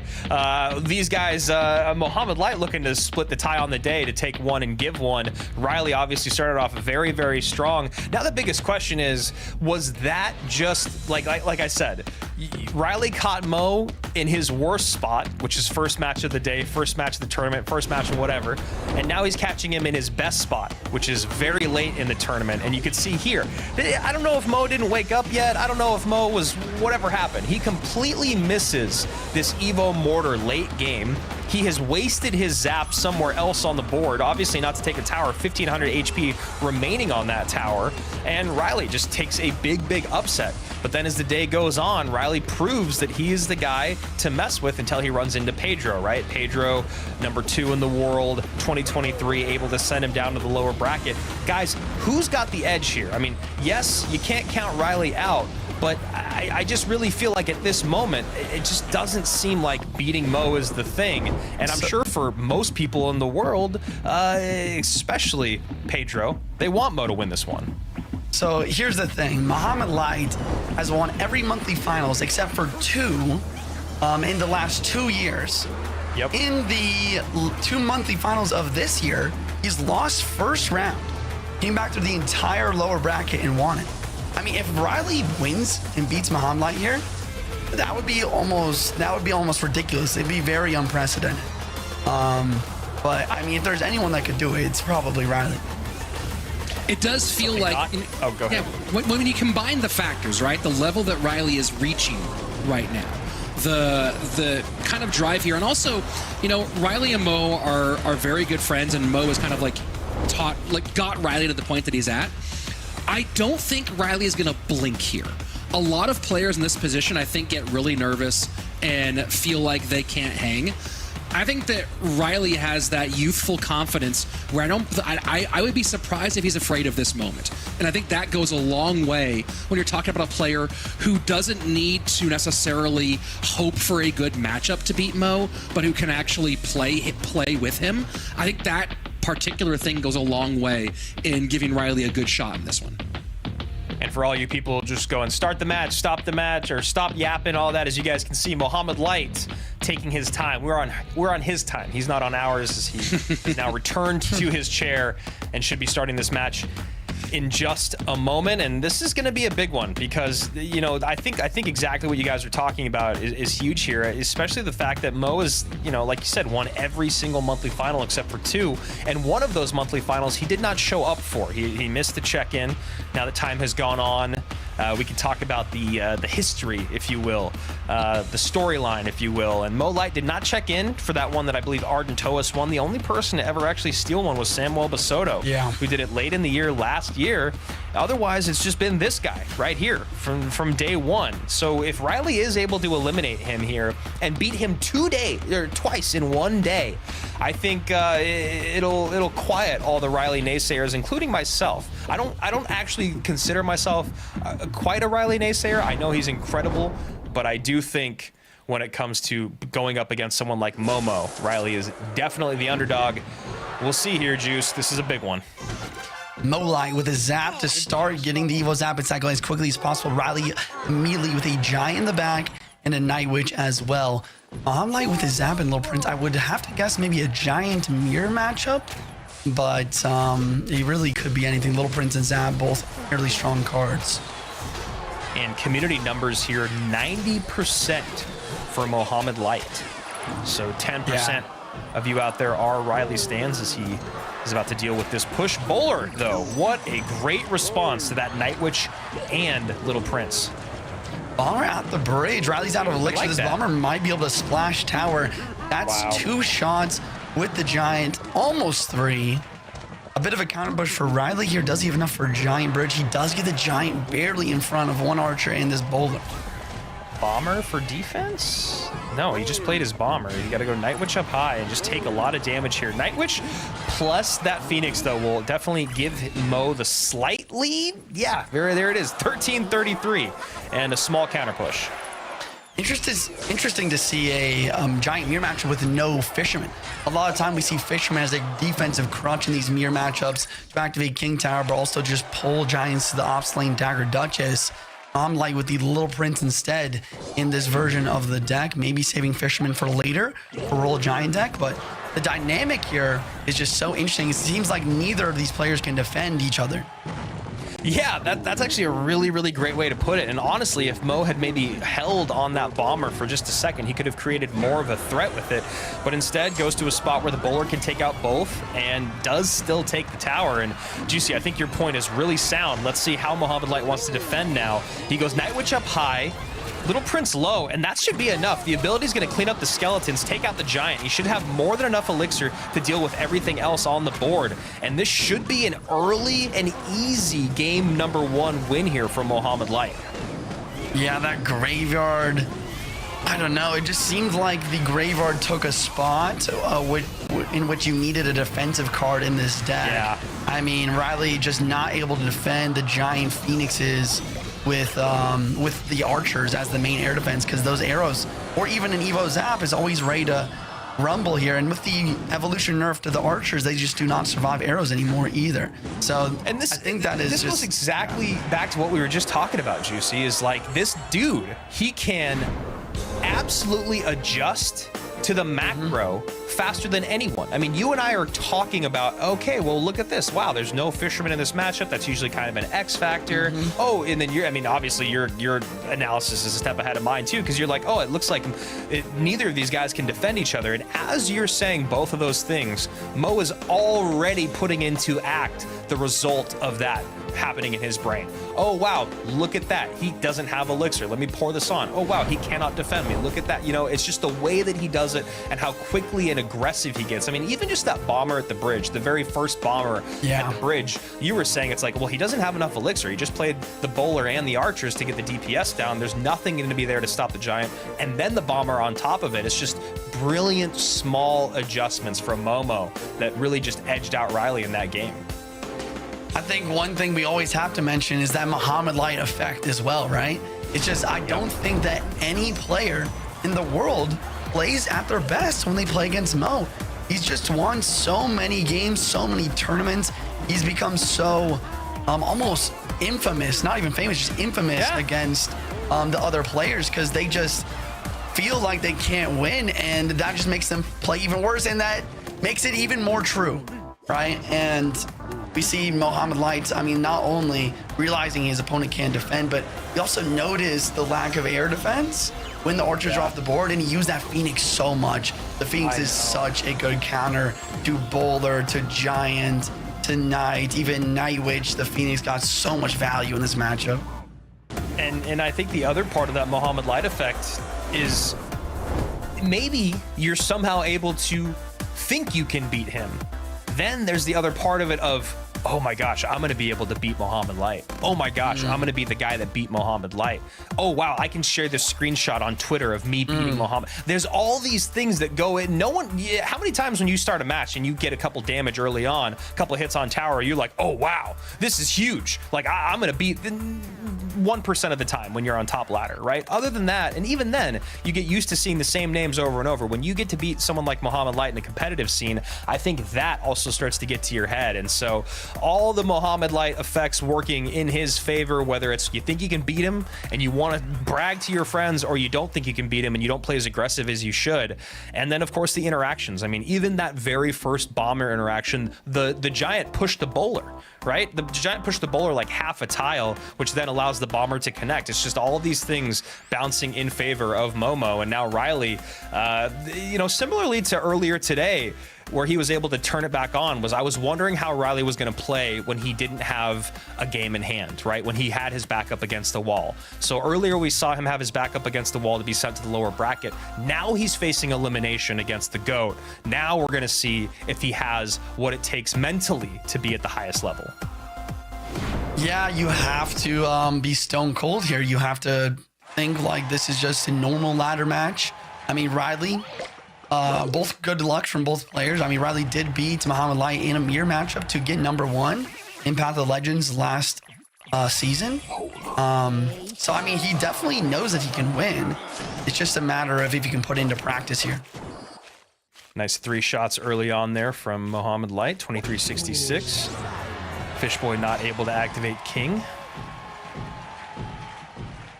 Monk in the back here. Monk is going to be very good for Ryley, especially versus the Wizard here. We see an early ability Gonna deflect 3 shots and take that wizard out with its own fireballs. And right now, Pedro just praying to the Clash Royale gods that Momo can close out this set.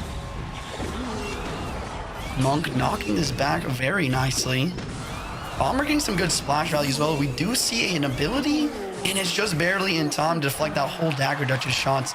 Very solid damage from Mo so far with just Monks, really. Monks and I guess a Magic Archer connection at the beginning. Ryley probably can taste World Finals, just wanting to close things out. Just needs Pedro to lose a match and for him to stay alive, but that is a lot when you're down a game against Mohamed Light here and down about 600 HP. 590 something if we care that much as a drill comes in.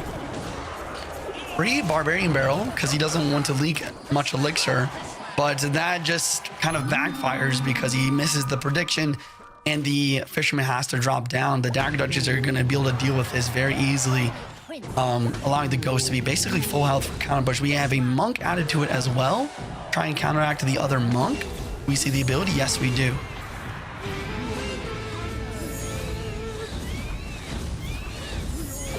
And now down to 1885 as Ryley is still trying to figure out a way to cross this river and get some damage on tower. And this Evo Wizard will get taken out by the Fisherman. That's a great way to put it. I mean, he just cannot cross this river. He has not dealt a single hit point of damage yet. Maybe we'll see a fireball here.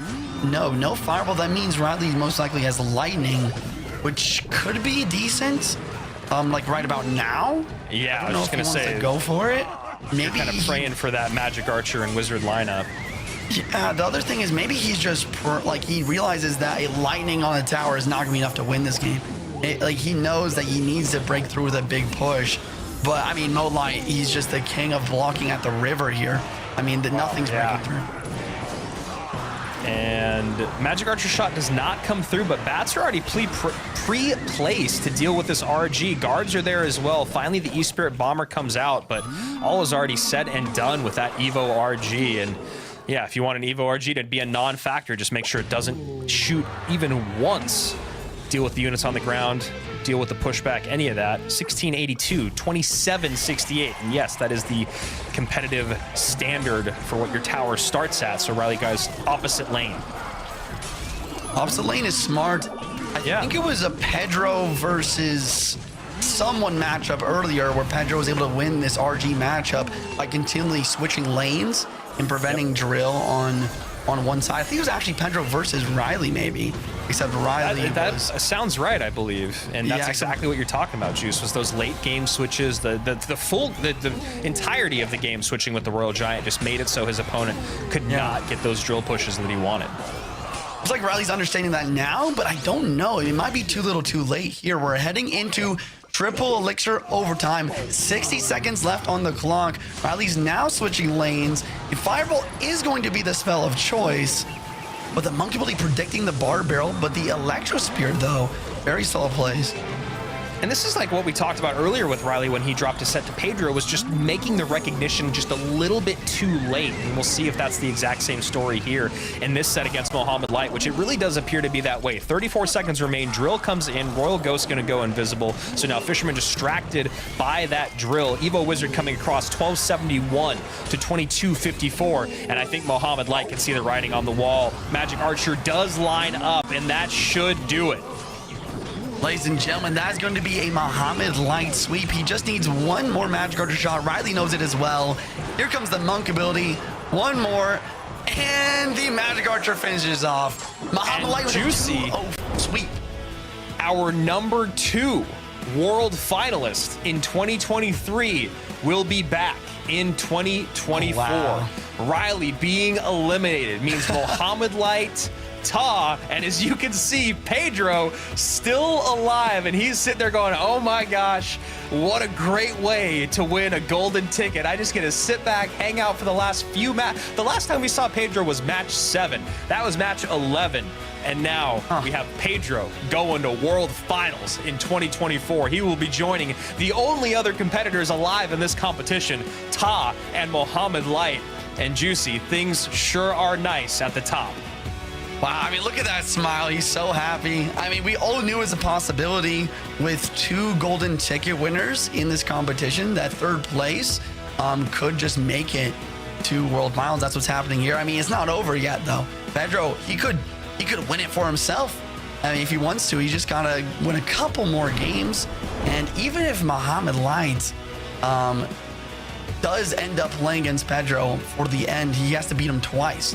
And Mohamed Light's done it before, but Pedro's so good. Like, I think Pedro could just win this golden ticket and not be given it in the first place.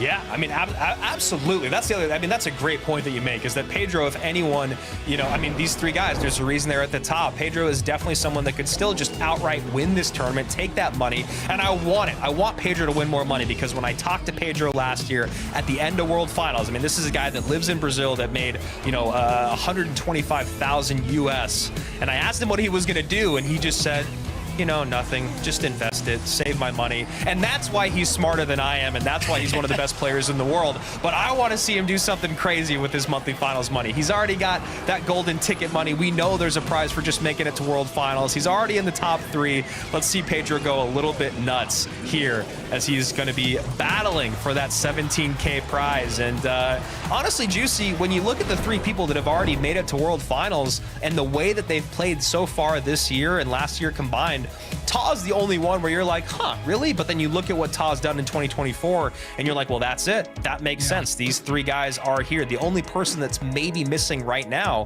is Mugi. And I definitely think Adriel has a great spot as well. I think he is #1 on the point leaderboard, at least at the beginning of the day he was.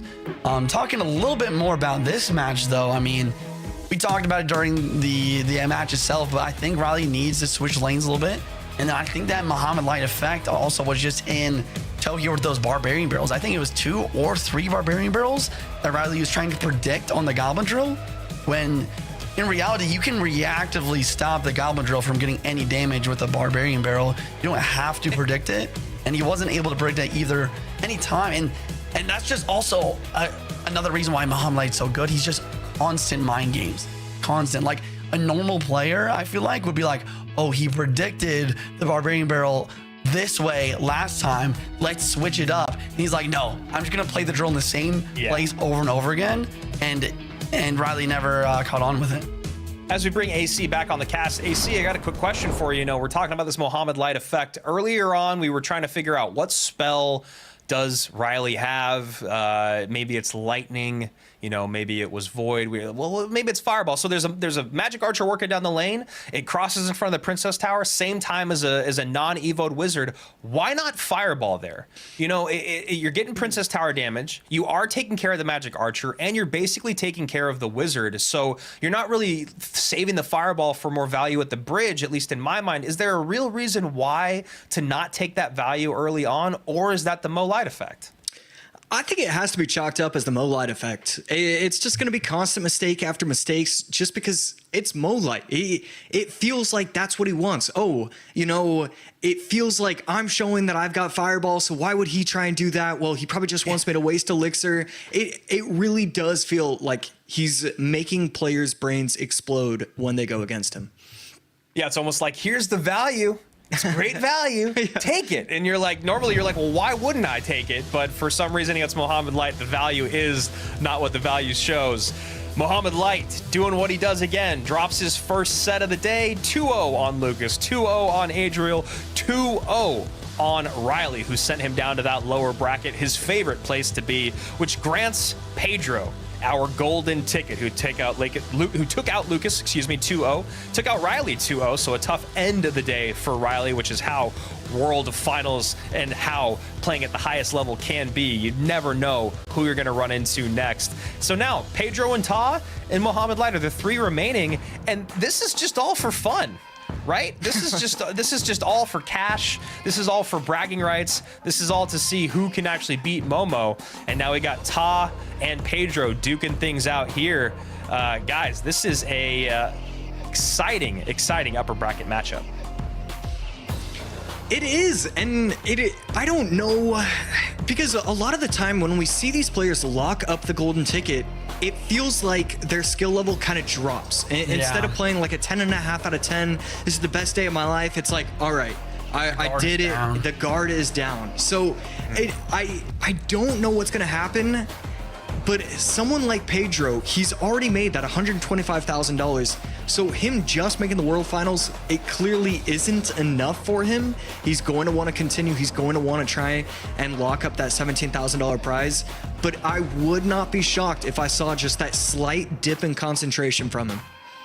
Okay, so then my question is, Juicy, if both of you have a sprained ankle and you're, wow, I love that, 50-50, right down the middle. I was just going to say, if both of you have a sprained ankle, but you still have to run the same race, which one is just innately better? Who is better here without that killer's edge? Is it Pedro or is it Ta? And I know you guys are on the cast for this, so I'll give my opinion first. I feel like pure nuts and bolts, it's Pedro. Yeah, I think with my first inclination, I was thinking Pedro as well. I mean, he's just got that competitive drive. I mean, you need that, get number 2 at the World Finals.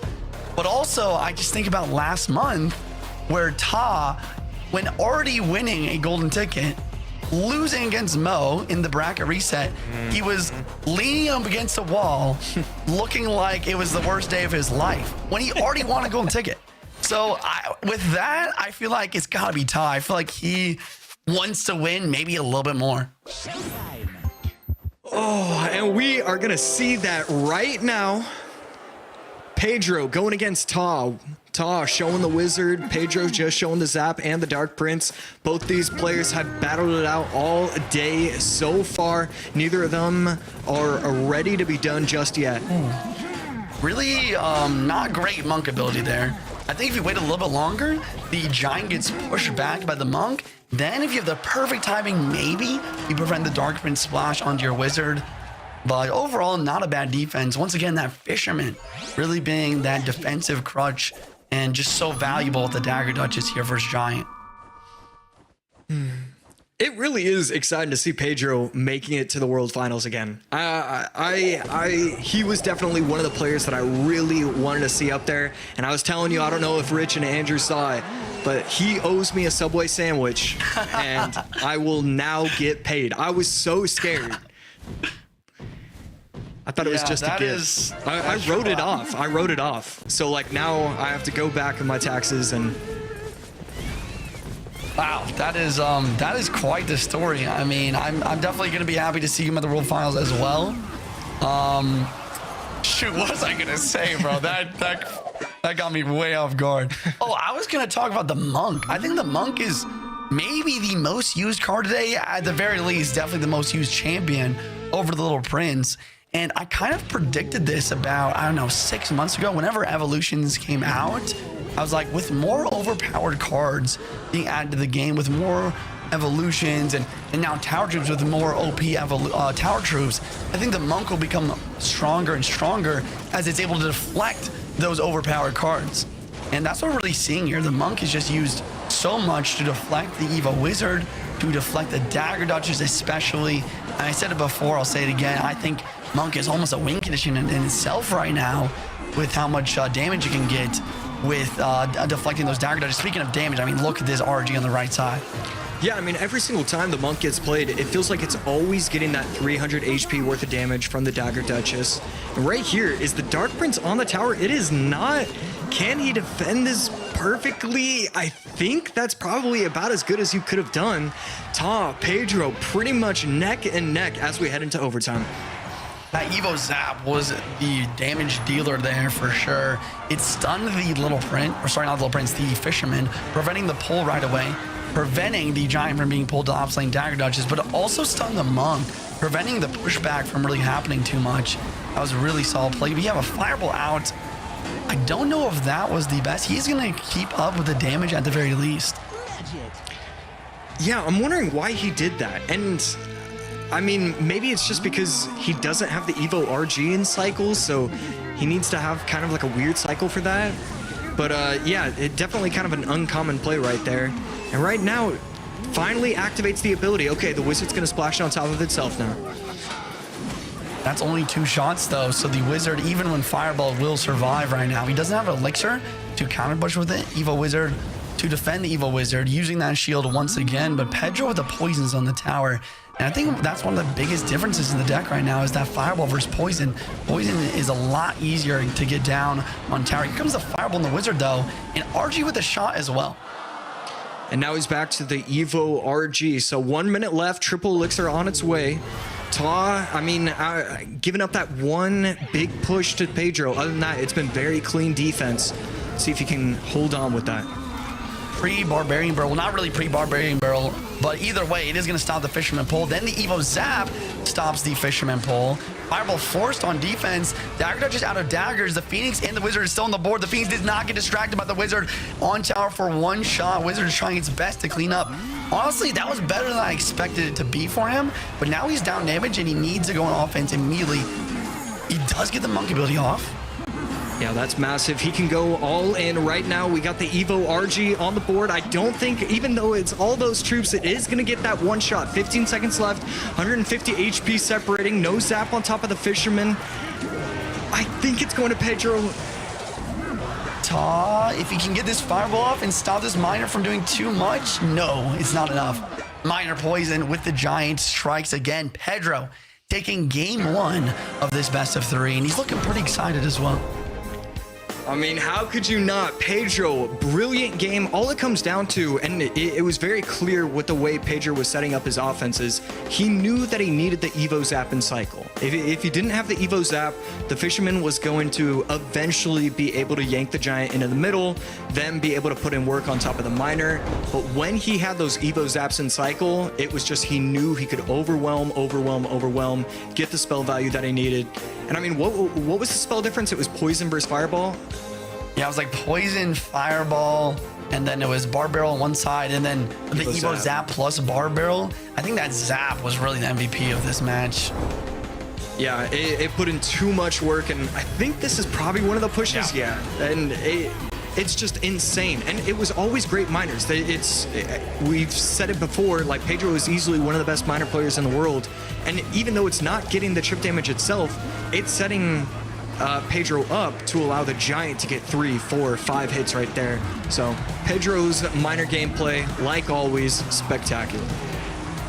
Yeah, the Miner, like you said, not only getting some chip damage in this match, but distracting the Fisherman. And that's what it came down to, right?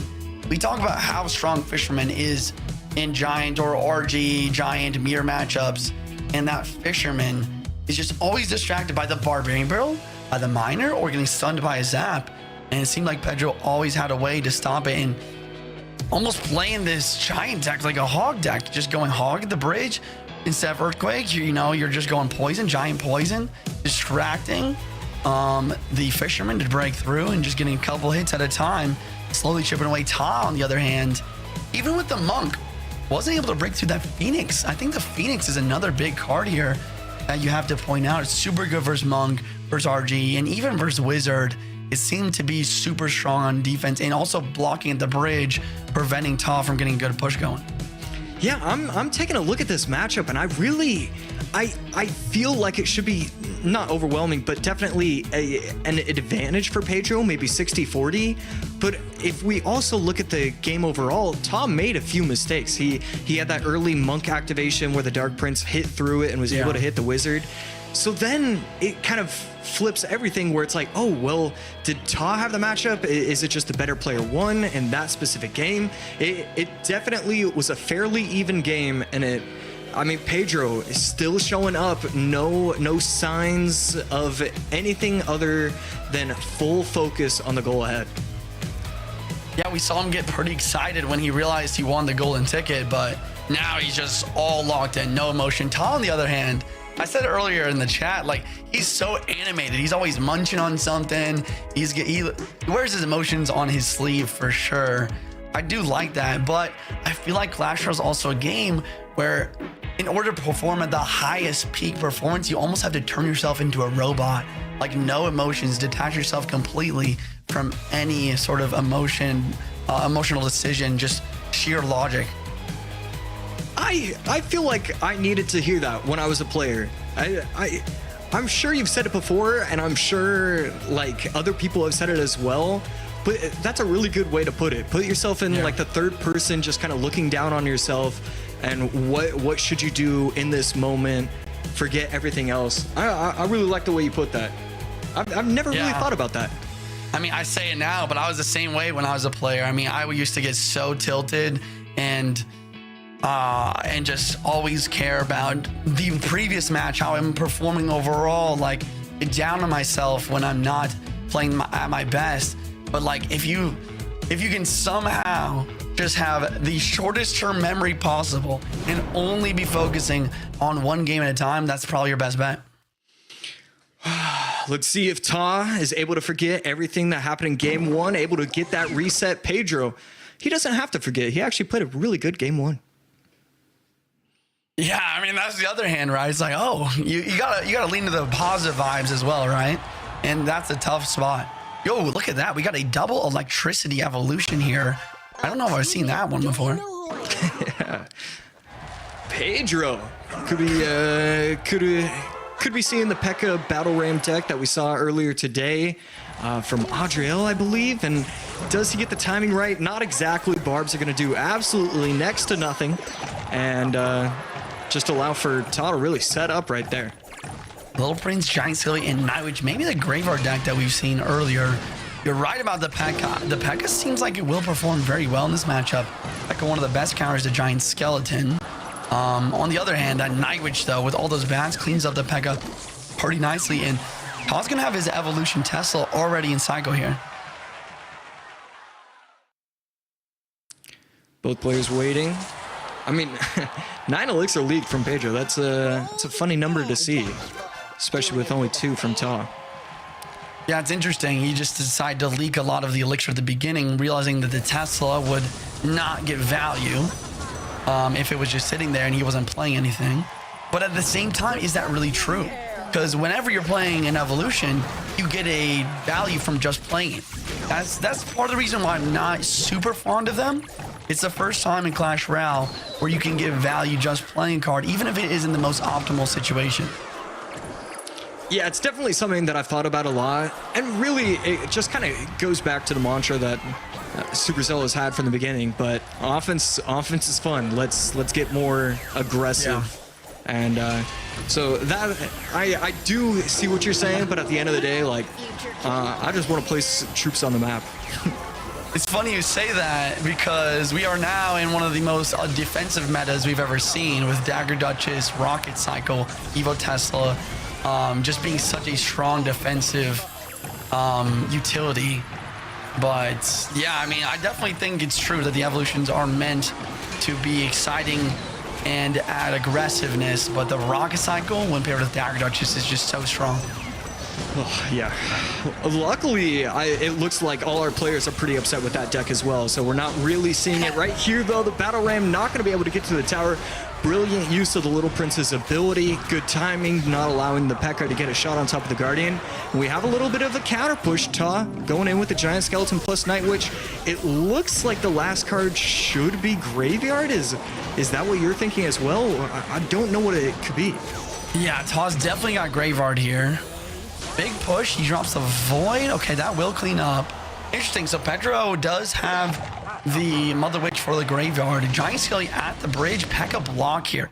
Keeping the Dagger just full on daggers in case the Graveyard drops. Looks like Ta actually specs that prediction as well, though. Maybe just baiting the P.E.K.K.A. out because he doesn't go Graveyard at all. Really smart plays. This is honestly how you play Graveyard. OG, this is how you play Graveyard anyways, versus Mother Witch. You just poison cycle and have perfect defense. Looks like that's how Ta's gonna be playing this.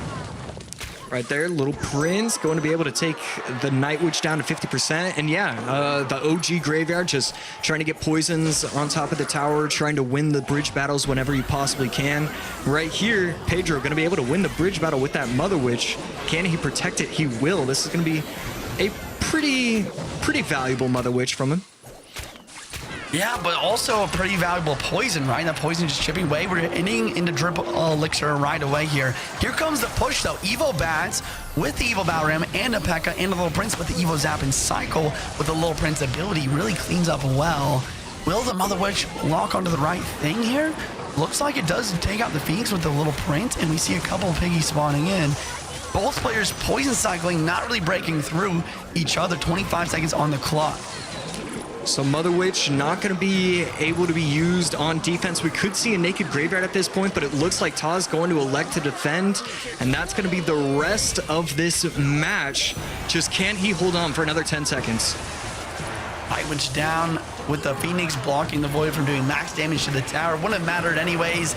2 seconds, 1. And that will be a win from Ta without playing his graveyard a single time. Literally poison after poison after poison with some zaps in the tower as well. Solid defense, relying on the Evo Tesla. And now we're 1-1 in the best of 3. Going back to what Andrew was saying earlier, like, who wants him more?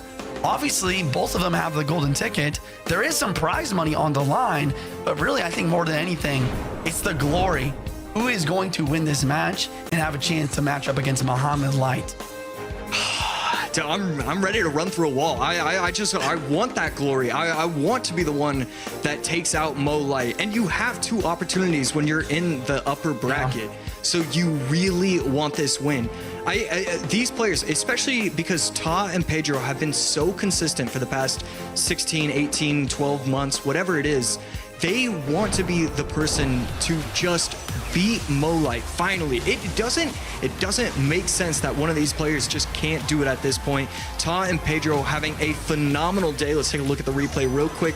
And I mean, really, you talked about it. It just comes down to, can you poison the tower and catch anything whatsoever? A lot of the times, Pedro was giving up the Mother Witch, the Night Witch, something on the board, and it was pretty simple. Ta, I mean, just recognizing quickly how to beat a matchup. Yeah, the defensive capabilities of the deck is insane. I mean, you have the Phoenix, Little Prince with Evo Tesla. Not the super quick cycle defense that we're used to with the Rocket Cycle deck, but just solid. I mean, how would you break through a giant skeleton blocking a lane with a Little Prince and an Evo Tesla? It's so tough. The other thing Todd did great was to save that Evo Zap for the Evo Batarang. Yeah. I forgot to...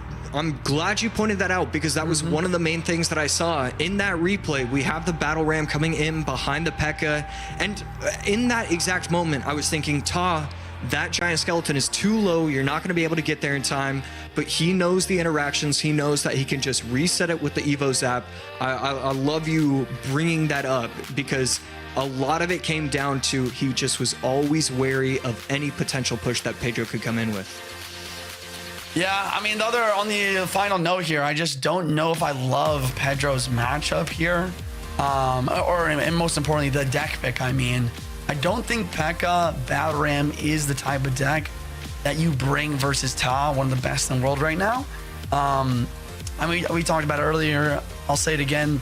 I think that with a lot of the matches in the Clash Royale League, you want to bring solid decks with outplayability and with decks that don't rely on your opponents making mistakes, is what I guess I'm trying to say. And that's not what P.E.K.K.A. Bridge Champ really is.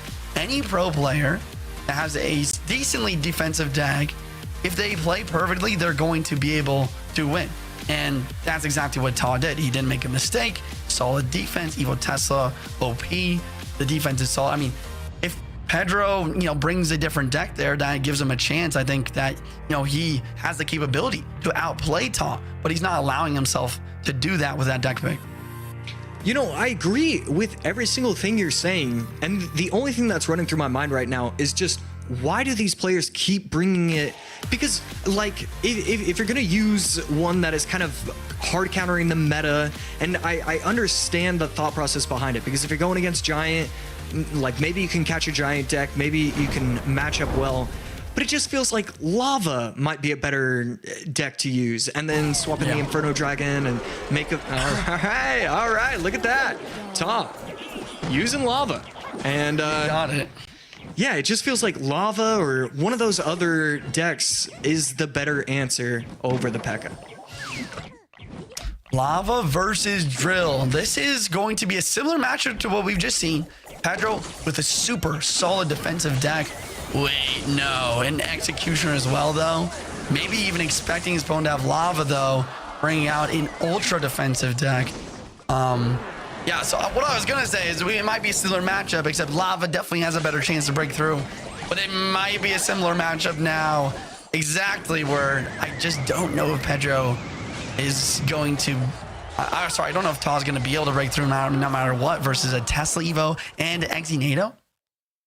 Yeah, I'm taking a look at this matchup, and it definitely looks pretty difficult. It's not impossible. You have opportunities, but I mean, really, when I say that, I'm thinking of my own personal experience, and I'm thinking when I'm trying to push into that top 1500 range, these guys are top 10 players, top 5 players, top 3 players. You have to have Pedro not pay attention and play perfectly, and I just don't see that happening. On the other hand of things, Pedro also might have difficult times breaking through here, as we have a Valkyrie and a Bomber for the Goblin Drill. I think it really is going to rely or depend on what Pedro's last spell is, right? I mean, let's see. He did not use Poison in the first game. It's probably Poison. Poison is definitely be very important in this match for getting damage. Wow! That is a massive error. NATOing the King Tower, and all of a sudden, I mean, I still think, even with that play just happening, I still think Pedro has the matchup advantage. He should still win this. But that is the only way he could pretty much have an opportunity to win. And Pedro just gifting his opponent right there. Yeah, not only the King Tower activation, but it's almost like Tom predicted that to happen too. He went for the arrows, even though normally the Valkyrie would take it out anyways, right? So really smart play from Ta. Maybe not the best play from Pedro. Pedro's still up damage, like you said, and he's doing a great job of managing his executioners, cycling them always. Ta, a little bit maybe early with the skeleton drags here. Maybe he's worried about that lock on the tower. I thought it was gonna lock on the lava though. We're gonna have to see how Ta wants to continue to play this game, because you can use the your spells on top of the Teslas or on top of the Xes, but going on both, I mean, we see him not make up his mind, and then the Xe is able to clean up everything really easily. So I think we're going to see him start to confirm his void selections and only go for Teslas or only go for Xes. Yeah, I think that he's tried to do that in the single elixir a lot, right? The thing about it is that Pedro's always quick with the block, right? I mean, you have to be quick with the block in order to defend. So I think Ta said, you know what? This ain't working. I'm literally just going to basically use this as a spell cycle deck, and that's what this lava triple del spell deck is a lot of the time. You have no balloon, you have no miner, it's just lava. Spam your 3 spells, try to defend a little bit with your cheap cards. Thing is, it's just not really working out for him, really, is it? Yeah, the Inferno Dragon's still okay. I like the Bomber. It's going to reset for the Ice Spirit and not able to turn back. So unfortunate for him right there. And Lava, not necessarily bridge, but kind of halfway between bridge and behind the Crown Tower. Just something has got to change in this matchup. Yeah, but what, right? I mean, the Fireball for the Skeleton Dragons, the Executioner NATO, the Evo Tesla. He does get the Void down the Evo Tesla, but another Tesla's back in cycle already. Once again, the cycle of the Executioners is beautiful with the Iceberg Goblins. He's always having an Executioner on the board. Here comes a Lava on the left side, trying to make something happen. Tornado on the Bomber. A missed Tesla. At least this Lava Hound will get some chip here, but there's only 19 seconds left. He needs to take a massive amount of damage. He goes for the Void plus Snowball, but it's a little bit early. The NATO cleans up. This looks like game over. Yeah, there's nothing he could do at this point. Just has to block the Scaly Dragons with the Evo Tesla. Easy enough. Pedro 2-1, moving up to the winner's bracket. And Ta sent down to go against Light. Once again, Light and Ta, Pedro, winner's bracket once again. Pedro already got the golden ticket since his 2 other people in the tournament already have a golden ticket. He secured it, but you know, we talked about it before. I mean, he wants to win. He's not just satisfied making the World Finals. There's a $17,000 grand prize for this monthly finals on the line, and he's going all in for it. Like you said, next matchup, we have a Ta versus Mohamed Light, a rematch of the finals of the last monthly finals last month. And Mohamed Light beats Ta 2-0 and maybe 2-1. I don't remember. All I know is that he did win twice with the bracket reset. So I feel like this is a tough match for Ta up next. Yeah, for sure. Mo definitely.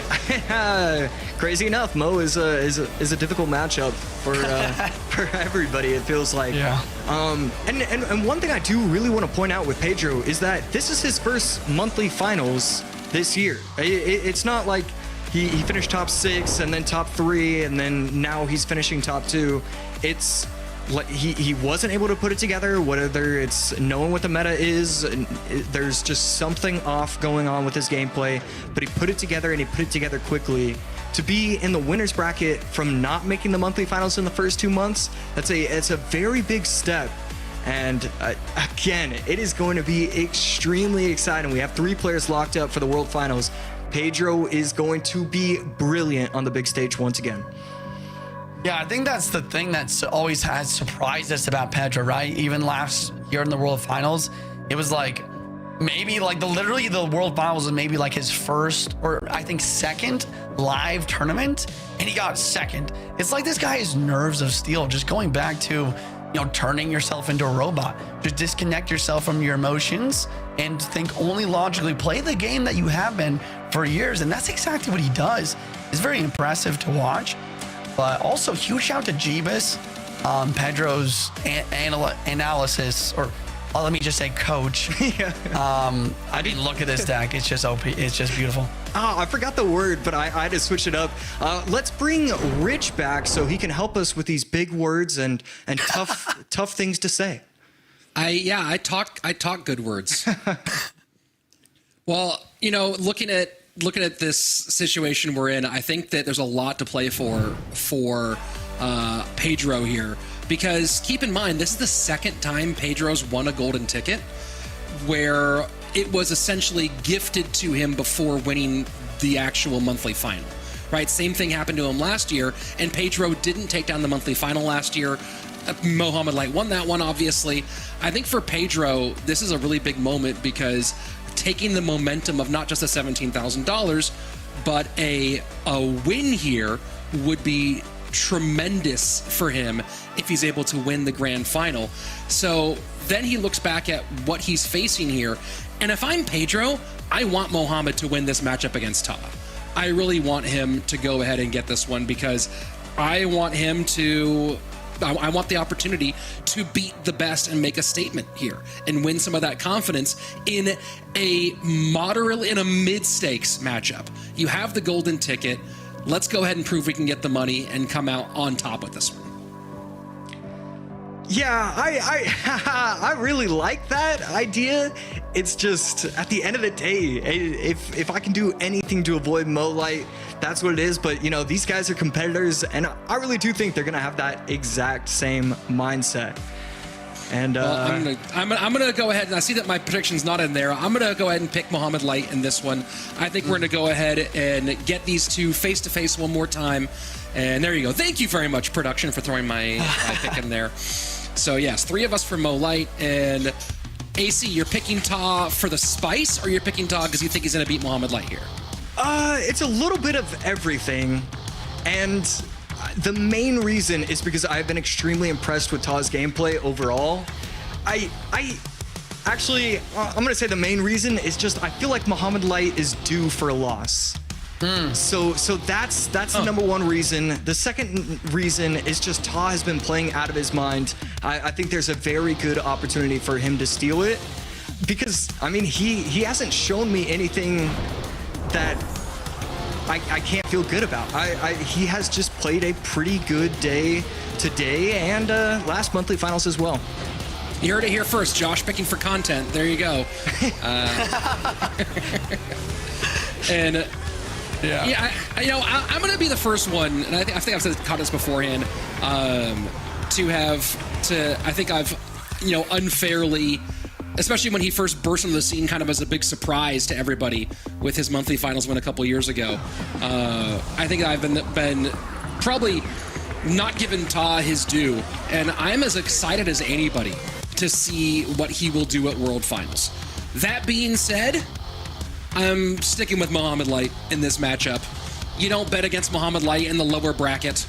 anytime you do so, you better be hoping that there's something extraneous circumstances, because this is the best. This isn't just the best player in the game. This is the best lower bracket player in the game, and I'm going to go further than that. I might say that Mohamed Light is the best lower bracket player in esports. There might be other players who have, other people who are more dominant overall in esports, right? You could say, but as far as people who win through the lower bracket, someone has to go show me numbers of someone who's better at that than this guy right here. Yeah, I said it last month, and it's literally, like, at this point, I think he's doing it on purpose. I think he just loses the first round on purpose because he wants to show off more, and he wants to play more games. And he's been doing it for, like, 2 years now. So, I don't know. It's a conspiracy theory. I'd be surprised if anyone really would do that. It would be insane if that were the case. And it'd also be insane. You've met Mohamed Light multiple times now. It doesn't seem like that's his personality, right? There's definitely some guys who you could think that if they were in this position, that they would do it for the stunt, and they would even say, like, they'd be like the Conor McGregor of CRL. They'd be like, I'm gonna lose the first match on purpose. They would declare, I'm gonna lose the first match on purpose and still win this thing. I think that would be the move. And if Mo ever does that, then I'll jump onto your conspiracy train. And right here, 94% for Mohamed Light. I'm a part of the 6% believing for Ta.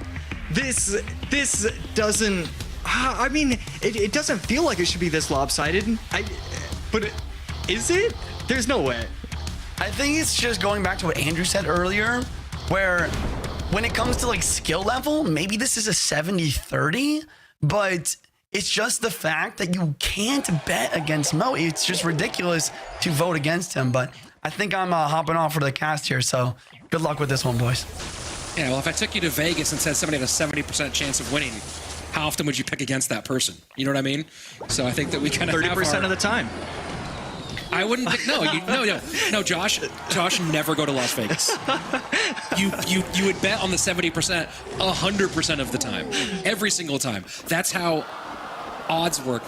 Someone please make sure that Josh isn't allowed to buy lottery tickets. I have a bad feeling. Here we go. Mo and Ta, and Ta's in a lava up here in our first minute. I really like the deck choice from Ta. This is how you win 30% of the time. Running these lava decks, trying to get the right matchup, and showing that he's got confidence. I think this is the exact deck that he just lost with, and is already going to be running it game number 1.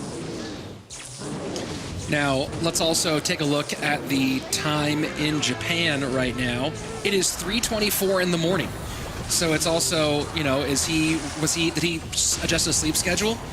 Or is he just going, hey, it's 3:24, I want to go to bed, so I will play whatever I have left? I don't think that's the case. I think he's trying to play for that 17K. But I just want to flag that right now for Mohamed Light, I think it's about 9:30 at night. And for Ta, it's 3:30 in the morning. Yeah, that's something that I don't really think about, and I absolutely need to when I'm thinking about competitions, because that's going to affect everything, especially if you're a West Coast player. You have to wake up at 7 a.m., be primed, ready to go at 7 a.m. So some of these time frames can be difficult for a lot of these players. Yeah, not super late for, and that's interesting, right? So a lot of the Western. The players in the United States, they have a really early wake up, right? Where, especially considering the schedule a lot of these guys keep, they might have to be up at, you were up at 5:45 this morning, right? Or you were ready to go. 5:25. I had to show up 10 minutes early today. Did you do that? I showed up at 5:37. Wow, that sounds a bit more accurate. But a lot of these players in the U.S., they're waking up really early. Ryley waking up in Canada very early for them, especially given the schedules a lot of them keep.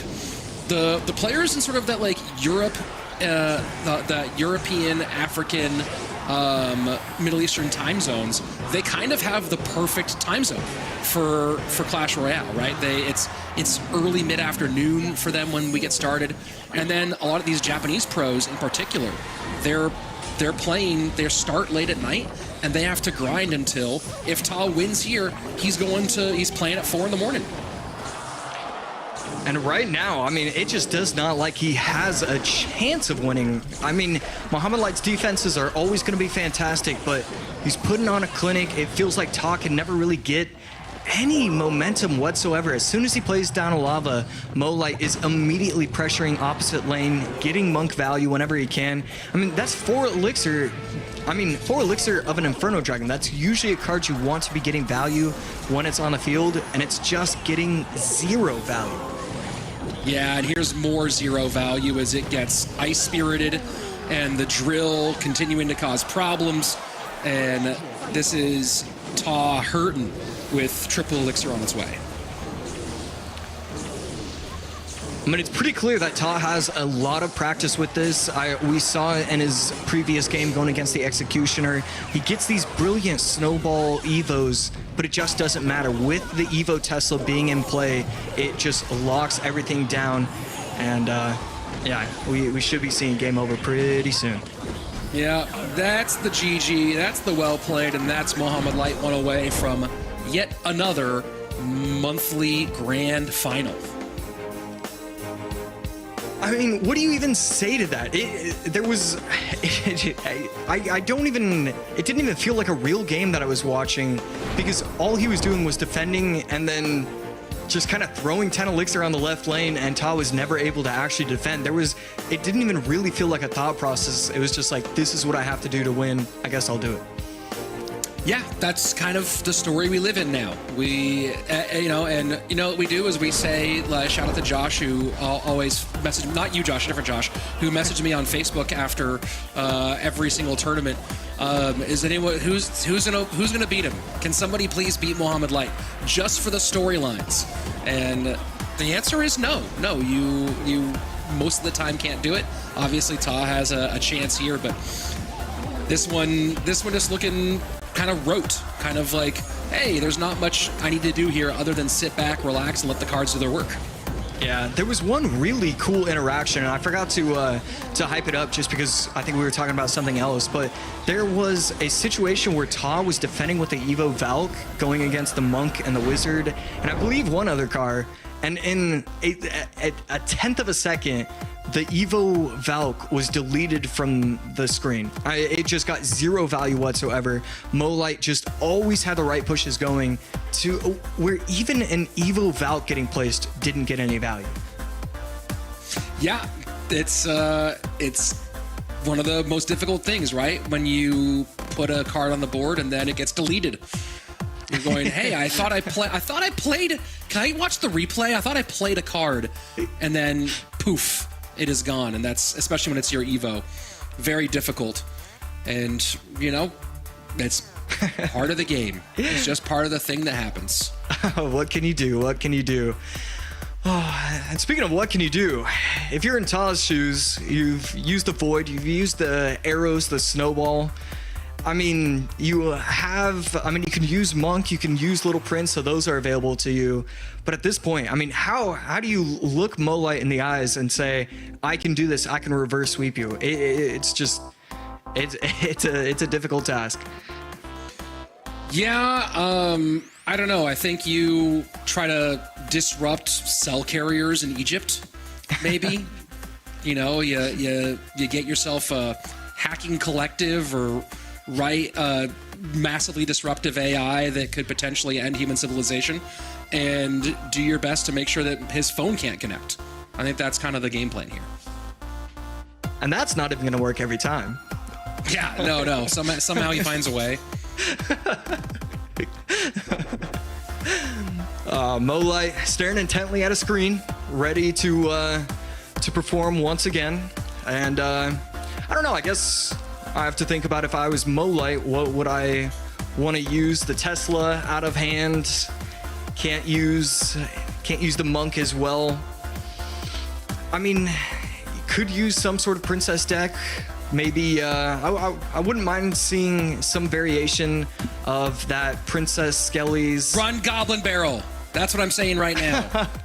Run Goblin Barrel, please. Just, you know what? I feel like we need the old CWA challenges. Right, you remember those where CWA would be like, "Hey, if you get a win in CR with E-Barbs, I'm gonna give you $100 or whatever he said." We need to bring those back, if only to spice up some of these moments right here. So, yeah, I don't know if Jules is listening, but Jules, if you can get Mo to win with Goblin Barrel, what should the reward be? Am I on the hook for $100 now? Do I just make the call right now? Yeah, you know what? If somebody wins with Goblin Barrel on this one, $100. How about that? Andrew just said he'll throw 20 in for sure. All right, it's $120 if someone wins with Goblin Barrel. No throwing on purpose for it. Oh, Juicy just threw $100. $220 now is on the line if one of these three players can get a legitimate win with Goblin Barrel. And then, I'll follow them back on Twitter. Whoever's able to achieve that, I'll follow them back. Oh, we'll see if one of these analysts decides to try to cook something up. My guess is none of them are listening. Yeah, probably not. And right there, Miner in response to the drill. Going to be a very, not necessarily a super clean defense. That's going to be 3 stabs from the Goblins. Mohamed Light going to be running Lava Miner, so probably not going to be a Loon, but I've seen Loon variants with the Miner. And then Ta, on the other hand, just going to be running this, what seems to be broken Monk Wizard Tesla setup. And the Lava Hound. Is the Lava Hound like... Wow. I've never done a decibel test, but who's the quietest card in the game? The Lava Hound seems pretty quiet. And right there, the Ice Spirit won't be needed. The Lava Hound is pretty quiet. The Ice Golem can't be super quiet, right? No, because he has the crunchy feet. Okay. You can hear him coming a mile away. I've had game sounds off for the last 6.5 years, so I can't really... I have never understood the game sounds off thing. Maybe it's because you have more focus than I do, but, I'm looking at one part of the board. Okay, a lot of the, and I don't know if players at home can relate, a lot of the times if I make a mistake, it's because I'm too focused on one side of the board, and having game sounds on lets me go, oh, hey, I'm trying to make this fight happen down here on the on my left-hand tower, and now I hear a miner coming, or hear a drill, or hear something, and I get so much information from that. And you just go, nope, I'm gonna, listen to music? Like, what do you do? Usually I'm, watching TV or something, so... It detracts from that. Usually I'm making cereal because I don't actually cook. I'm watching TV, making some cereal, whatever it is I do. But you honestly don't find that the information the sound gives you is the least bit helpful. No, I think it's probably pretty helpful, but I like to make things harder on myself because otherwise it's a little too simple to win. I'm kind of like Mo in that aspect. Hello? Fair enough. Yeah, I remember one time, I think it was a World Finals 2018. I was playing, I can't remember if it was a Grand Challenge or what I was playing, and you said, hey, let me see, can I play on your account for a minute? I said, okay. And you opened a game by fireballing a tower, the fireballing King Tower, and I said, why did you do that? And you said, to make it worth it, and then you still won. And right here, that might be another challenge for Mo. Gonna go in with a 2-0 sweep. Mo Light, again, like always, winning everything in the lower bracket. As soon as he learns how to win round 1, he's gonna be unstoppable. But, you just can't do anything about that. And that's kind of the story. What do? You do your best, and here we are. Once again, Mohamed Light doing his best to do a lower bracket run to win another monthly final. And just for the storyline, and also, you know what? Mo has enough money. Mo, you have enough money. Yo, please. I want Pedro. You know what? I'm picking Pedro. I'm pulling for Pedro. I'm actively rooting for Pedro. And nothing against Mo. Mama Light, love you too. But just for the storyline, and because Mohamed Light, I think, has won $1 million playing Clash Royale. I'm pulling for Pedro on this one. And right here, we take a look at some of the replays. Inferno Dragon putting in a lot of work, getting the tower down pretty low. And a lot of the time, Ta, he was trying to predict wherever the miner would go, but it always felt like Mohamed Light was just one step ahead of him. Whenever he'd protect the wizard, he'd go miner in the back and try and get the wizard taken out with spells. And whenever he wouldn't, he would then try and take out the wizard with the miner. It just like every single game, Mohamed Light one step ahead in every single interaction. Yep, that's just a lot of how it goes. We talked about it earlier. Understands how every game should be played. I honestly don't know how you have that much processing power. It's like he has an NVIDIA chip embedded in his head, and it's just continuously processing. I'm starting to suspect that maybe Mo's actually an AI, and we've been fooled this entire time. I mean, some of us have been fooled. Some of us knew it. Andrew, theories. Is Mohamed Light AI?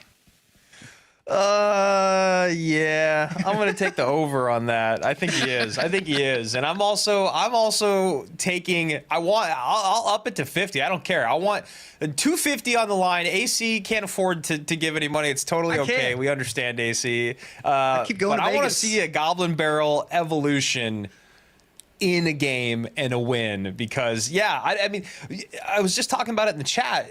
What do we even say anymore? You know, it's been the last 2 hours of every monthly finals broadcast except for the one that Arden won when he didn't compete. I went back and looked.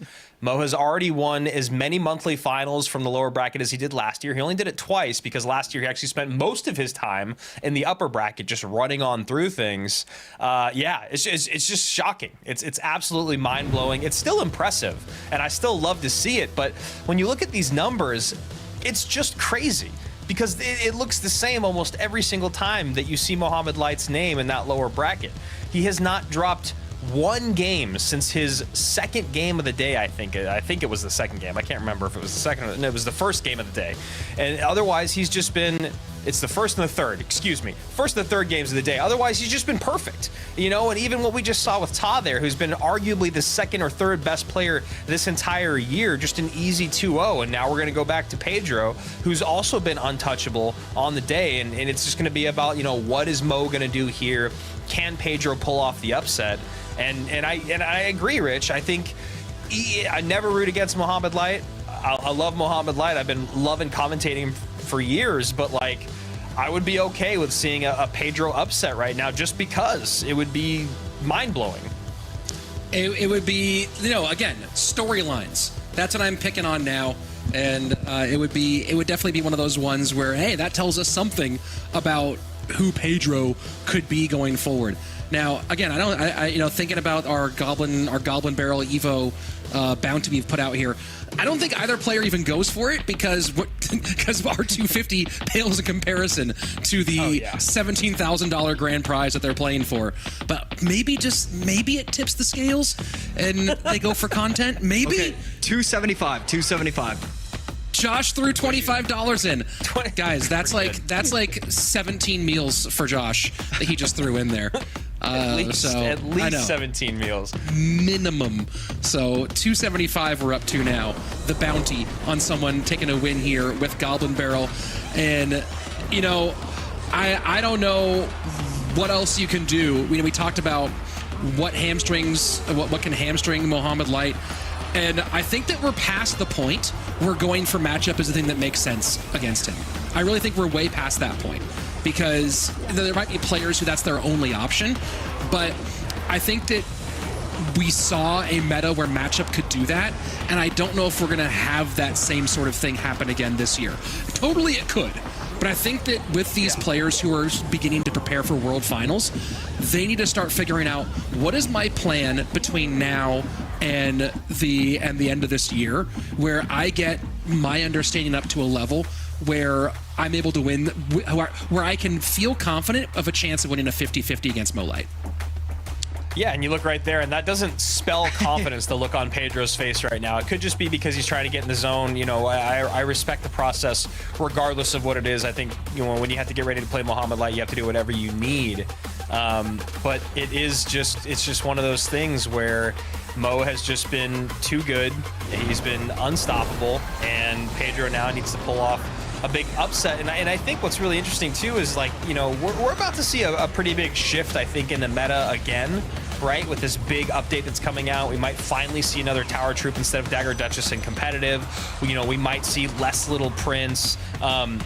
But what I think is really interesting is like this meta conversation is that, a long time it's been like, well, can Mo keep up with the meta? Oh, it seems like he's having troubles adapting to the meta. Maybe next month, because of how big the changes are and the cards that are coming into it, is the time to maybe try to take one off of him. But as of right now, I feel like he understands this meta as good as anyone he's understood in his career. Yeah, no, he's pretty dialed in. The only knock would be that Ryley took first place on Path of Legends this month. Yeah, that might be the only hitch in the giddy up there. And you talk about Path of Legends, you're talking about looking right now at two of the players who've been the top Path of Legends players, the top ranked players of the last couple of years. People almost kind of forget that last year things kicked off with his kind of coming out party for Pedro putting 3 accounts in the top 10. So you're looking at 2 guys who've really been at the top echelon over there. And Pedro, he has it. He has the ability. The question is, will he do it? And the numbers just don't lie. 88 to 12%, regardless of how good you are. That's the kind of numbers that you get against Mohamed Light. Both players are checked in. It looks like both players are ready to go. We are just waiting for them to hit that battle button and hit the accept. As we've told you guys many, many times before, we are waiting on them. You guys are not waiting on us. And I have to say, I'm actually a little surprised at how nervous Pedro looks. Yeah. Again, look, he's playing for, this is a lot of money that's on the line here. We kind of forget, we've all kind of taken this more lackadaisical attitude to this last couple of games because the golden tickets, the big prize, are all sewn up. This guy's going to World Finals. But from Pedro's perspective, this is still, is second place 10,000? Right? I forget what the actual breakdown is. I think that's, or 11,000 maybe? I think it's 11. This is a lot of money. So this is a $6,000 best of 3. That's no joke. No, absolutely. And Pedro dialed in here. Momo coming out with RG to start things. Pedro going with Mortar Miner. Always love to see it. And Miner first play of the day.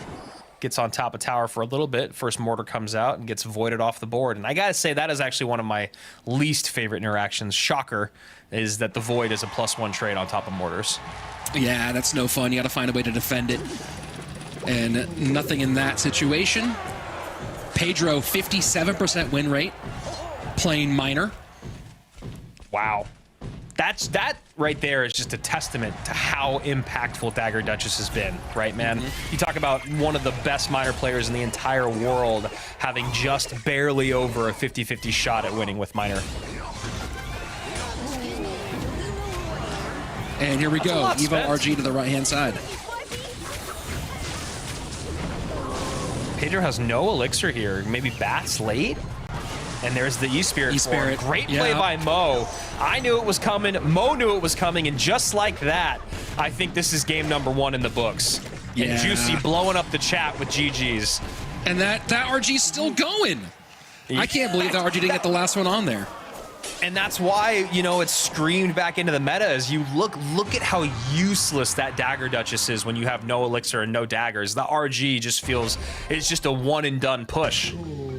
And trying to make something out of nothing here is Pedro, but wow, now this is an ability and a half right there. Yeah, goodbye to everything. And yeah, this is Pedro. Just gotta. He's playing it out, and I respect that. I certainly respect it, but mentally, he's got to be preparing for game 2 now. Definitely, and I agree with everything you're saying. I think that if he wants to be the best in the world, you need to play through these moments, these tough mental moments, and yeah, the game's over. I mean, that was just Pedro overspent defensively on the left-hand side. You heard me say it. I go, that's just a lot to spend. With that little Prince came out at the very end, and Mo immediately goes RG opposite lane. He's got someone on call going, Pedro has 3 elixir, and so if you're Mo, you know exactly what's going to happen. He's going to either play his bats or he's going to get to his bats. So he logs the RG, plays his bats. E-Spirit is already locked, loaded, ready to go, and an Evo RG is basically what, fully only, you know, half health, which is more than enough to take a full tower. So, you know, Mo is going to take this game and probably take this set, and then it'll go to an upper bracket reset. And I don't know, Rich, can maybe Pedro pull off the upper bracket reset upset? Sure. Can Pedro, can somebody win 2 games out of 3 against Mohamed Light? Absolutely. It's been done many times before, and Pedro is on the handful list of people who are capable of doing it.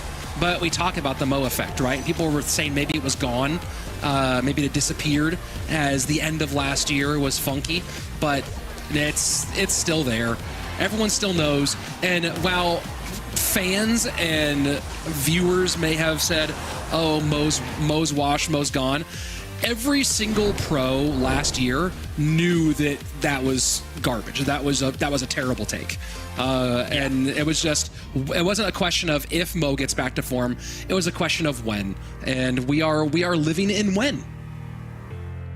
Definitely, and you know, and I think for a lot of us, it wasn't even when will he get back to form. It's just like, yo, you cannot win everything. And I think Mohamed Light is the exact testament to that, is that he has won basically everything that you can win, but he doesn't win 100% of the time. He just, unfortunately for Mo, he only does it about 96% of the time, right? And if you lose those games and those correct moments, as he did against Adriel, then it's just over. So, you know, we're heading into game 2 here. We will see if we're able to get to an upper bracket reset, and then maybe we can get a forecast going. It looks like we might be bringing, which, you know, who doesn't love that? Quad squad. I just am going to be really, really surprised if Pedro can pull off the reverse sweep and we just see it end here at this one grand finals. Mo has Princess Rocket still, right? Like, that's the other thing too, is that he just can decide if he wants to play Princess Rocket in one of these 2 games. So this is, or he can play Goblin Barrel Evolution. Goblin Barrel Evolution. You know what? He has to. I'm saying it right now. Jules, pick it for him, because I'm going to encourage him to give you most of the money. He doesn't have to, but I'm going to encourage it. So I'm not paying. I mean, there's no way I'm paying Mohamed Light money. I mean, I feel like so much of my life is already about watching Mohamed Light get paid money. So, you know, we need something to happen here. As we are waiting, Pedro, very similar to Ta last month. Looks like he's, you know, 7 months behind on child support and just needs to figure out some way to make ends meet, even though he's still got a bracket reset. But that game number 1 was rough. And bowler out for Pedro, so maybe some giant bowler GY. And the first time we're seeing Evo Archers today, which, I don't know. I don't know if it's good to see a card for the very first time in the finals. We did see them the other time Giant Bowler GY was played. That is the other. Today, yes, that's right. That is right. And it did get the win. So haven't seen Evo Archers a bunch, but they did work once in this deck. And little Exy drill out of Mo in this one. And nice play. And that just barely works out. Wow. Oh! Wow. GG. You saw, GG. Yeah, and you saw Pedro trying. Pedro was really trying to prevent that King Tower activation and nearly did. But I want to see the replay on that one, because I don't understand why the first bowler roll didn't hit and the second one did. Because they seemed like they were from the exact same angle and trajectory. The bowler wasn't quite set where it needed to be yet, or maybe the boulder was thrown just a little early as it was moving. Maybe we'll get to see that in the replay so we can understand it, because it did look like it was the exact same both times. And Mo with the weirdest Goblin Drill placement in Clash Royale history? Yeah, and I just like... It's already happened 2 games in a row, and I know people are like, quit glazing Mo, quit blah, blah, blah, what. But he's won the games in the first, like, basic few interactions, the first minute, if you will, right? Like last game, that RG, that was already game over with the E-Spirit on the bats. Similarly to playing against Graveyard, if you can activate King Tower, it's basically over. That's why graveyard decks do not have the ability to usually activate King Tower. There's been now these decks with Bomber and Bowler, with Evo Bomber and Bowler that can now activate King Tower that are coupled in graveyard. And if you can do that early on, like what people used to do with Splash Yard and Baby Dragon, it's just game over. And we're just kind of biding our time here, waiting for a result. And the graveyard in. Dagger Duchess gets low, but again, the Knight and King Tower more than up to the task of cleaning that one up. And yeah, I don't even think he needed to NATO those bats. I think he's just trying to make a point that I do not want to give you a lick of damage, because honestly, when you look at Mo, he's just going to try to spell cycle his way out of this, and then Goblin Drill his way out of this. And you usually think the Goblin Drill is almost used as a really, really small spell in these instances, just because you're not imagining the goblins are going to really get on tower. Snowball trying to make something out of nothing, but no dice. This is crazy, man. I mean, you look at a game that has a complete different outcome, and it's just over because Mohamed Light activated King Tower. Like, Pedro can't even play this matchup any way that he wants. Mo doesn't really have to think that hard in playing this matchup. I mean, he probably shouldn't be doing things like that, like giving away Teslas. But it's just like the thought factor of how difficult anything or any part of this matchup could have been is just completely out the window, as you see once again with that defense. And it was so close too. Just a really close to getting that snowball to not get in the lineup, and just by, I mean, it looked like he'd survived it too. It looked like he'd gotten past it, but unfortunately for him, it's looks like we're going to be going, most likely, barring something crazy happening right here, most likely we're going to a bracket reset.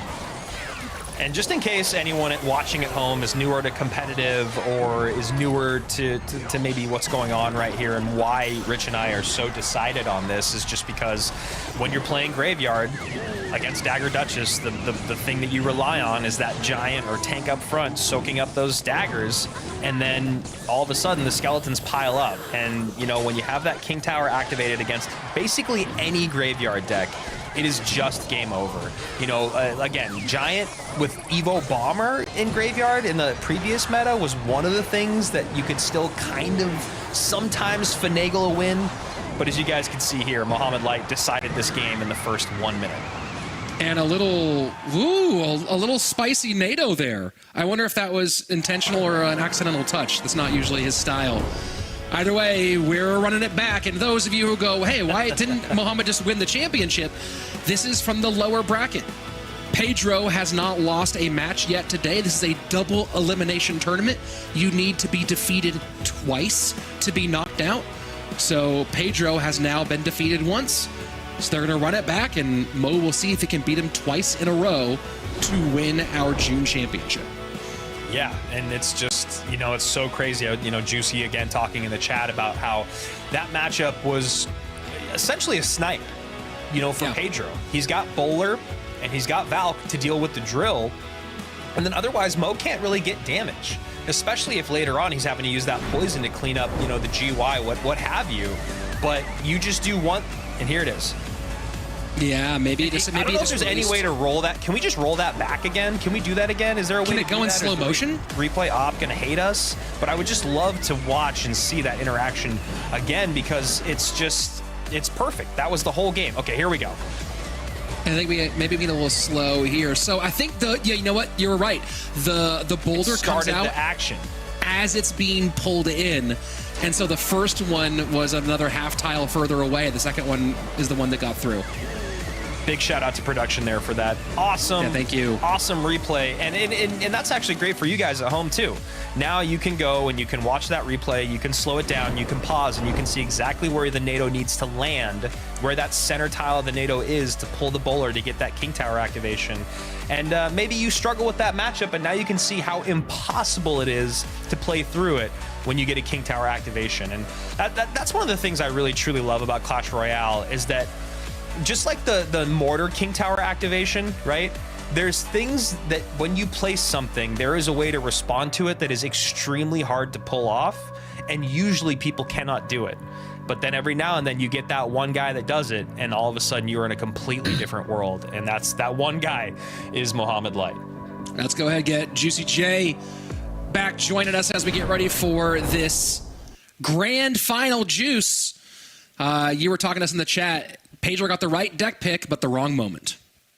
Yeah, Valkyrie, Bowler, even arrows plus snowball take out guards. Sure, you can poison the graveyards, but you're going to out-damage the drill all day there. And I think the thing is that he just had to be more patient with that snowball. I've played against matchups like that a lot, where with a Fisherman or an Executioner, NATO, whatever you want to do, you're trying to get the activation versus the Bowler. A lot of the best Giant Graveyard players, they wait to play their snowball until the tornado happens, and then you snowball the Executioner away before that Bowler does that next hit. You guys mentioned it. That Bowler first hit is started animation earlier, so the rock doesn't get there. It's the second Bowler hit. If you can snowball before the second Bowler hit, then you're fine. He just wasn't able to do that. He tried to snowball early, expecting the tornado, but then Mohamed Light was able to adjust the tornado placement to get the job done.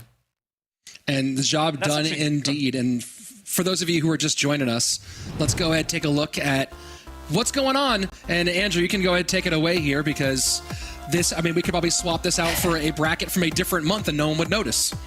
Yeah, 100%, you know, and Mohamed Light doing Mohamed Light things. He did the exact same thing last month, where he came up from the lower bracket and he was able to win 2-0 the first round, you know, and then you look at what he did down in the lower bracket. It's the exact same thing. Like, it literally looks the exact same. His placement on the map, everything, it's the exact same. 2-0s all the way through all 4 matches, comes up to the grand finals, another 2-0, and then now he's in the upper bracket reset, which if he wants to just repeat exactly what he did last month, he's gonna let Pedro win a game. And again, I say that in jest. Pedro will take a game, but Mohamed Light will win the other 2. All of us casters are on the exact same page again. It's basically impossible to root against Mohamed Light in an upper bracket reset when you talk about confidence, momentum, all that stuff. So yeah, I mean, here we are once again with Mohamed Light doing exactly what you expect of him, which, you know what, and hats off to Juicy for doing. He goes, look, he does the same thing every month. So he's going to lose his first match, and then I'm going to predict him for the rest of the day. And yeah, if you look at those caster predictions, actually ended up being an okay day for me, but unfortunately, Juicy, looks like you get your moment here with the big W's. Yeah, I mean, I think that not picking Mo, I mean, I literally took the advice of Mo's coach on Twitter. He replied to one of my tweets and was just like, next time maybe don't pick Mo to win the first game. And I mean, it was risky, but for some reason, I guess his nerves. I mean, I was joking earlier when I said he does it on purpose, but I think it's just nerves. He really does not play his best Clash, which is weird, because you'd think you'd get nervous after losing a game, not before the thing even starts, you know? But yeah, and then I mean after. Oh, is that what you would think when predicting Juice? Is that what you'd think? I'm sick of losing to you, man. I'm sick of it. I feel like the predictions is the only thing I had going for me in my life. Last month we tie, this month you win, so I guess maybe July will be the month to try and bounce back. As long as I'm not in Josh's shoes, I feel like at the end of every month, I'm okay. Oh my. Well, I am wondering what shoes Pedro would like to be in here. Does he feel pretty good in his position? What do you guys think Pedro is even thinking about right now? Is he just going, hey, do you think he's resigned to his fate? Do you think he feels like he's got this one? I mean, he looks really, really tired is the best way I could describe it. Yeah, he looks gassed, whereas Mohamed Light looks like he is just woken up. I think it's everything. I don't know if he's tired. I can't remember the time zone situation for where he is, but I think it's just demoralizing, right? Like it feels like this is supposed to be your big day, your big moment, and it's going to come off with you getting absolutely destroyed by a person who you're going to have to run into at World Finals. That is a guarantee that they will both be at World Finals. So I don't know. Pedro's, he seems like a competitor, and he seems like a dude that is probably going, look, I'm happy I'm going to be there, but like, am I going to World Finals just to go there, or do I want to win? And right now, I don't know how to win. And speaking of World Finals, let's take a quick recap of who our World Finalists are. Remember, 5 World Finals decided. 5 of those spots decided by these monthly final championships. Golden tickets so far. Mohamed Light, no surprises there. Ta, our golden ticket winner last month after getting second to Mohamed Light. And Pedro has already secured his golden ticket as he made it to our top 3 against Mohamed Light and Ta. So he is locked in. Next month, July, and then August, our 2 remaining monthly final golden tickets to be awarded. And of course, there are still points to play for on this leaderboard. I wonder if we can get a look at the points later today. Adriel may be securing enough to get close to or surpass Mugi on that point leaderboard. One player will make it from there. Of course, we also have our community tournaments. Go to esports.supercell.com/Clash Royale for information on those community tournaments, still ongoing and running. Chances for you to qualify. You can also qualify for World Finals and for CRL here by making top 1,000 Path of Legends and playing your way through. But those community tournaments, another fun way.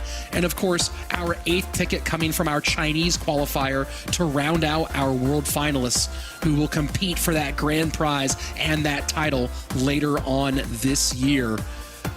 And there's a man who's done it many times. Go ahead, Andrew. How do you guys feel? And I think this is actually an interesting question because of how much changes in one season, actually, for, in month to month, balance to balance.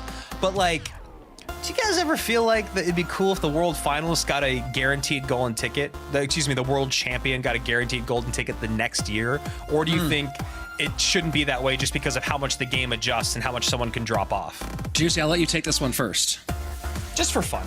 It's a great question. I would be down for it if we went back to 16 world finalists.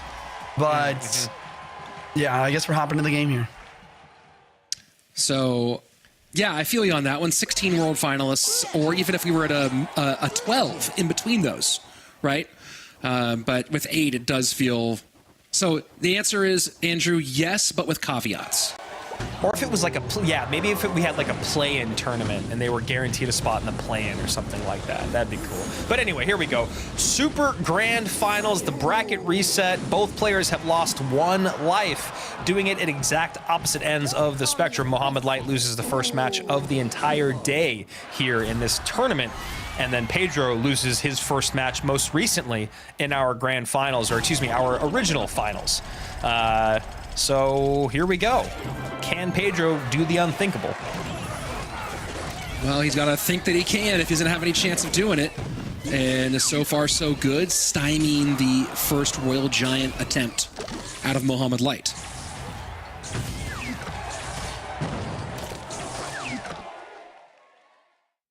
Juicy, when you look at this matchup right now, obviously it's very, very early on, and we've seen kind of phase or variations of this throughout the day.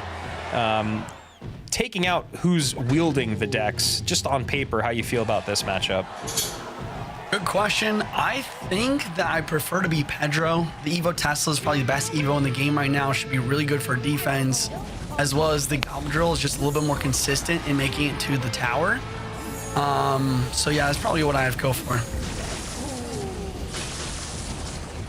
And a little exchange here at the bridge doesn't result in much, but Mohamed will have to maybe get a response out. No, the Dagger Duchess is able to get her daggers back up enough to take that Evo Wizard off the board. 2 minutes down, up to 3 minutes to go as Mohamed Light sets up his Evo Royal Giant in the back.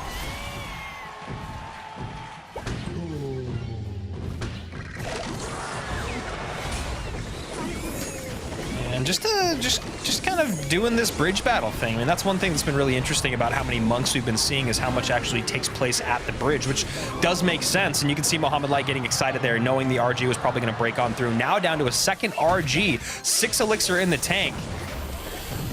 Oh, the predict! My word. And RG gonna go boom, boom, boom. Okay. One more. He has elixir. He decides to let the tower go. I mean, there's only 3 seconds. You get the monks down on the defense. The void spell on the monk to take it out. Does he have enough elixir for the Tesla? He goes guards. The RG connects, and that's game. Wow. Did Pedro, like, did he shut down for a moment? I don't know. I think he did. I think he broke him for a moment because he was like, I can't stop this, and I can't build a push without letting all that damage come in, and I don't want to go same lane. I think that's all that happened in his brain in that moment. Juicy, any thoughts on all that? I don't know. I mean, I've been in that situation a lot of times where it's like you've made a mistake, or maybe your opponent's made such a good play with a prediction like that, and you're just stunned. You start watching the cards, and then you kind of forget, oh, I have to play. And he played the Wizard in the opposite lane to try and make a push. I mean, obviously the right play is probably just play the Wizard, defend the RG, trying to kind of push off of that. But I mean, just another case of the Mohamed Light effect. You know, Pedro is obviously not playing at his best at this moment. I mean, look at him. He's frozen, Rich. He's absolutely frozen, and he's like asking for his coach for help. Like, give me elixir. Yeah, that was wild. That was wild. I mean, again, like, you never know if he was up late last night or if he's just the adrenaline dump of having won the world final, won the golden ticket, and then the come down after that, right? The how that can kind of take the wind out of your sails. Either way, that was just. I think he became a spectator. You know, it was almost looking through a glass at the game that was being played. I mean, and this is the moment, right? Like I've been watching YouTube chat for what 5+ hours now, right?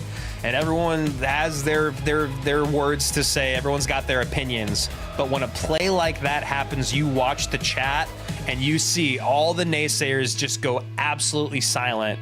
And I mean, Void, one of the biggest things about Void is that it's slow, so you can't predict and take care of certain things the way that you can. A great example is just the Fisherman. Fisherman's a great card to use an example. You can NATO it, you can lightning it, you can pull it into your tower, whatever, you can take it off the board to prevent the pull. But then when people realize, oh, Void with Fishboy, it's really hard to stop the pull because Void takes so long. But when you look at something like that, and that was an Evo Tesla, the game-breaking button, the reason that Juicy J goes, I would rather be Pedro in this situation because of how strong the Evo Tesla is. But that's exactly why I asked the question the way that I did, because I think on paper, if it's not Mohamed Light playing it, that is what you want. But then when you add Mohamed Light in the mix and you throw in a prediction Void that early in the game, it's just, I mean, speechless. We all lost our minds. Okay, so I have one thing I want to say here. We talk about lots of different reasons why Mohamed Light's good. I think there's one that we don't, and it's, I think, the ability to memorize the play styles of players. He's always playing, he's always practicing, he's always on ladder, he's grinding. He really does memorize patterns for specific players, I think.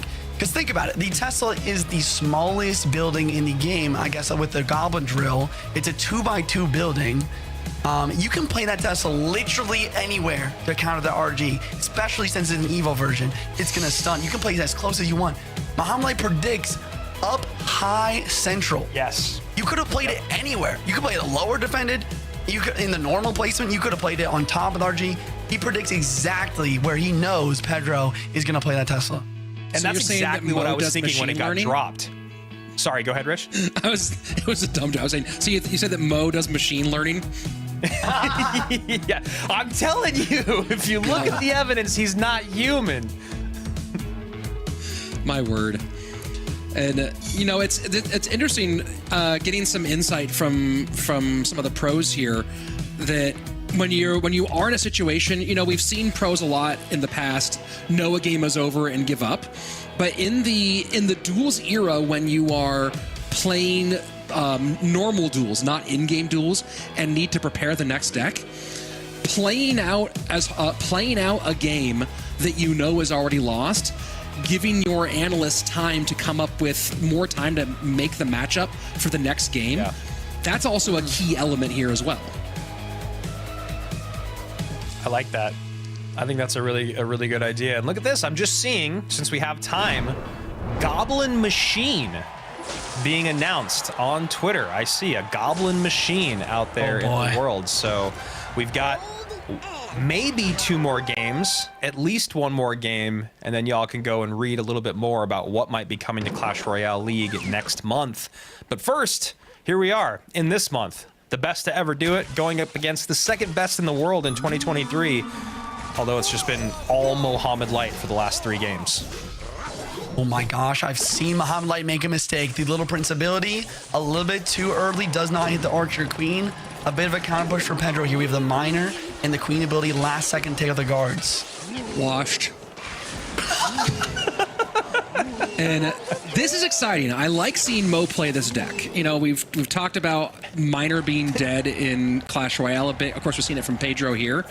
But yes, I have some bias for the Ice Golem as well.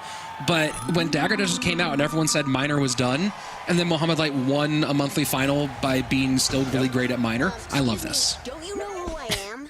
I was just going to say, you're like, I love this because Ice Golem's in play. And then that's just the end of the conversation. That's what I was ready for. Also that. Ooh, Loon. This is fun. I mean, if he's going to run this, if he's going to run Loon Freeze, why not just run the double Goblin Barrel Evolution? That is actually very true. Money on the table, Mo. He just must not know. If he knew that there was, if he knew that there was an extra $200 on the line for this $275 on the line for this $6,000 best of 3, he would probably play Goblin Barrel. Let's be real. I'm with you. I'm with you on that. And right now, we Pedro, go. though, thinking he's probably not, I'd say not in the best spot, right? He does have Inferno, which can be easily distracted by the guards, reset by the zap, obviously stopped by the freeze. And then in terms of being able to actually get damage on that balloon, he basically only has the AQ. So really interesting deck choice here for Mohamed Light that ends up being, I think, a pretty good deck choice. And it's a rocket. Well, Inferno Tower and rocket. And you see the little smirk from Mo going, all right, stop it. He's like, it's not going to be that easy, I guess. So we are in an interesting situation here where Pedro definitely has a fantastic matchup. But we've seen that actually 2 or 3 times so far already in these best of 3s. So will Mohamed Light somehow make a way to win this game? I really don't know if it's possible this time just because there's no big spell and there's no secondary win condition. He's trying. He's going for the Little Prince in the opposite lane here. Yeah, he's going for a second balloon here in the right-hand lane, most likely. Now Evo zapping the left. Now, yep, and there's the second one as the AQ is played up high to the right. That's really smart by Pedro, knowing exactly what Mo was going to send his way. And the AQ gets just enough with the Dagger Duchess on the tower before the freeze comes in that the Loon can't break on through. Future king over here.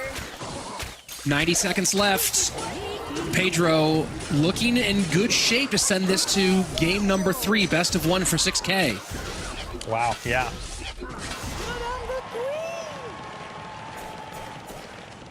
I think really what this is going to come down to is Mohamed Light in 10 seconds from now getting a Little Prince on the board and then just going absolutely nuts with his cycle, and Pedro sees it. That's why he's setting up this Inferno this early. That's a great call out. I was thinking the exact same thing. Like, if you're going to win this game with this deck, you need to go Little Prince and you need to go balloon cycle, balloon cycle, balloon cycle, and just hope something crazy happens. Try and get that death damage even with this freeze. I think he might have death damage here. Yes, and here is another balloon. And a good Evo zap and back to freeze one more time, but the other Inferno Tower in range to hold.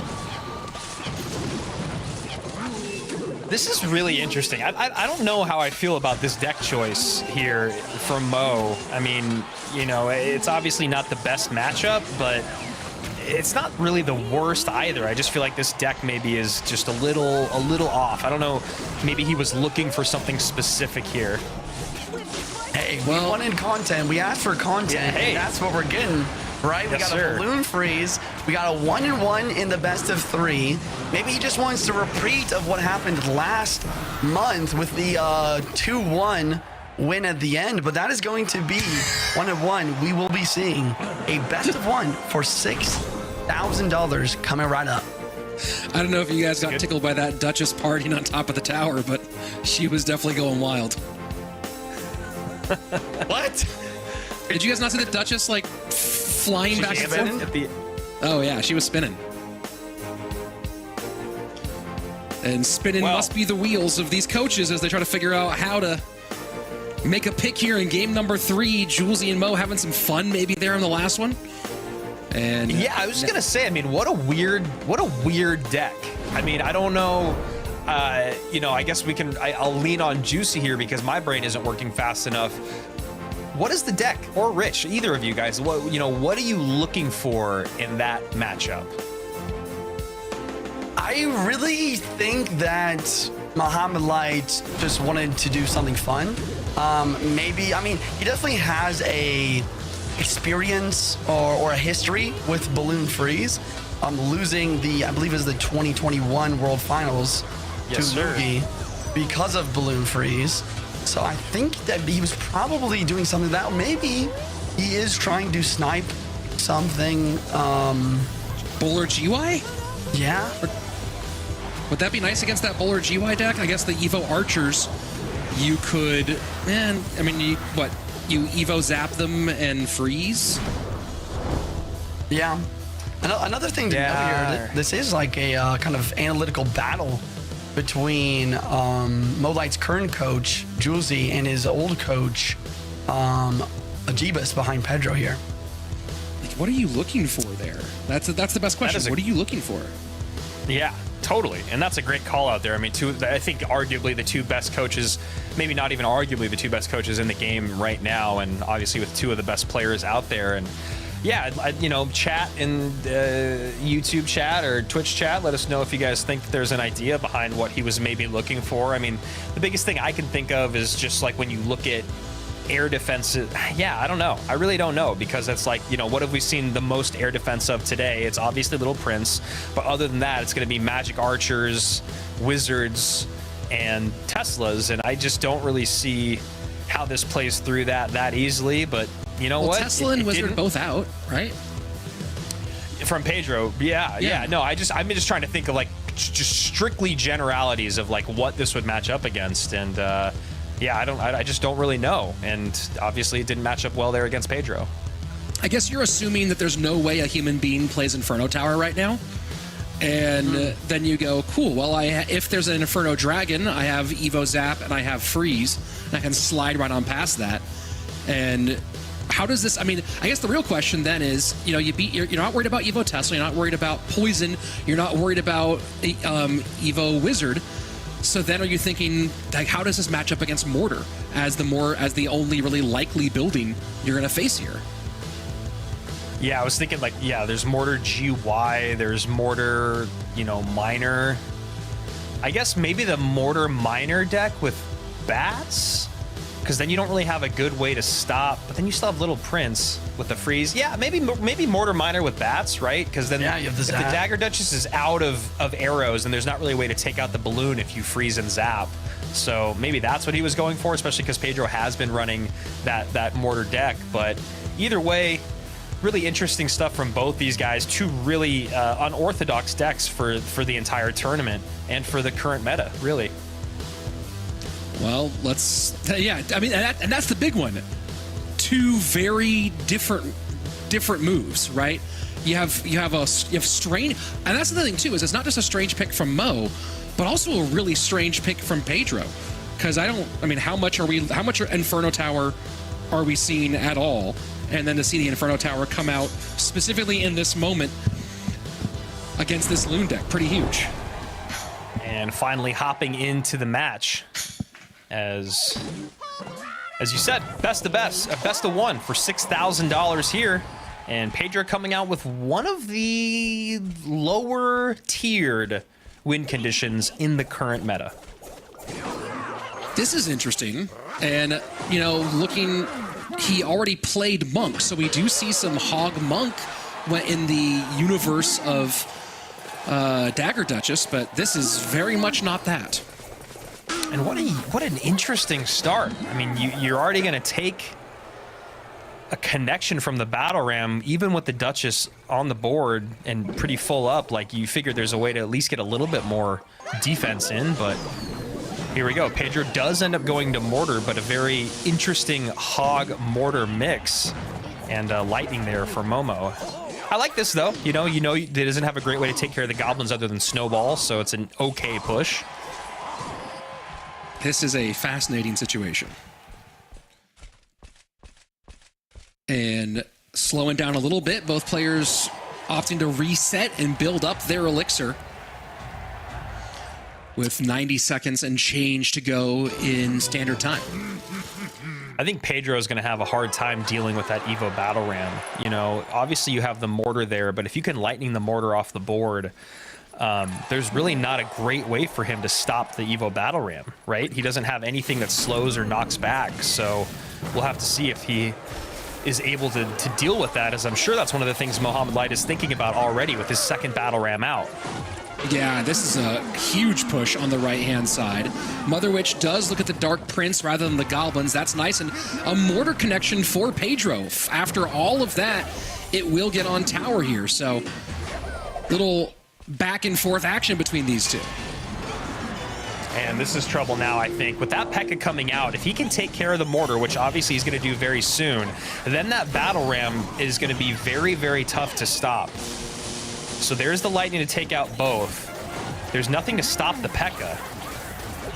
And actually now he should go battle ram to the right-hand lane. Yeah, with the zappies. This is I'm out. Definitely not the game 3 I suspected, but the game 3 I'm really excited to have. Almost a perfect snowball there, but instead, Firecracker stays alive. Great job there by Pedro. Actually allows the Hog Rider to get a hit, and this Firecracker being a bit of a nuisance. Now, second mortar down. Zappy's in the middle to control. King Tower will finally get activated for Mohamed Light. Pretty late with that left-hand tower down to 1696. Does need to control here and make sure that mortar does not connect. Mortar gonna retarget, and that's a big retarget. And Mo, lucky he's going to be able to stop the bleeding with the zappies, but he definitely gauged that one wrong, and a great job there by Pedro. We are basically neck and neck here. 1430 is the lowest tower on the board for Mohamed Light. Pedro in the lead at 1495 at the moment.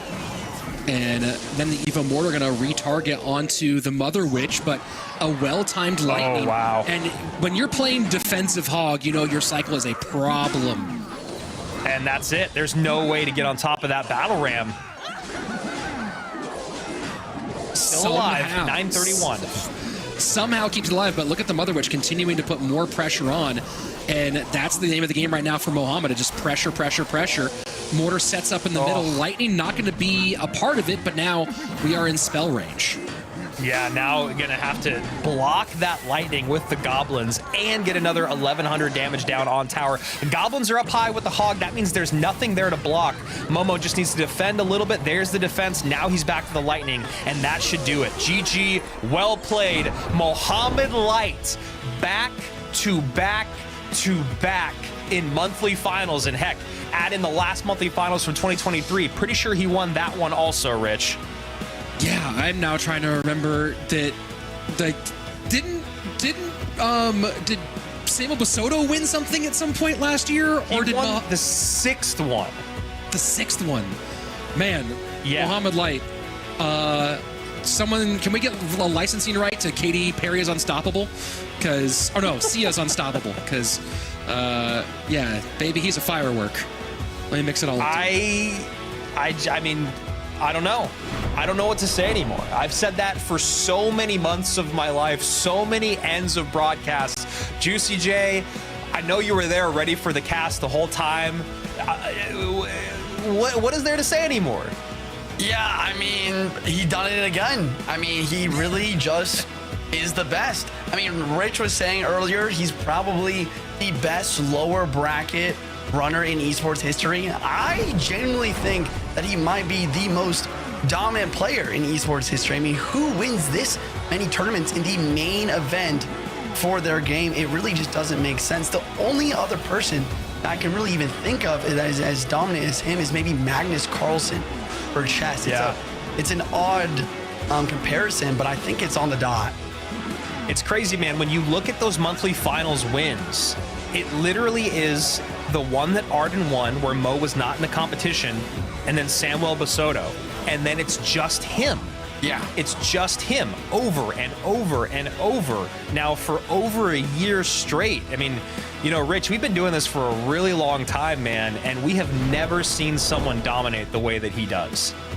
Yeah, I mean, in the esports world, I think the only person who, off the top of my head, would come to mind as ahead of him is Faker, right? Faker, right? Yeah.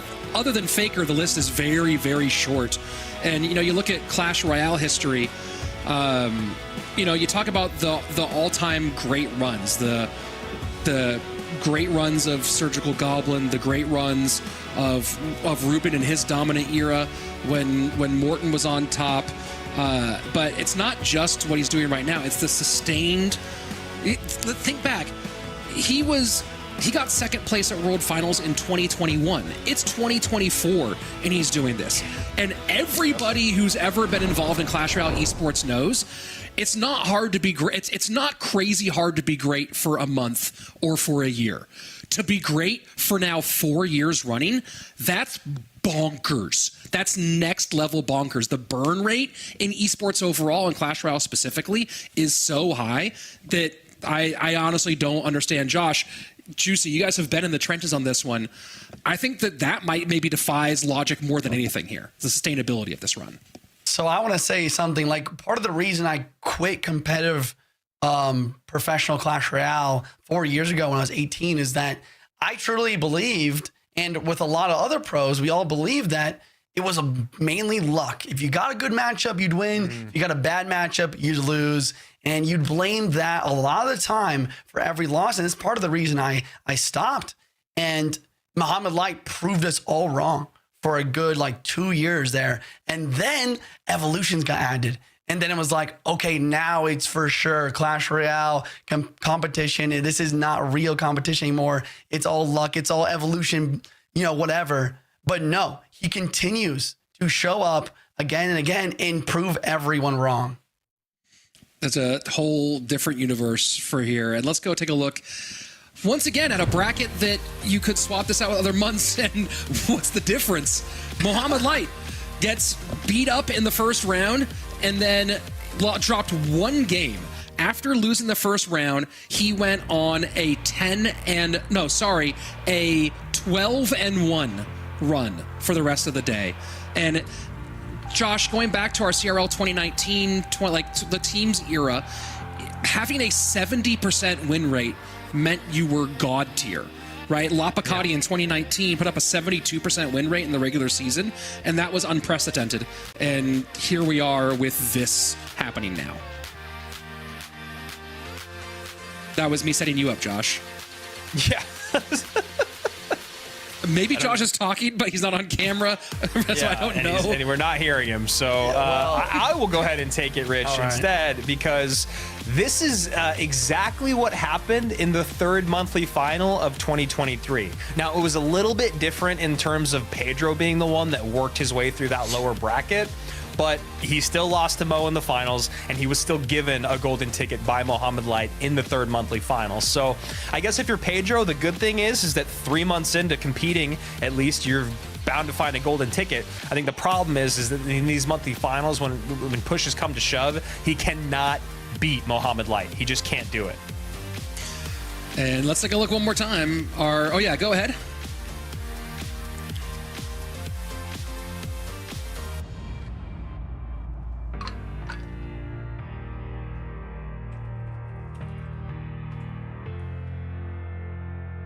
What? All right. Phenomenal analysis there. Let's take a look at our golden ticket winners. 2 more monthly finals to go.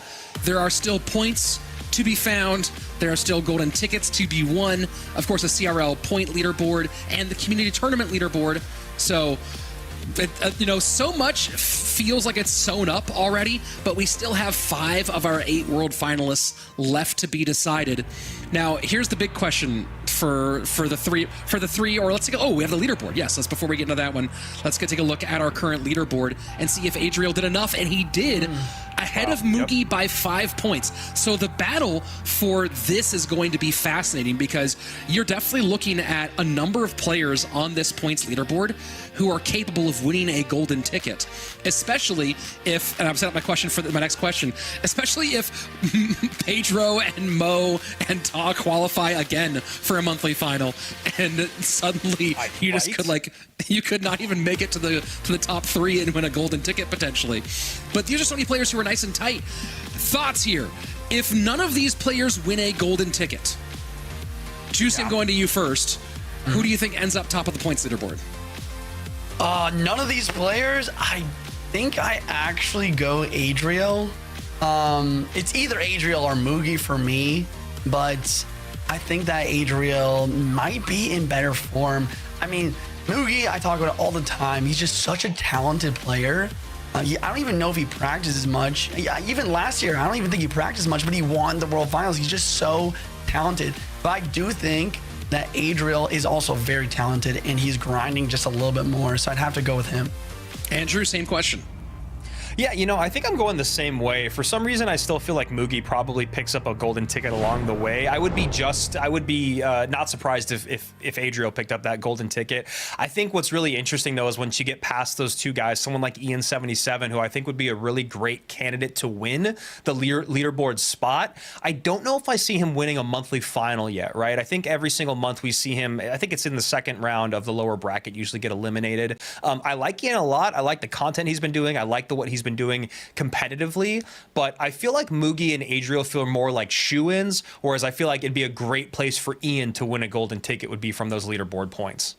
Well, we have a couple more months to figure that out, and we are back next month, July 13th, same place, same time for our 4th of 5 monthly finals. If you haven't yet, subscribe to this channel. Make sure you don't miss a moment of the Clash Royale esports action. And if you also haven't done it, go to esports.supercell.com/Clash Royale so you can play alongside us and win cool rewards as you watch the greatest mobile esport on the planet for the whole squad here. Juicy J, Joshua AC Sharon, Andrew Guy. I'm Rich Slayton. We'll see you back here next month for more Clash Royale League.